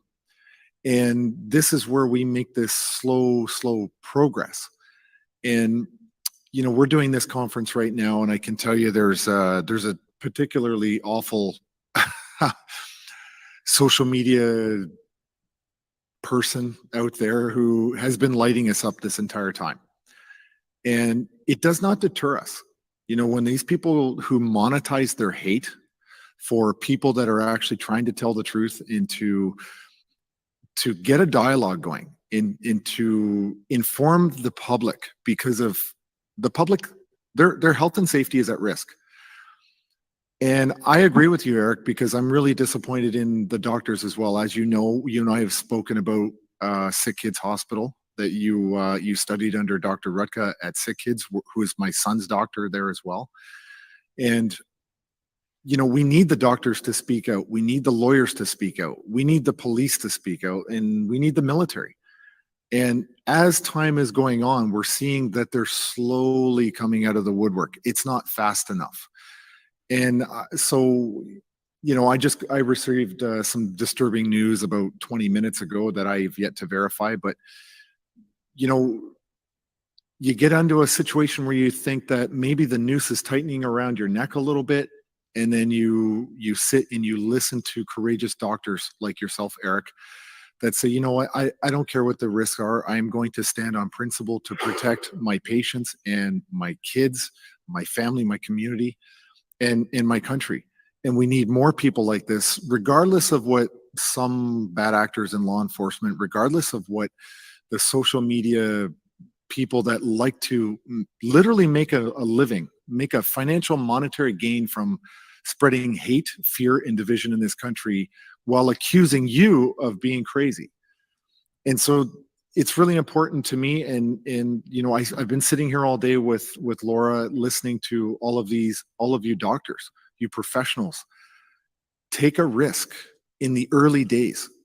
And that's an important thing that has to be acknowledged. You know, we had the doctors, we had the lawyers in Ottawa. We were brought there by truckers. Now we have a soldier who's been walking across this country. You know, I'm a retired soldier. I lost my teaching job to the COVID mandates. And what is sorely lacking in this country right now is moral courage. And we need more people like you and the rest of this panel to find their moral courage and speak up and help Canada, because we're getting to be desperate and we need more people to actually do it, to just be morally courageous and leaders within the community. And I think the more people that come forward, the better, the stronger we're going to be. And it's going to inspire other people to do the same. So I just wanted to thank you, Eric, for this, because I know you were one of the early adopters in all this. So honestly, I just want to thank you and the others. And that's all. Appreciate that. And agree with everything you said. Truckers, what they accomplished was really incredible. There's a whole list of things, just a short list that I saw. Very quickly, the leader of the opposition, O'Toole, had to resign. We saw that mandates in different provinces got dropped. And for the first time that I had ever seen, World Economic Forum discussions were taking place in the mainstream media, like National Post bringing. What I thought was really interesting and ironic was, as you probably remember, the Ottawa Police Department were themselves fighting back against the vaccine mandates the same week that we were in Ottawa. And while they were out there policing the truckers who were looking for the same thing, they won their fight that first week. Or the second week, they were told, they weren't going to be forced, and the Ottawa Police Force was not going to be able to do it. And so, it took 3 police commissioners in Ottawa, right, before they were willing to someone was willing to come in and beat down the peaceful protests, what has been found legally to be a lawful peaceful protest. And the final thing I'll just say, and I echo what you said, but I think that there is a time dependency and urgency to this. We've got a chance to push here in the fall, but the window for being able to push back before the prison around us, digital currency wise, and everything is created, is shortening. And so this is not a question about, do I vaccinate my kid or not? It's really, do you want your freedom, your own, the autonomy, the ability for your own kids to grow up and make their own choices? Because I think that's really what we're fighting against right now. 100%. 100%. Truer words have never been spoken. And yeah. So Dr. Payne, thank you very much for taking the time again to join us this afternoon. We greatly value your insight as always. And I know that you do have to go. So Tom, unless there's anything else, I guess we could release him. No, I'm good. It was just happy to see him, even though I didn't initially recognize him. Yeah. You as well. I appreciate that. I'm trying to blend into the crowd now because it was great seeing you guys. I appreciate everything you guys are doing here and all the speakers that are getting part of this. It's good. I was part of the Citizens Inquiry being organized by a bunch of groups this morning, and so there's a lot of people talking about this. So I'm hopeful that we are waking people up. So we would love to speak to you more about that and talk to you about that, and maybe in a show or talk about that inquiry at another time. I know we ran out of time, but we would love to get an update on that because it is equally important to hold people accountable and to hear the stories and the testimonies of Canadians. So definitely would love to chat again. All right. Okay. Bye guys. Thank you. Bye-bye. Okay.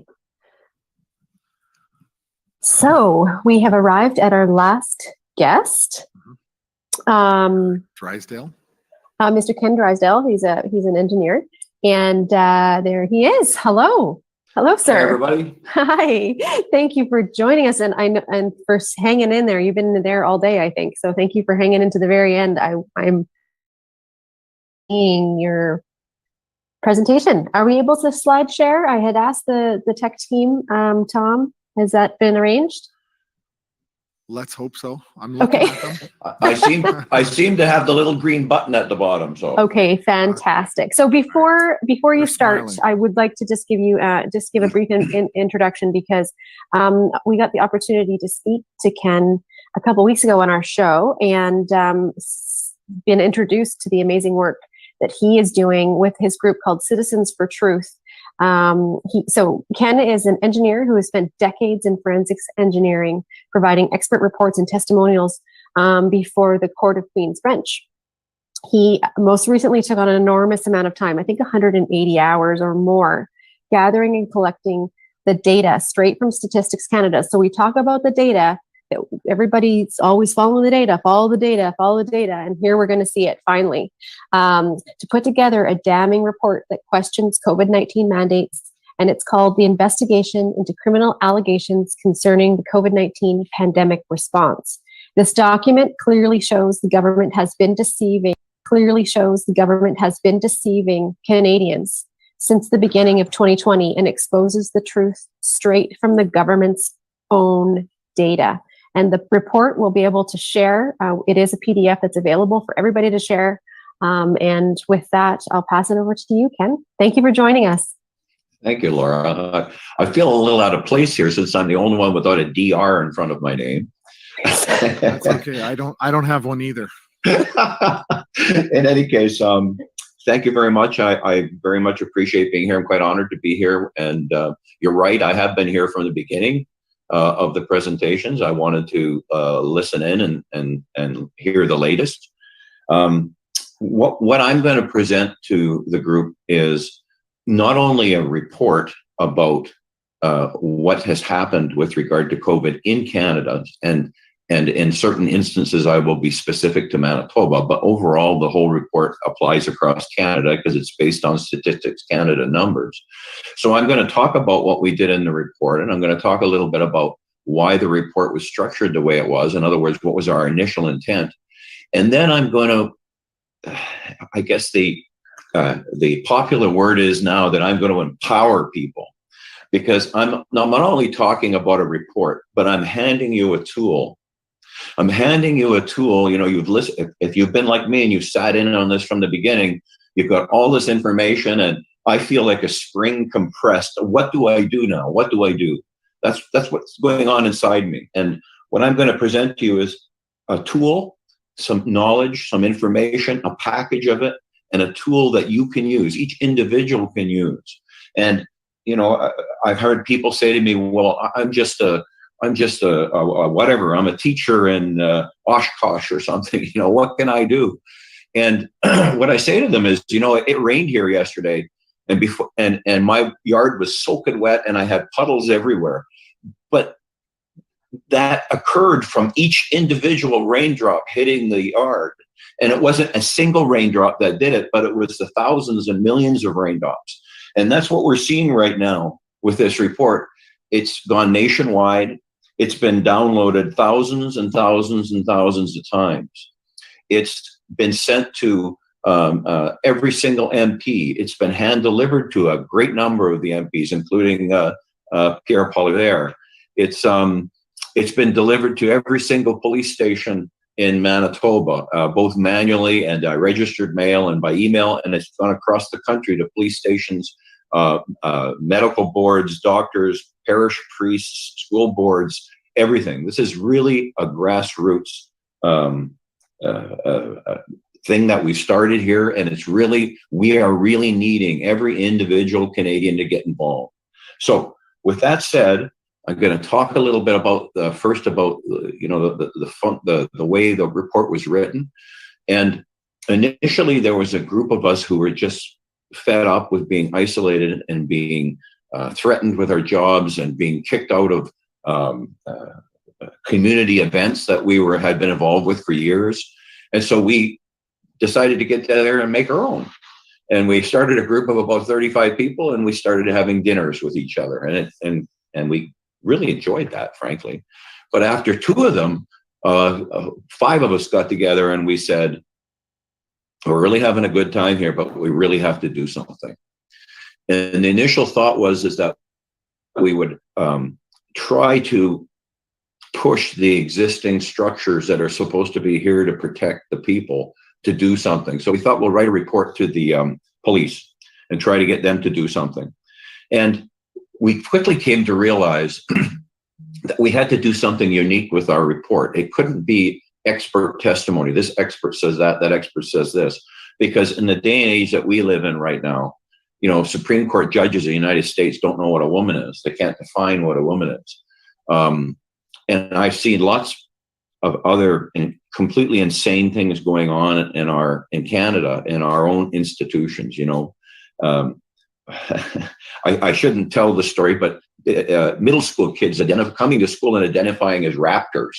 And this whole school has to adapt to this whatever you want to call it. I could see that if it was a 5-year-old kid, but when they're 13, 14, 12 years old.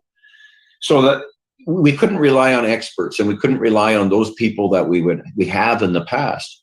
So taking the advice of a dear lawyer friend of mine, who said to me one time, we were in court together on a case, on an expert testimony case, and he was questioning a witness, and I was sitting there like a typical old man watching a football game on TV, you know, and getting all excited and wound up in it. And I said to him during a break, why didn't you ask this question? And why didn't you ask that question? And what my lawyer friend said to me was, he'd never asked a question in court that he wasn't already assured what the witness was going to answer.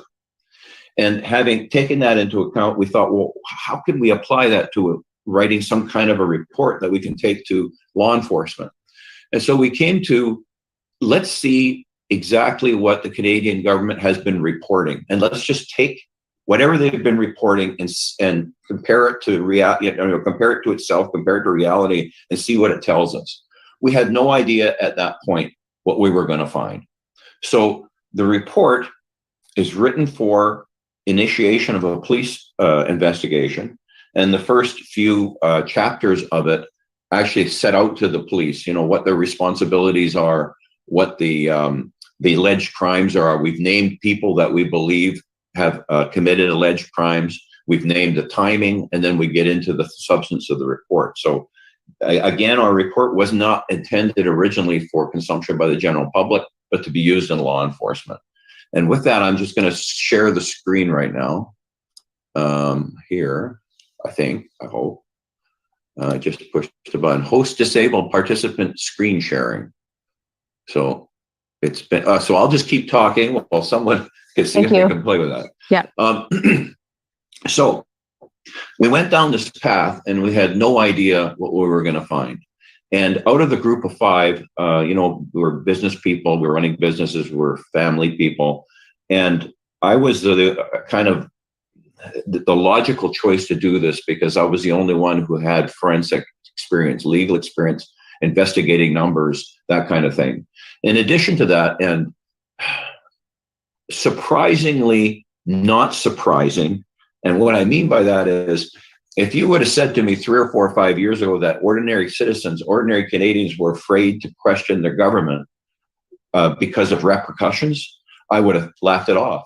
But in our instance, and I see it across the country, people are afraid of their government. They're afraid to speak out. They're afraid to say it. Their bank accounts get frozen.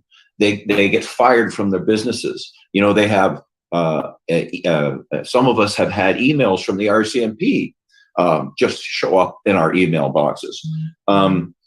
So it was logical that I would take that on since I was more or less retired and had those skill sets. So I put together the report, and again, I want to emphasize that we used the government's numbers as they reported them to us. We didn't question the numbers. In other words, we know there's issues with the tests they used to detect COVID. We know there's issues about what they classified a COVID death was, but we put all that aside and we said, just based on what they were saying, what do the numbers tell us? And that was shocking. The individual things we saw were shocking, but the totality of the fraud was even more shocking. You know, we kept looking at different things, and each time the fraud, the malfeasance, the incompetence got bigger and bigger and bigger. And at the end, after putting in 160, 180 hours of investigative time, I had to just stop because I could have kept going. It didn't seem to matter what I touched and what I tried to uncover. It was it was the same pot of lies and mistakes and misleading things. So with that, I don't know if I have screen sharing available, but let's give it up. There it is. Oh, good. So, you know what? Before I get into that, because it is getting late in the day, and who likes to listen to an engineer talk, particularly at the end of the day, I'm just going to share. This is what you see on your screen right now is a front cover of our report, and you can see there's a detailed table of contents, and it talks about in the first sections where my mouse is wiggling around about why there was a requirement for the police to act and what the crimes were, etc. We're not seeing, we are just seeing that you have started screen sharing, but I'm not seeing anything. It's just a black screen. Can somebody confirm if you can see it, or is it just me? You know what? At the top of my screen, it says, I went to share screen, but it says, oh, here, how's that? Is that working now? Nope. Hold on. We are viewing your screen, but it is just black. Oh. Okay. And Tom and the technical team are working on it. Okay. Well, then So we'll just go back to me then. Okay. Now, what I was going to show on the screen, but what we can talk about instead is you can download this report. It's 89 pages. There's a lot of colorful graphics in it. It's easy to read.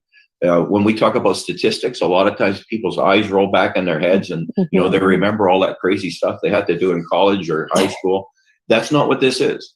The numbers are additions and subtractions and a little bit of divisions, and it's very understandable. There's graphs, there's charts, there's, I can't remember, I think it's 7 or 8 pages of infographic pages that sum up a lot of what's in the report. Now, you can get the report off our website.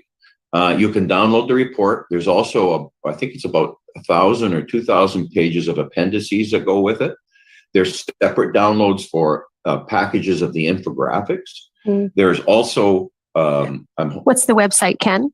It is www.thetruefactsc19.com.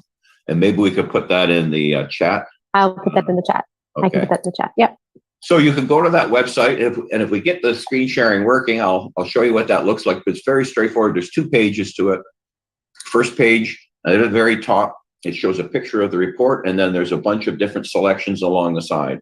You can download the report, you can download the appendices, you can download the infographics. We keep adding things to that. The report was specifically written, as I said before, for Manitoba, but really the only Manitoba bits in it are who we named as alleged perpetrators of the crime. And we had certain specific information about ICU beds in Manitoba, intensive care unit beds. So other than that, everything applies across Canada. It's all Statistics Canada information. Also, part of making it easy for you to help us, you'll find on that page these little business cards. And what these business cards are, there's the website across the bottom, and on the back there's a scan code, and if you scan that code, it downloads the report to you. And you can download this template off of our website. You can print out 1 million of them. I've got one of the people that have started supporting us here. Every time I go out somewhere, I see that lady out there. She's got a box of about 1,000 of them. She's just giving them out to everyone. Every event I go to, she's giving them out. And that's happening across the country. I don't even know how many thousands and thousands, if not tens of thousands, of these cards have been printed and gone out. So that's something easy you could do. Print some of these out, put them in your pocket. And if you're having a discussion with someone, just say, here. Yeah. And again, I'm not only trying to present you with information, and I don't want to bewilder you with information, but I want to give you something you can do so that you can make a difference in your life and in the life of your children and grandchildren. So should we try screen sharing again? Sure. I've seen this. So for everybody, I've seen the data and we've had a wonderful chat, and I really do wish that we could show just 1 or 2 of those graphs, because it's pretty shocking to see how the data has, for all intents and purposes, been hidden from Canadians, the truth behind what's going on, and how, you could talk about this more, but how they've been basically manipulating statistics and changing the denominator to get an outcome that supports maybe some of their actions. But when you use the actual data, that's not the conclusion that that can be drawn, which is very important. So it doesn't seem that screen sharing is going to work, which is unfortunate. It keeps saying that it's paused somewhere, and then there's a resume button, and I push it, but that doesn't matter. Okay. So I want to talk a little bit. I don't want to put everybody to sleep, but I do want to talk a little bit about some of the things we found. And just like what Dr. Laura was saying about the statistics, and there's an expression about hiding in plain sight. And the statistics are there. You have to dig through them, and you have to put aside what the government is telling you, and actually look at the numbers. And a good example of that is exactly what Dr. Laura was talking about, where the government told you what your chances were of dying of COVID. And the way they came up with those numbers is they simply took the number of people that had been tested positive for COVID, and then they took the number of people that died and they divided the two, and they said that was your risk. Well, that's ridiculous. Even if they tested 20 million people, the population is 38 million. So in order to find out what your risk of getting COVID is, you have to take into account a bunch of different things. First, the risk of you getting COVID in the first place, not just testing positive, but your risk of getting it in the first place. And then once you've got it, what's your risk of actually having a serious outcome? So when they were dividing the number of deaths by whatever number of millions of people they had tested that day, it also didn't take into account that every day those numbers would change. And so in order to get numbers that made sense, they'd have to test 38 million Canadians every day and then compare the numbers. Of course, they never did that. So it's kind of like me telling you that, you can't go outside, Ken, because if you do and you get hit by a bulldozer, you're going to die. And that's absolutely true. That is a true fact. But the risk of me getting run over by a bulldozer in the first place is almost zero. And so you have to divide it by what the risk of getting hit in the first place, not the outcome once you get hit. And so there was tricks like that the government was using to mislead Canadians. Now, I hesitate when I say that because I can't get into someone's heart and head, and I don't know if they were just completely incompetent or if they were really trying to mislead. But in my mind, there's a certain irrelevance of that, because if you take on the job and you accept the responsibility of being an engineer or a doctor or a police officer, it comes along with it certain requirements. You have a certain responsibility to the people you serve, to be competent, to be honest, to be trustworthy, to know what you're talking about, not to play follow the leader with somebody out of the WHO.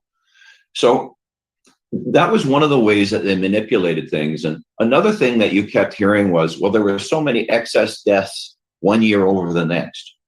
And the interesting thing about that, and it's in our report, we've actually, they did a couple of things to fool you on that. First off, when they compared directly the number of overall mortalities in Canada one year over next, what they didn't tell you is the population in Canada was increasing by 750,000 people every year.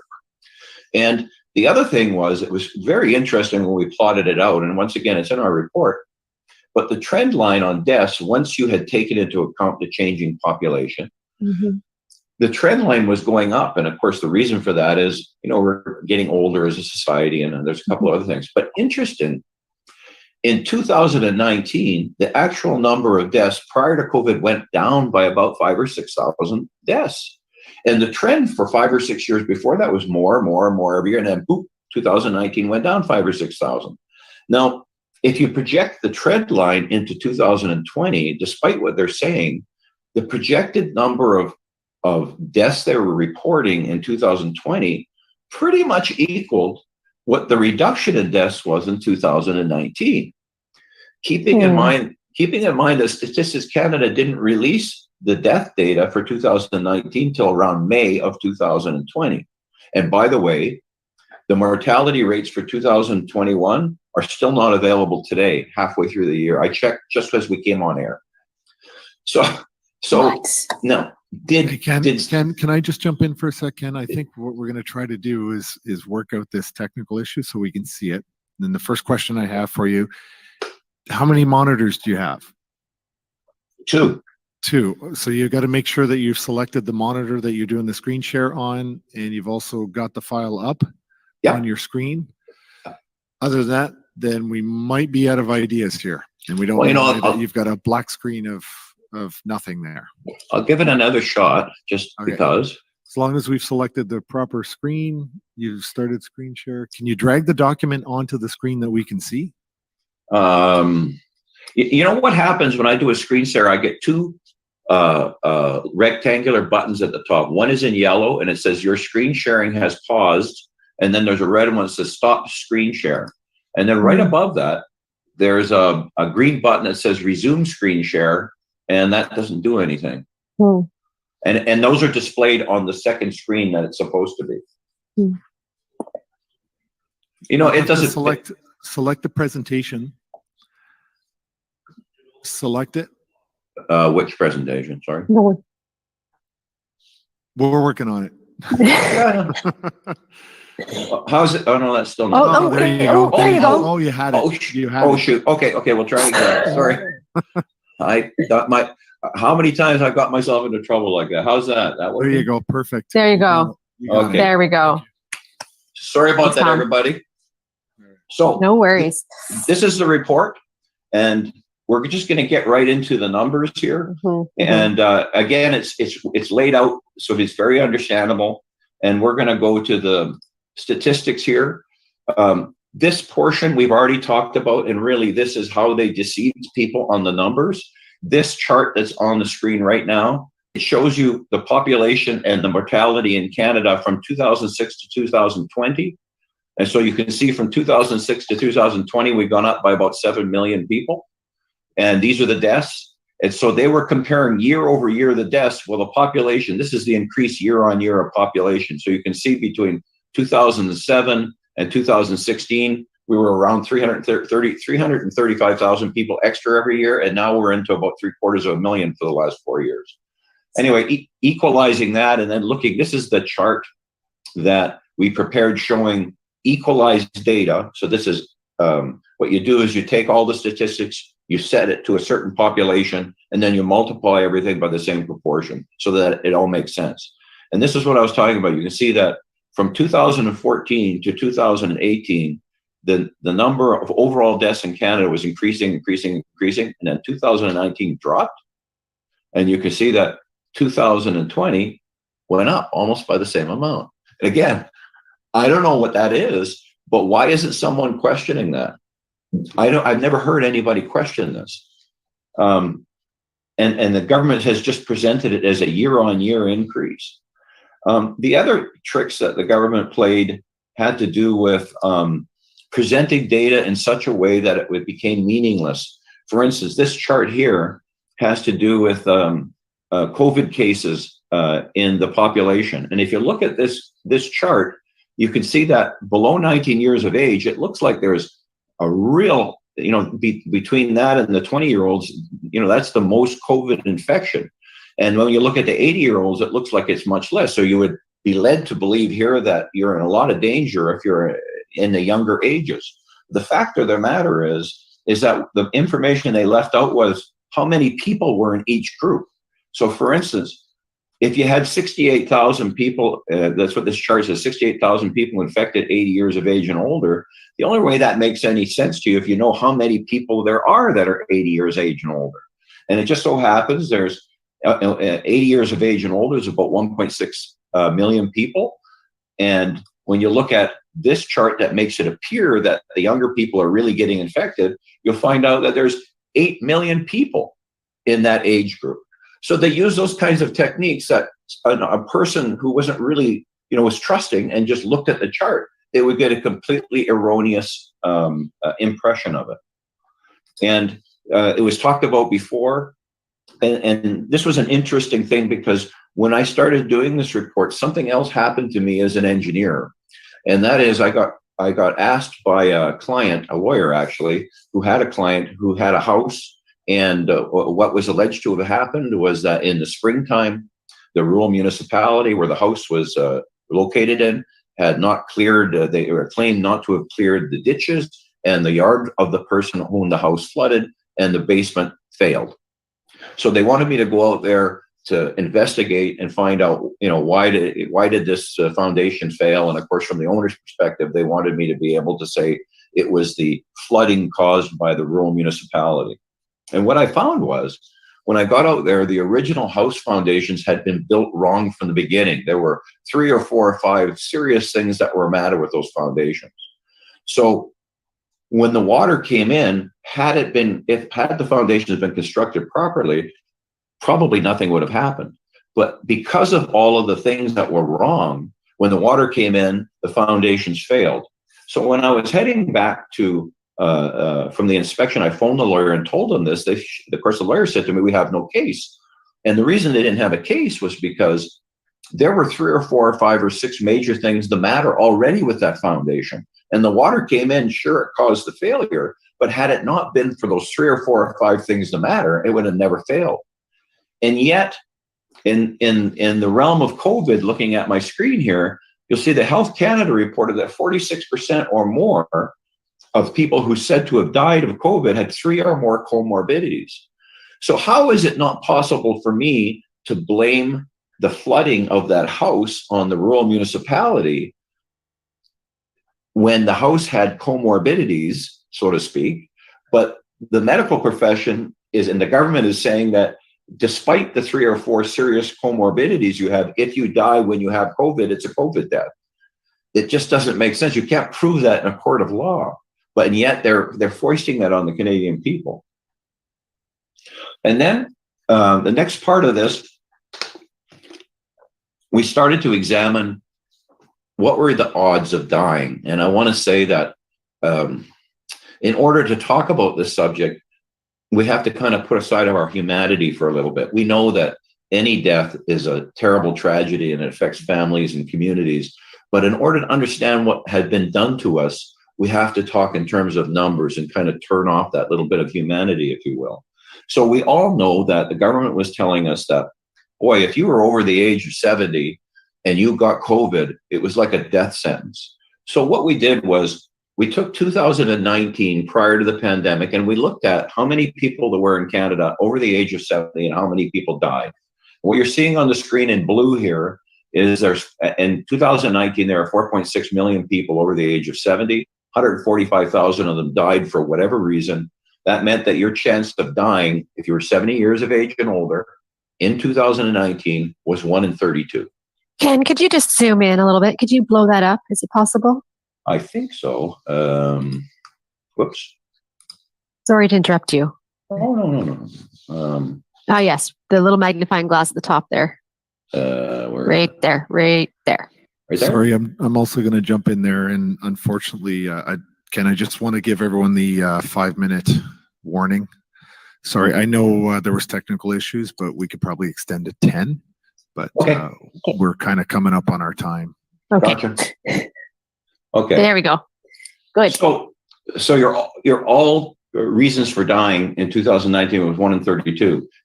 Your chance of dying of COVID in 2020 was 1 in 324. So your chance of just dying of whatever you want to call it, natural causes in 2019 was 10 times higher than your chance of contracting and dying of COVID-19 if you're 70 years of age and older. Now, given the time that we have here, we did this same analysis for people 19 years of age and younger. And I think this is important because of what the FDA and the CDC are talking about these days. But again, in 2019, your chance of just dying from any cause, if you're 19 years of age and younger in Canada, was about 1 in 6,000. Your chance of dying of COVID, contracting and dying of COVID, was 1 in 4 million. Statistically, 0. And this next part here talks about other causes of death in that age group. And you can see that there were 2 reported COVID deaths. There were 20 influenza deaths. There were 232 suicides. Can you imagine how many lives we could have saved if we had invested some of those billions of dollars into suicide prevention? Now I'm going to move real quick here. We looked at exactly what the government was telling us with regard to, and I'm going to talk a little more about children, about what Health Canada was talking about in children. And again, with a little bit of sleight of hand, what the government said was they were reporting adverse reactions in children and between 5 and 11 years of age. And they said there was 263 per 100,000. And that doesn't sound like a lot. But when you're comparing it to the death rate for those children, in order to understand what that really meant is, we also found that Health Canada said there was at the time, there were 2.3 million doses given to individuals between 5 and 11. That means that there were 6,153 serious adverse reactions in children who had a statistically zero chance of dying from COVID. To put those odds in perspective, if you were to say the odds of dying of COVID, 19 years of age and younger, were 1, the odds of you having a severe adverse reaction were 15,780 times that. So almost 16,000 times higher. And I'm going to skip down to, we also did an analysis on women of childbearing age and pregnant women. And on the left here is a information bulletin that was given out to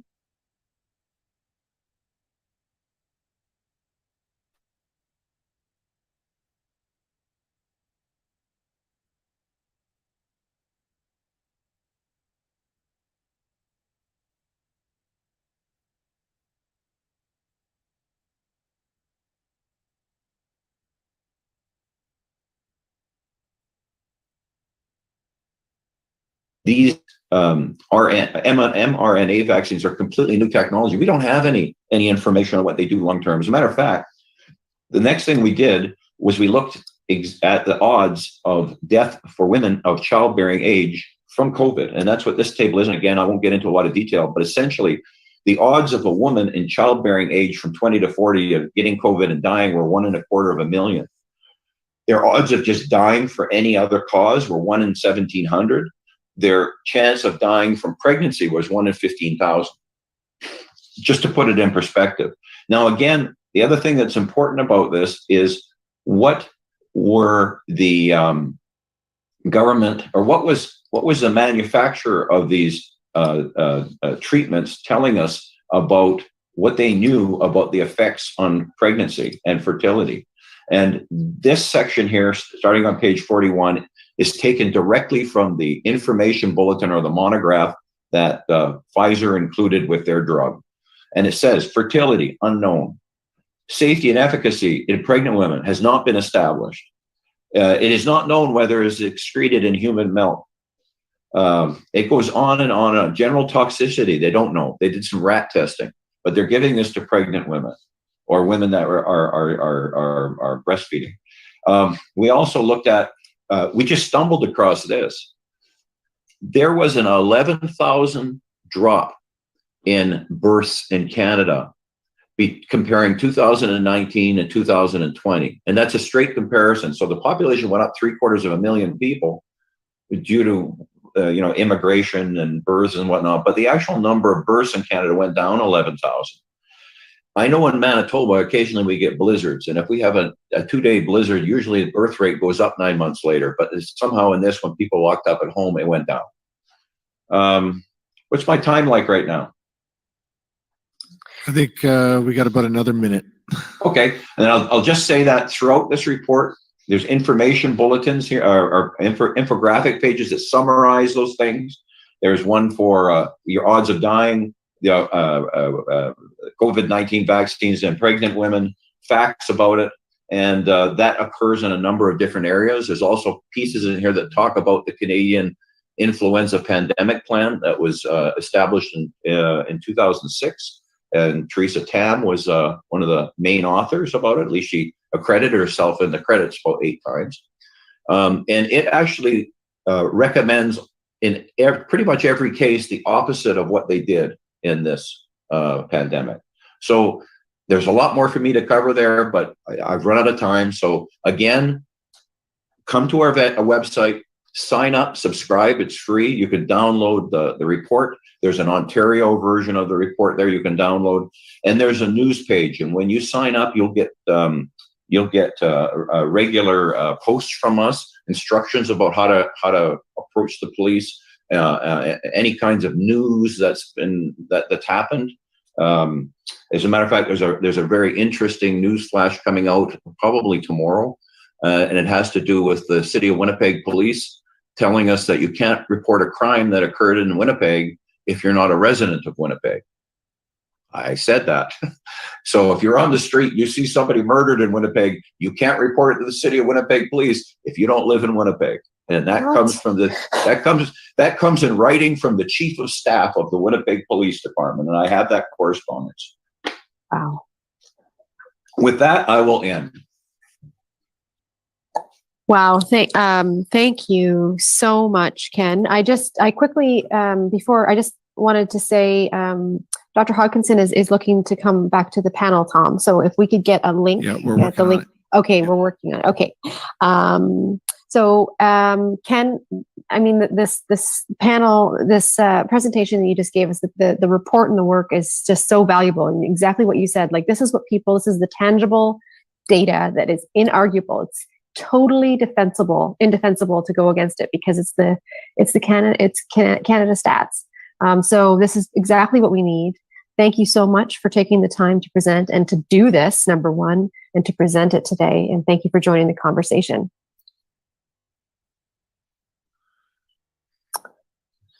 So I'm just going to see about Dr. Hodkinson coming on.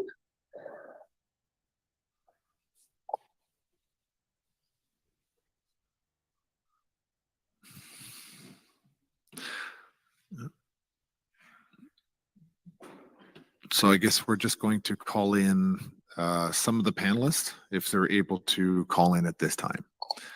Well, Laura's on the phone. Yes, I was just talking to Roger. He's got the link. She's probably ordering a pizza. So we see Dr. Rose is here, Dr. Lindley is here, Ken, wonderful, and Dr. Roger Hodkinson is waiting for the link to get fixed. And I'm not sure who guest is, but there's another. I'm not sure who that is, but we're looking to add everybody to the panel. Okay, great. Hold tight, folks.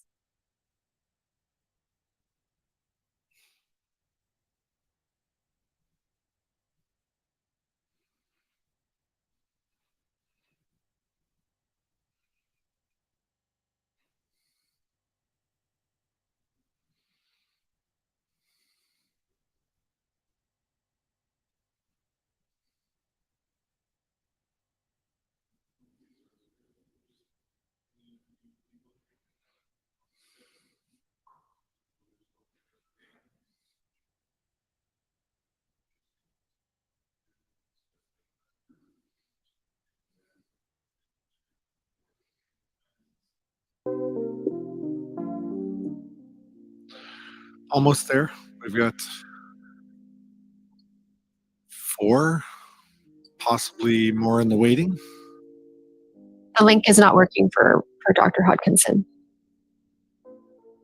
Dr. Hodkinson's link isn't working.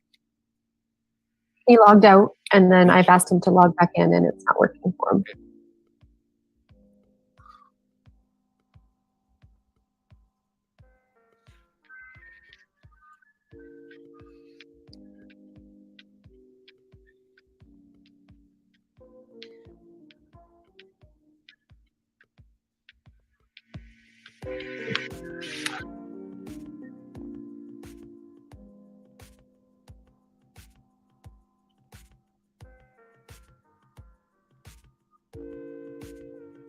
He's not in there. She asked him to leave the link and come back.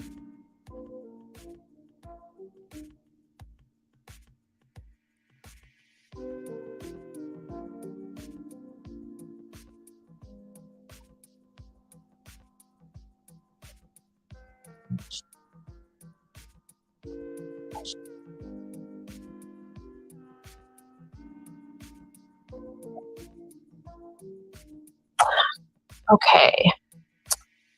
Just try sending it again.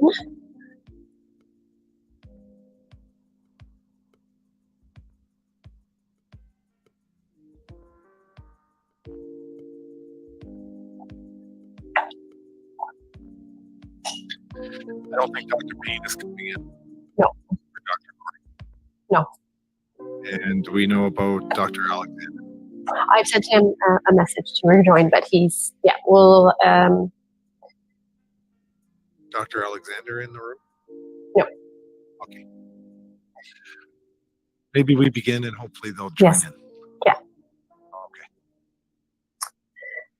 So first of all, I would just like to echo the sentiments from the entire group. I mean, this is all a grassroots movement that has kind of mobilized and come together again in Ottawa to reclaim our voices, you know, and support the movement of the Canada Marches and James Top, bringing the voice back to Ottawa and the formulation of this Canadian Citizens Coalition. So so thankful to everybody who is able to contribute. The volunteers, there's so many volunteers just doing so much in a short amount of time. It's amazing, and it's been pretty incredible to be a part of. So thank you for that, and thank you for the speakers, the ones who have left, but you know, the ones who are still on here. Thank you for on the really short notice.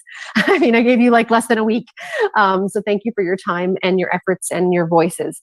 Yeah. So the purpose of having this conversation is just to bring forth the facts to Canadians that, you know, that haven't been able to see the other side of it, different perspectives from Dr. Lindley, the hard data from Stats Canada, from Ken and his group, you know, the harms and the work and data analysis from Dr. Rose and Dr. Kory and Dr. Hodkinson, who we're hoping to stream in soon. He's on the phone, so he's still here. He can hear me, but you know, this the conversation that's never going to go away and bringing this to light is so important. So thank you very much for that. Now, one of the first questions and this is going to be maybe to everybody, and we're hoping to get some questions from the crowd, and Tom, you'll have to facilitate that. Obviously, I can't see, is if there's questions that you already have, please let me know.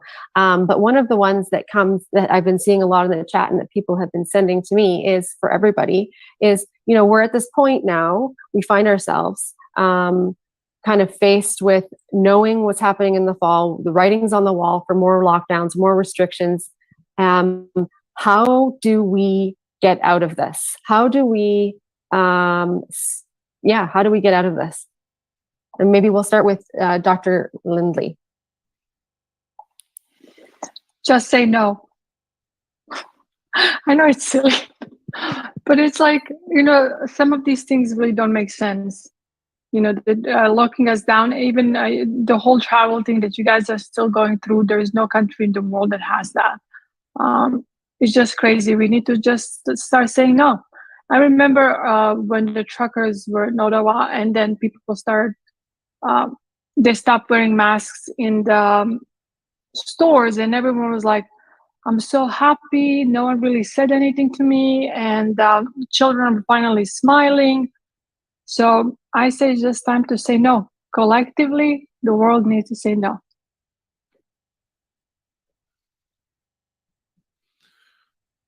I certainly agree with that. And even myself, I have not worn a mask in public other than two exceptions where I really didn't feel that I had an ultimate choice. But it's been well over, I would say, a year and a half now that I have not worn a mask in public. And in the very beginning of this, I know myself, I would go into stores when the mask mandates were very much still in effect here in Ontario. And I did have a lot of anxiety going into the stores. But I realized that the level of anxiety that I would have, you know, which was great.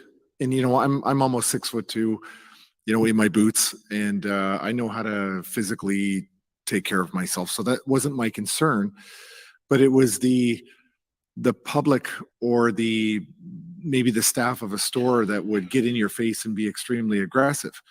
And I knew that there was always the potential for that. But an interesting thing happened. I had a conversation with Randy Hillier one day. And at the end of that conversation with Randy, it was when my mind transitioned from being afraid of the police in this country and getting an $880 fine to I suddenly transitioned to now I want the fine. Now I want to go to court. I want to elect that I want to fight, and I want to go into a courtroom. You know, I'm not a lawyer, I'm not a doctor, but I want to see the evidence. I want to have the due process. And I knew one of two things were going to happen. either my challenge would never have seen the light of day inside a courtroom, or I'd get a lawyer and the lawyer would have to say, all right, government, you produce the evidence that justifies what you have done.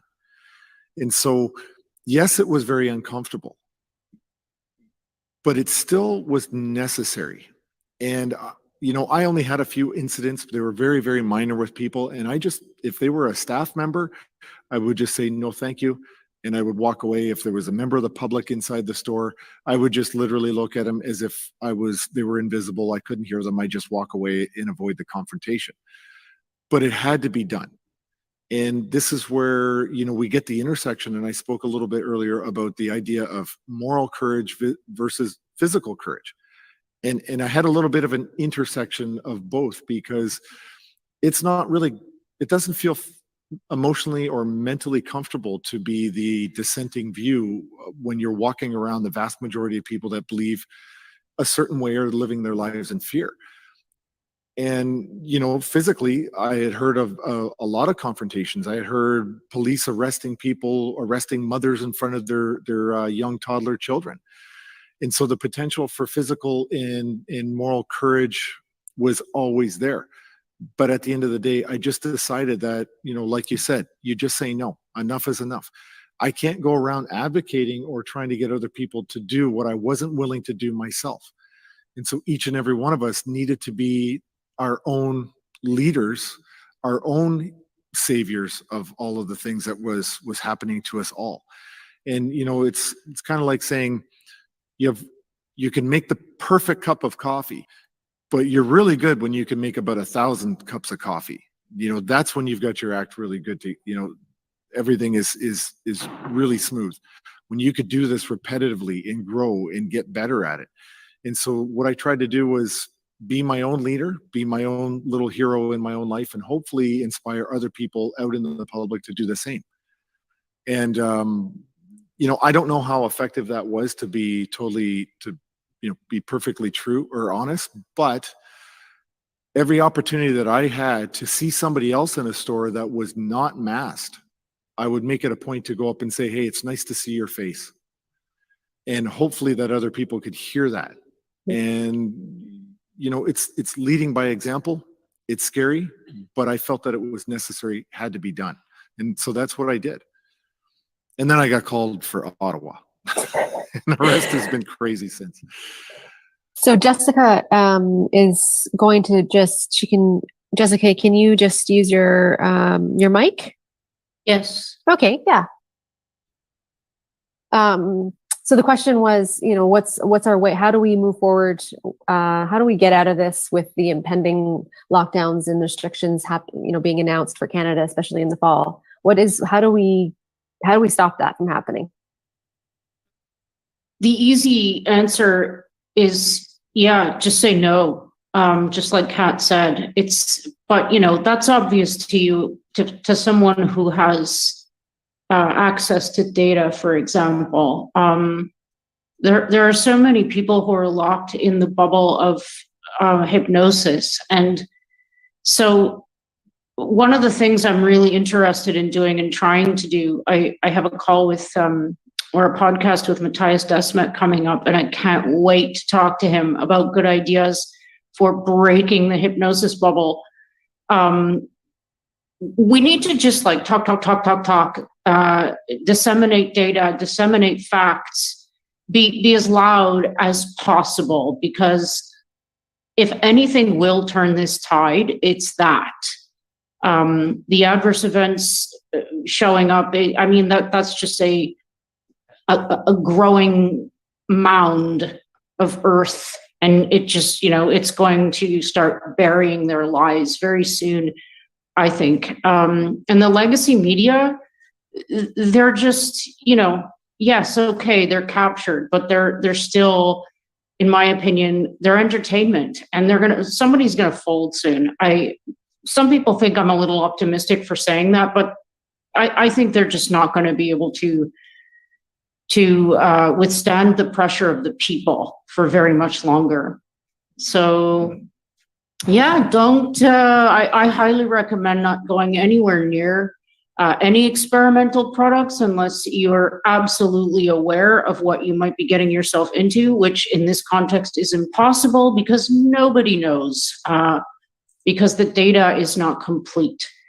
So that would be my personal recommendation. And your babies, as on the subject of this new EUA for the babies, I wouldn't do that. They're not at risk. It's pointless, and they might get damaged, and you don't want that. Nobody wants that. Yeah, thank you. Ken, what about you?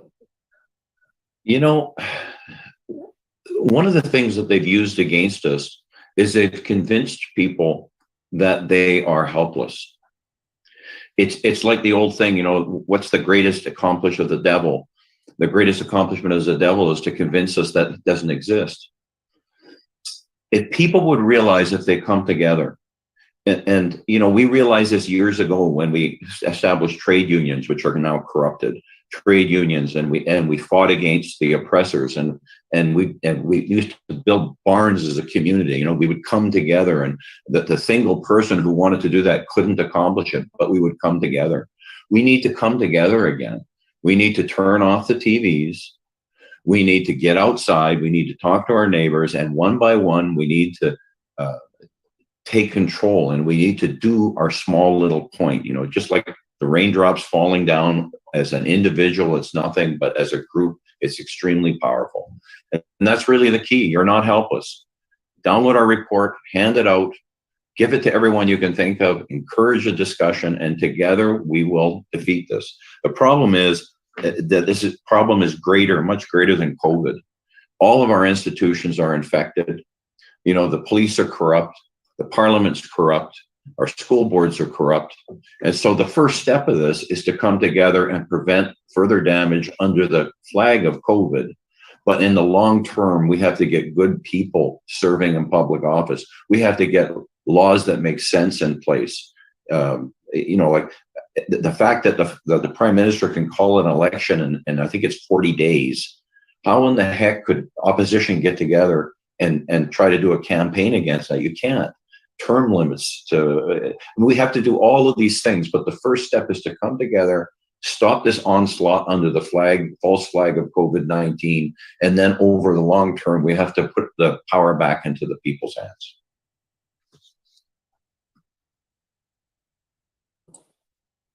Thank you so much. Tom, is there any questions in the crowd that you would like to relay? It does not appear that they want to ask questions. They're looking at me with a smile. They don't want to ask questions, though. They'll think of one tonight when they go home. Okay, so yeah.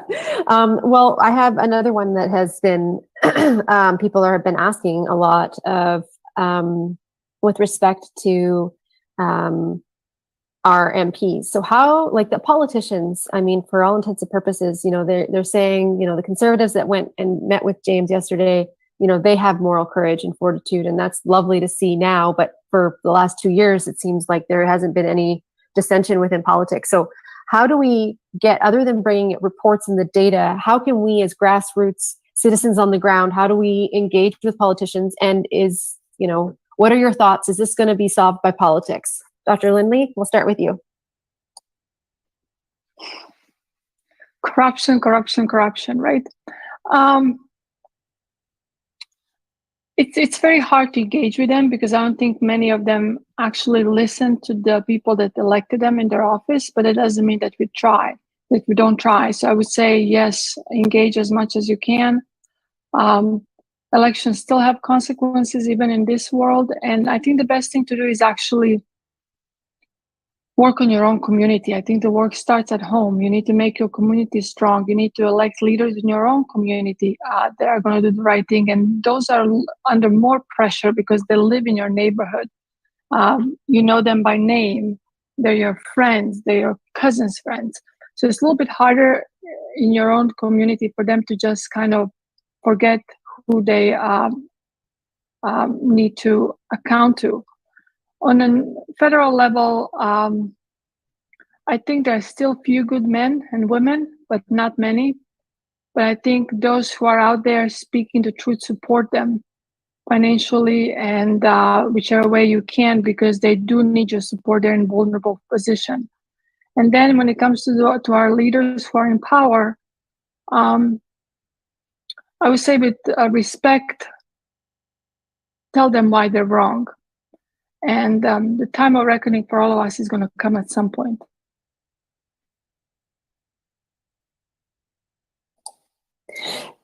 Thank you so much. I'm just, you can see I'm multitasking. I do have a question. I do have a question on the floor, on my floor, instead of the virtual floor. Okay, so let's hear your question. Hello, my name is Rose. I'm from Montreal. I just want to let you... Sorry, we're just checking a technical. We're good? Rose from Montreal has a question. I just want to let you all know that you're giving, we came here and you're giving us a lot of hope. My question is that in Quebec, I feel like people are still very asleep or afraid to speak. And I'd like to know how I can start supporting and helping. I have personal friends and myself that have some consequences from what's happened. But I would like to get more involved, and I just want to know how I can do this, because I see that most of the support comes from Western Canada, from Ontario, or Eastern, from the other provinces. But I still feel like Quebec, I don't know why people are still kind of afraid to speak out, or they know that there's things that don't make sense. I feel like we've been the hardest hit with all these restrictions, and I just want to, you know, make people aware that there's something they can do, and that we don't have to keep living in this fear. And I would really like to get involved, and I'm really looking forward to, I thank the truckers because they've helped, and I'm really looking forward to meeting James Topp. I think he's our hero, and I want everybody to know about him and what all of you are doing here.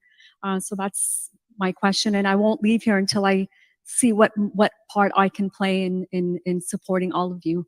Thank you. I've got a Ken few wants ideas, but Ken wants to take. Ken wants to answer, yeah. Go to our website, sign up. Now you're going to get the report, which you can hand out. You can give to whoever you want. You can walk down to the legislature. You can hand it to your MLA. You can once you sign up, you'll be getting instructions from us occasionally. You'll be hearing from right across the country what other jurisdictions are doing and what their experience is. And so we're constantly adjusting what we're doing, and that goes out in our news feed or blog posts or however you'd like to frame that. So like I said, part of the problem that we've got in this country is abrogation. We've abrogated manufacturing to every place else. We've abrogated our democratic responsibilities. You know, we don't know how to talk to our MPs because we're not grouping together as a group that they need to listen to, and they know that. So again, grassroots, get together with your neighbors. You can get the information from us. You can email me through the website, and we'll help you through, and we'll join you up with like-minded people and that organization.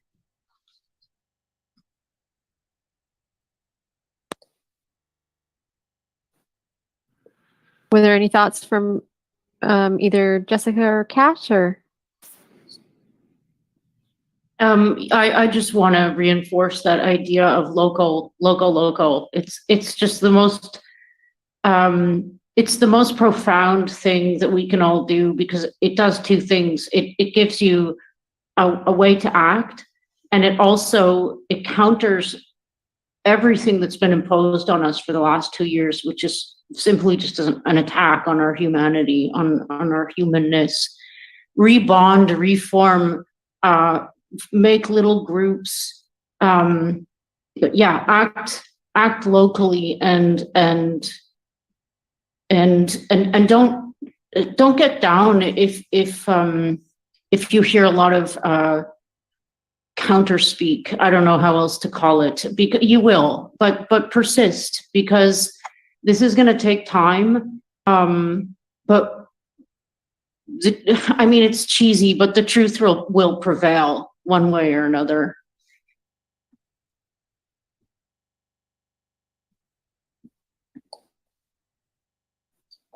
Thank you, Jessica. Kat, you were looking like you were you going to add something to that? Yeah. I was just going to say, remember there was a case from Canada, actually. A mom did not want the child vaccinated, dad did. And I read the opinion from the judge and why he decided in favor of mother. And he decided in her favor because she was not emotional in her presentation. She stayed informed. She gave him the facts, while the other side tried to attack on emotional level, on personal level. And I think, get involved, like Jessica said, in your community. That's the most important thing, because I think that's where you really can make the most change. Federal level is difficult. There's way too much corruption there. And then, let people, like I'm terrible with numbers. I'm a lot better with life and being pragmatic and take the real life experience. But someone like Jessica is really good to follow because she'll give you the actual numbers of what's going on. She looks at it very, with passion, but also with clarity. And it's very good to read things like that. Dr. McCullough is another one that's very good at presenting science and data and just telling you the truth. Most of these things that they are presenting is things that the other side actually published. So it's not something that people are trying to make up. So just be informed, stay informed, be courageous, talk from your heart, stay in the truth, stay in the light, and it will take time, but we'll get there.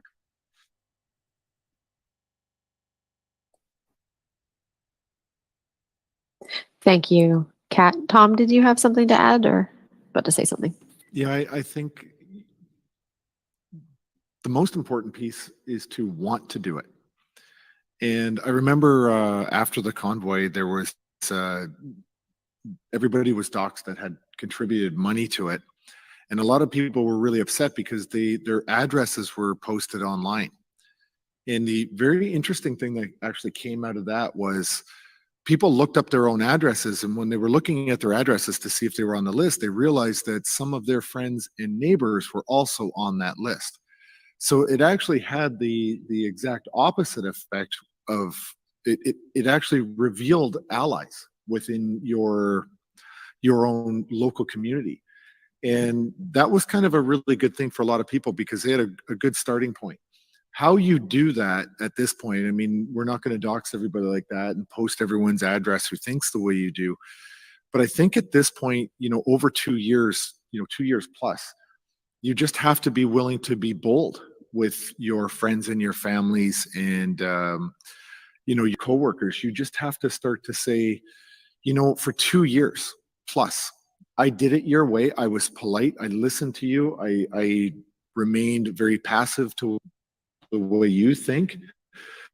But for 2 years, if you say that you're my loved one, my coworker, my friend, it's time to prove it. And it's time to prove it by sitting down at this table and you start to listen to what I have to say, because for over 2 years now, I've listened to you. And I've done it the way you've wanted to do it. And you know what? Things are no longer any better. Things have gotten to a critical point that it's very uncomfortable for a lot of people on, this side of the debate.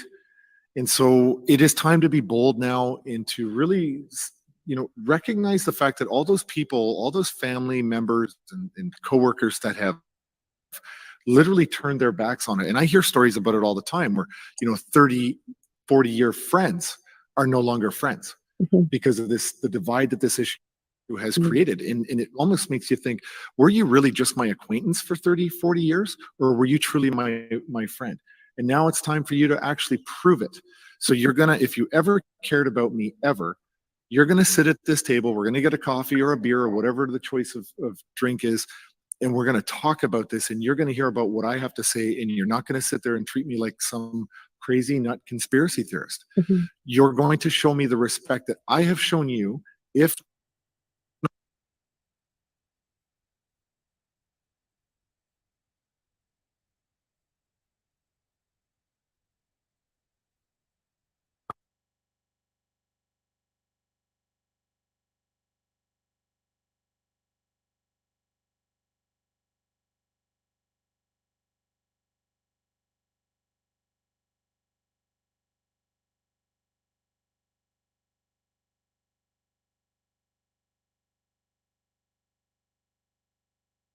Well, we know that like there's parallel things being like the Ezra Project and the Wellness Center and everything in Canada. There must be something. I know there must be something in the U.S.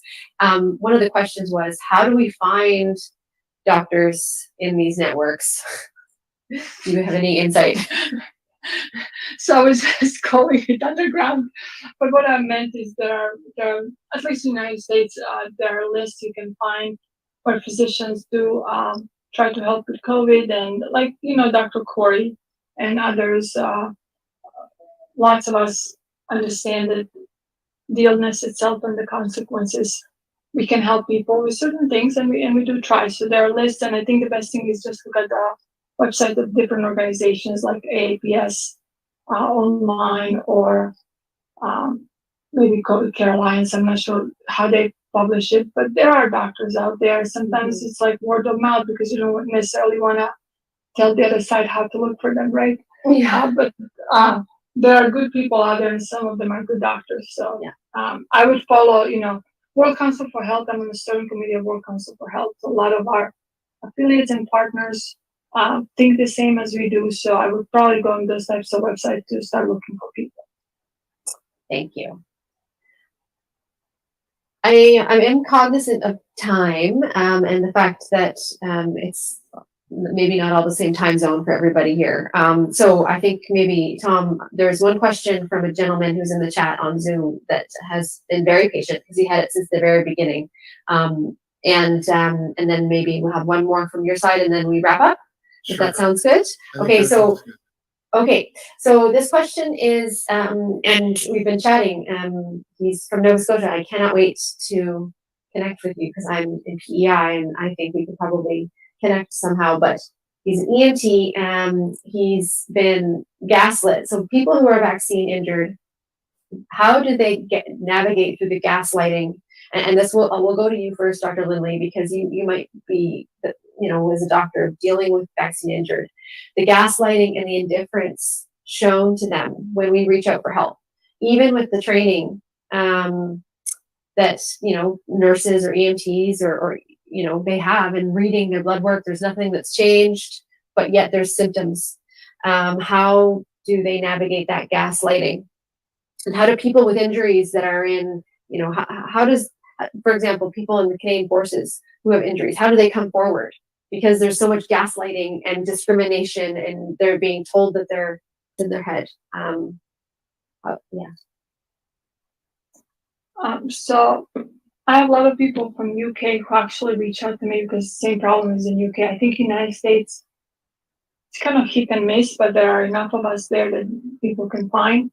But that's a biggest problem because the other side, which is the majority of the medical system, currently does not recognize that the vaccines are causing symptoms. It's encouraging to see, I believe, one Canadian has been awarded vaccine injury, and there are 2 UK citizens that currently have been awarded and acknowledged their vaccine injury. So it's starting to happen. It's very slow. It's very difficult because you're right. As soon as someone goes to the doctor, the first thing is it's in your head. You're having some anxiety, depression, or PTSD. Take this pill. Or you come in and you truly have chest pain and shortness of breath, and they can't deny it because your heart rate is 180. Your blood pressure is up or down depending on which state you're in. Physical exam cannot deny your symptoms, so they have to acknowledge it. But they don't acknowledge why you have it. That's something no one talks about. And then you pop this pill, you pop that pill, and let's hope something happens. Nothing happens because they're not really treating the underlying cause. So it is difficult. There is no real answer. I would say if someone is having issues with the heart, to insist that they do MRI of the heart, because if you do EKG or echo, you could actually have normal results and still have myocarditis. Sometimes you have to come in with your own research done and show them what's going on. But if it's 911 type of situation, you have no time. It's difficult. One of the interviews I did in Bath, I actually ended up crying because it was an emotional day for me. But I remember the story of one of my UK friends now. He reached out to me, I think it was February. His first WhatsApp message to me was, hi, my name is John. I'm 36 years old. I'm scared. I think I'm dying. And John has POTS disease. He has dysautonomia. He had heart issues. He's weak. He cannot get out of bed. And the doctors that he saw in NHS tried to deny this whole thing and have not helped him. And he's trying different treatments. So it's happening all over. There's no easy answer other than keep on confronting the medical community with what's going on and keep on insisting.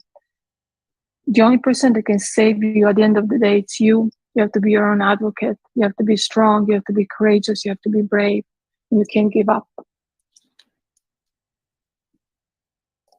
Thank you, Dr. Lindley. Any more input from you, Dr. Rose or Ken?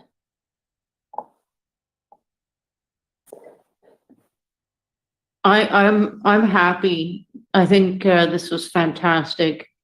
I don't know if I'm allowed to say this, but I'm going to say it anyway because my mom always used to say it to me, keep your peckers up. It seems like a good fusion of American and Canadian. Yes, it does. Yeah. Okay. Well, I think that has been, I think we call it. Hey, Tom, I'm looking at you. I don't think there's any questions from your side. And we have run out of time or gone over time. Oh, are you getting one? I actually am getting a question about monkeypox. Oh, yes. We had, yes. Is this a real thing or is this all just been started from a meme? Is this a real thing? I saw there's a viral video of, oh, okay.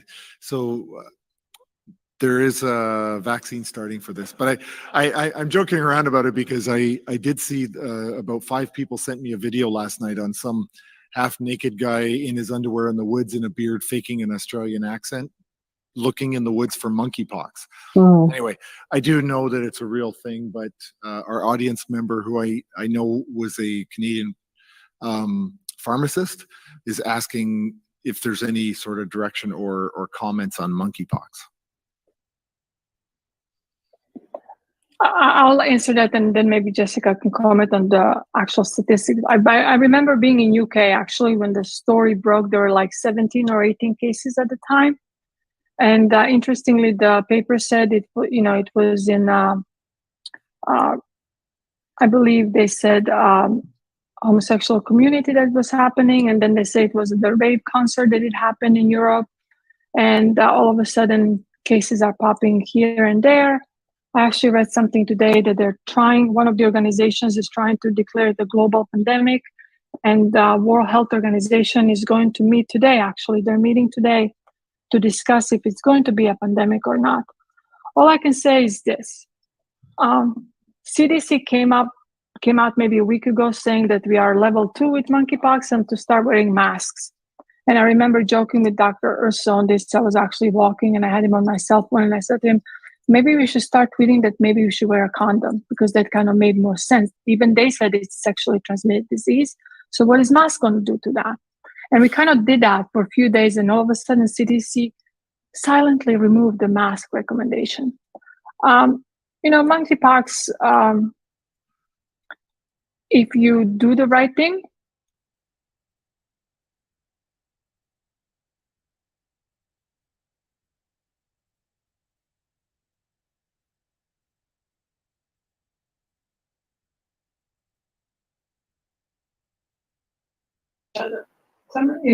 I'm just going to leave it to imagination. That was the 6 weeks really got to me at that point.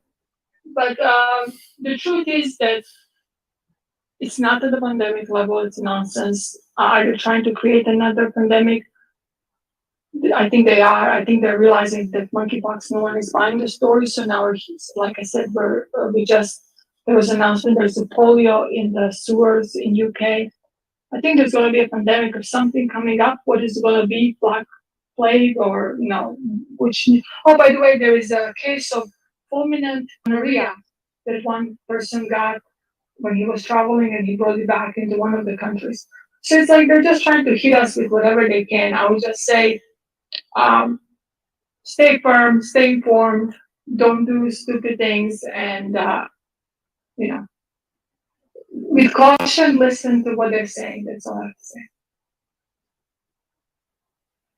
Thank you. Any further insight, Jessica?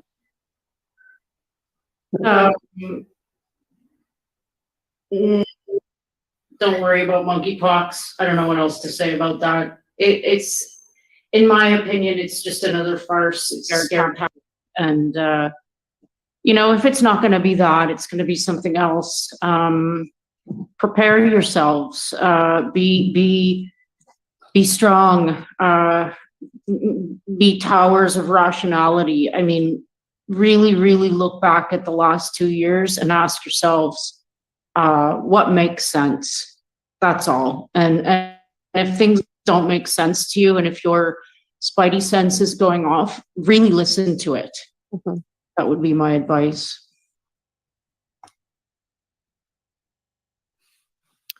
Doesn't look like we have any more questions on my end. And Laura's muted. Hey, yep. I do that just once. Well, I think that maybe we can conclude today's panel, today's event. I first of all thank you for those who stayed on to the very end, and Ken, for you stayed on for the entire day. We're fellow troopers, and please, any information that you heard and you want to hear, you can reach out to the truefactsc19.com. You can reach out to canadamarches.ca, takingbackourfreedoms.ca. There's lots of partner organizations that are hosting this that you can just reach out and find your tribe. And I just wanted to, first of all, thank you everybody, to the doctors and contributors. Thank you, James Top, for starting this and bringing the conversation back to Ottawa and helping us reclaim our voice that has been, for all intents and purposes, silenced for 2 years. And so I don't really have anything else to add to that. Just, you know, Tom, I'll put it to you for some more final thoughts maybe. But other than that, I think this has been really, really fabulous. So thank you very much to everybody who's contributed. Well, I think you handled the thanking the guests or the panelists. So again, I really appreciate that as well. But I'd also like to thank the audience that stuck around all day here on my end. Dave from Live from the Shed has been live streaming this as well. And then finally, the technical team that have worked long and hard to put the first rocket into outer space. It seems like they've been here working really hard, as well as yesterday. So I just want to thank everybody who supported this and made it what it was. So thank you. Mm-hmm. And obviously to you, Laura, for always bringing me into these things. Thank you. You're welcome. United we win, everybody. United we win. Thank you.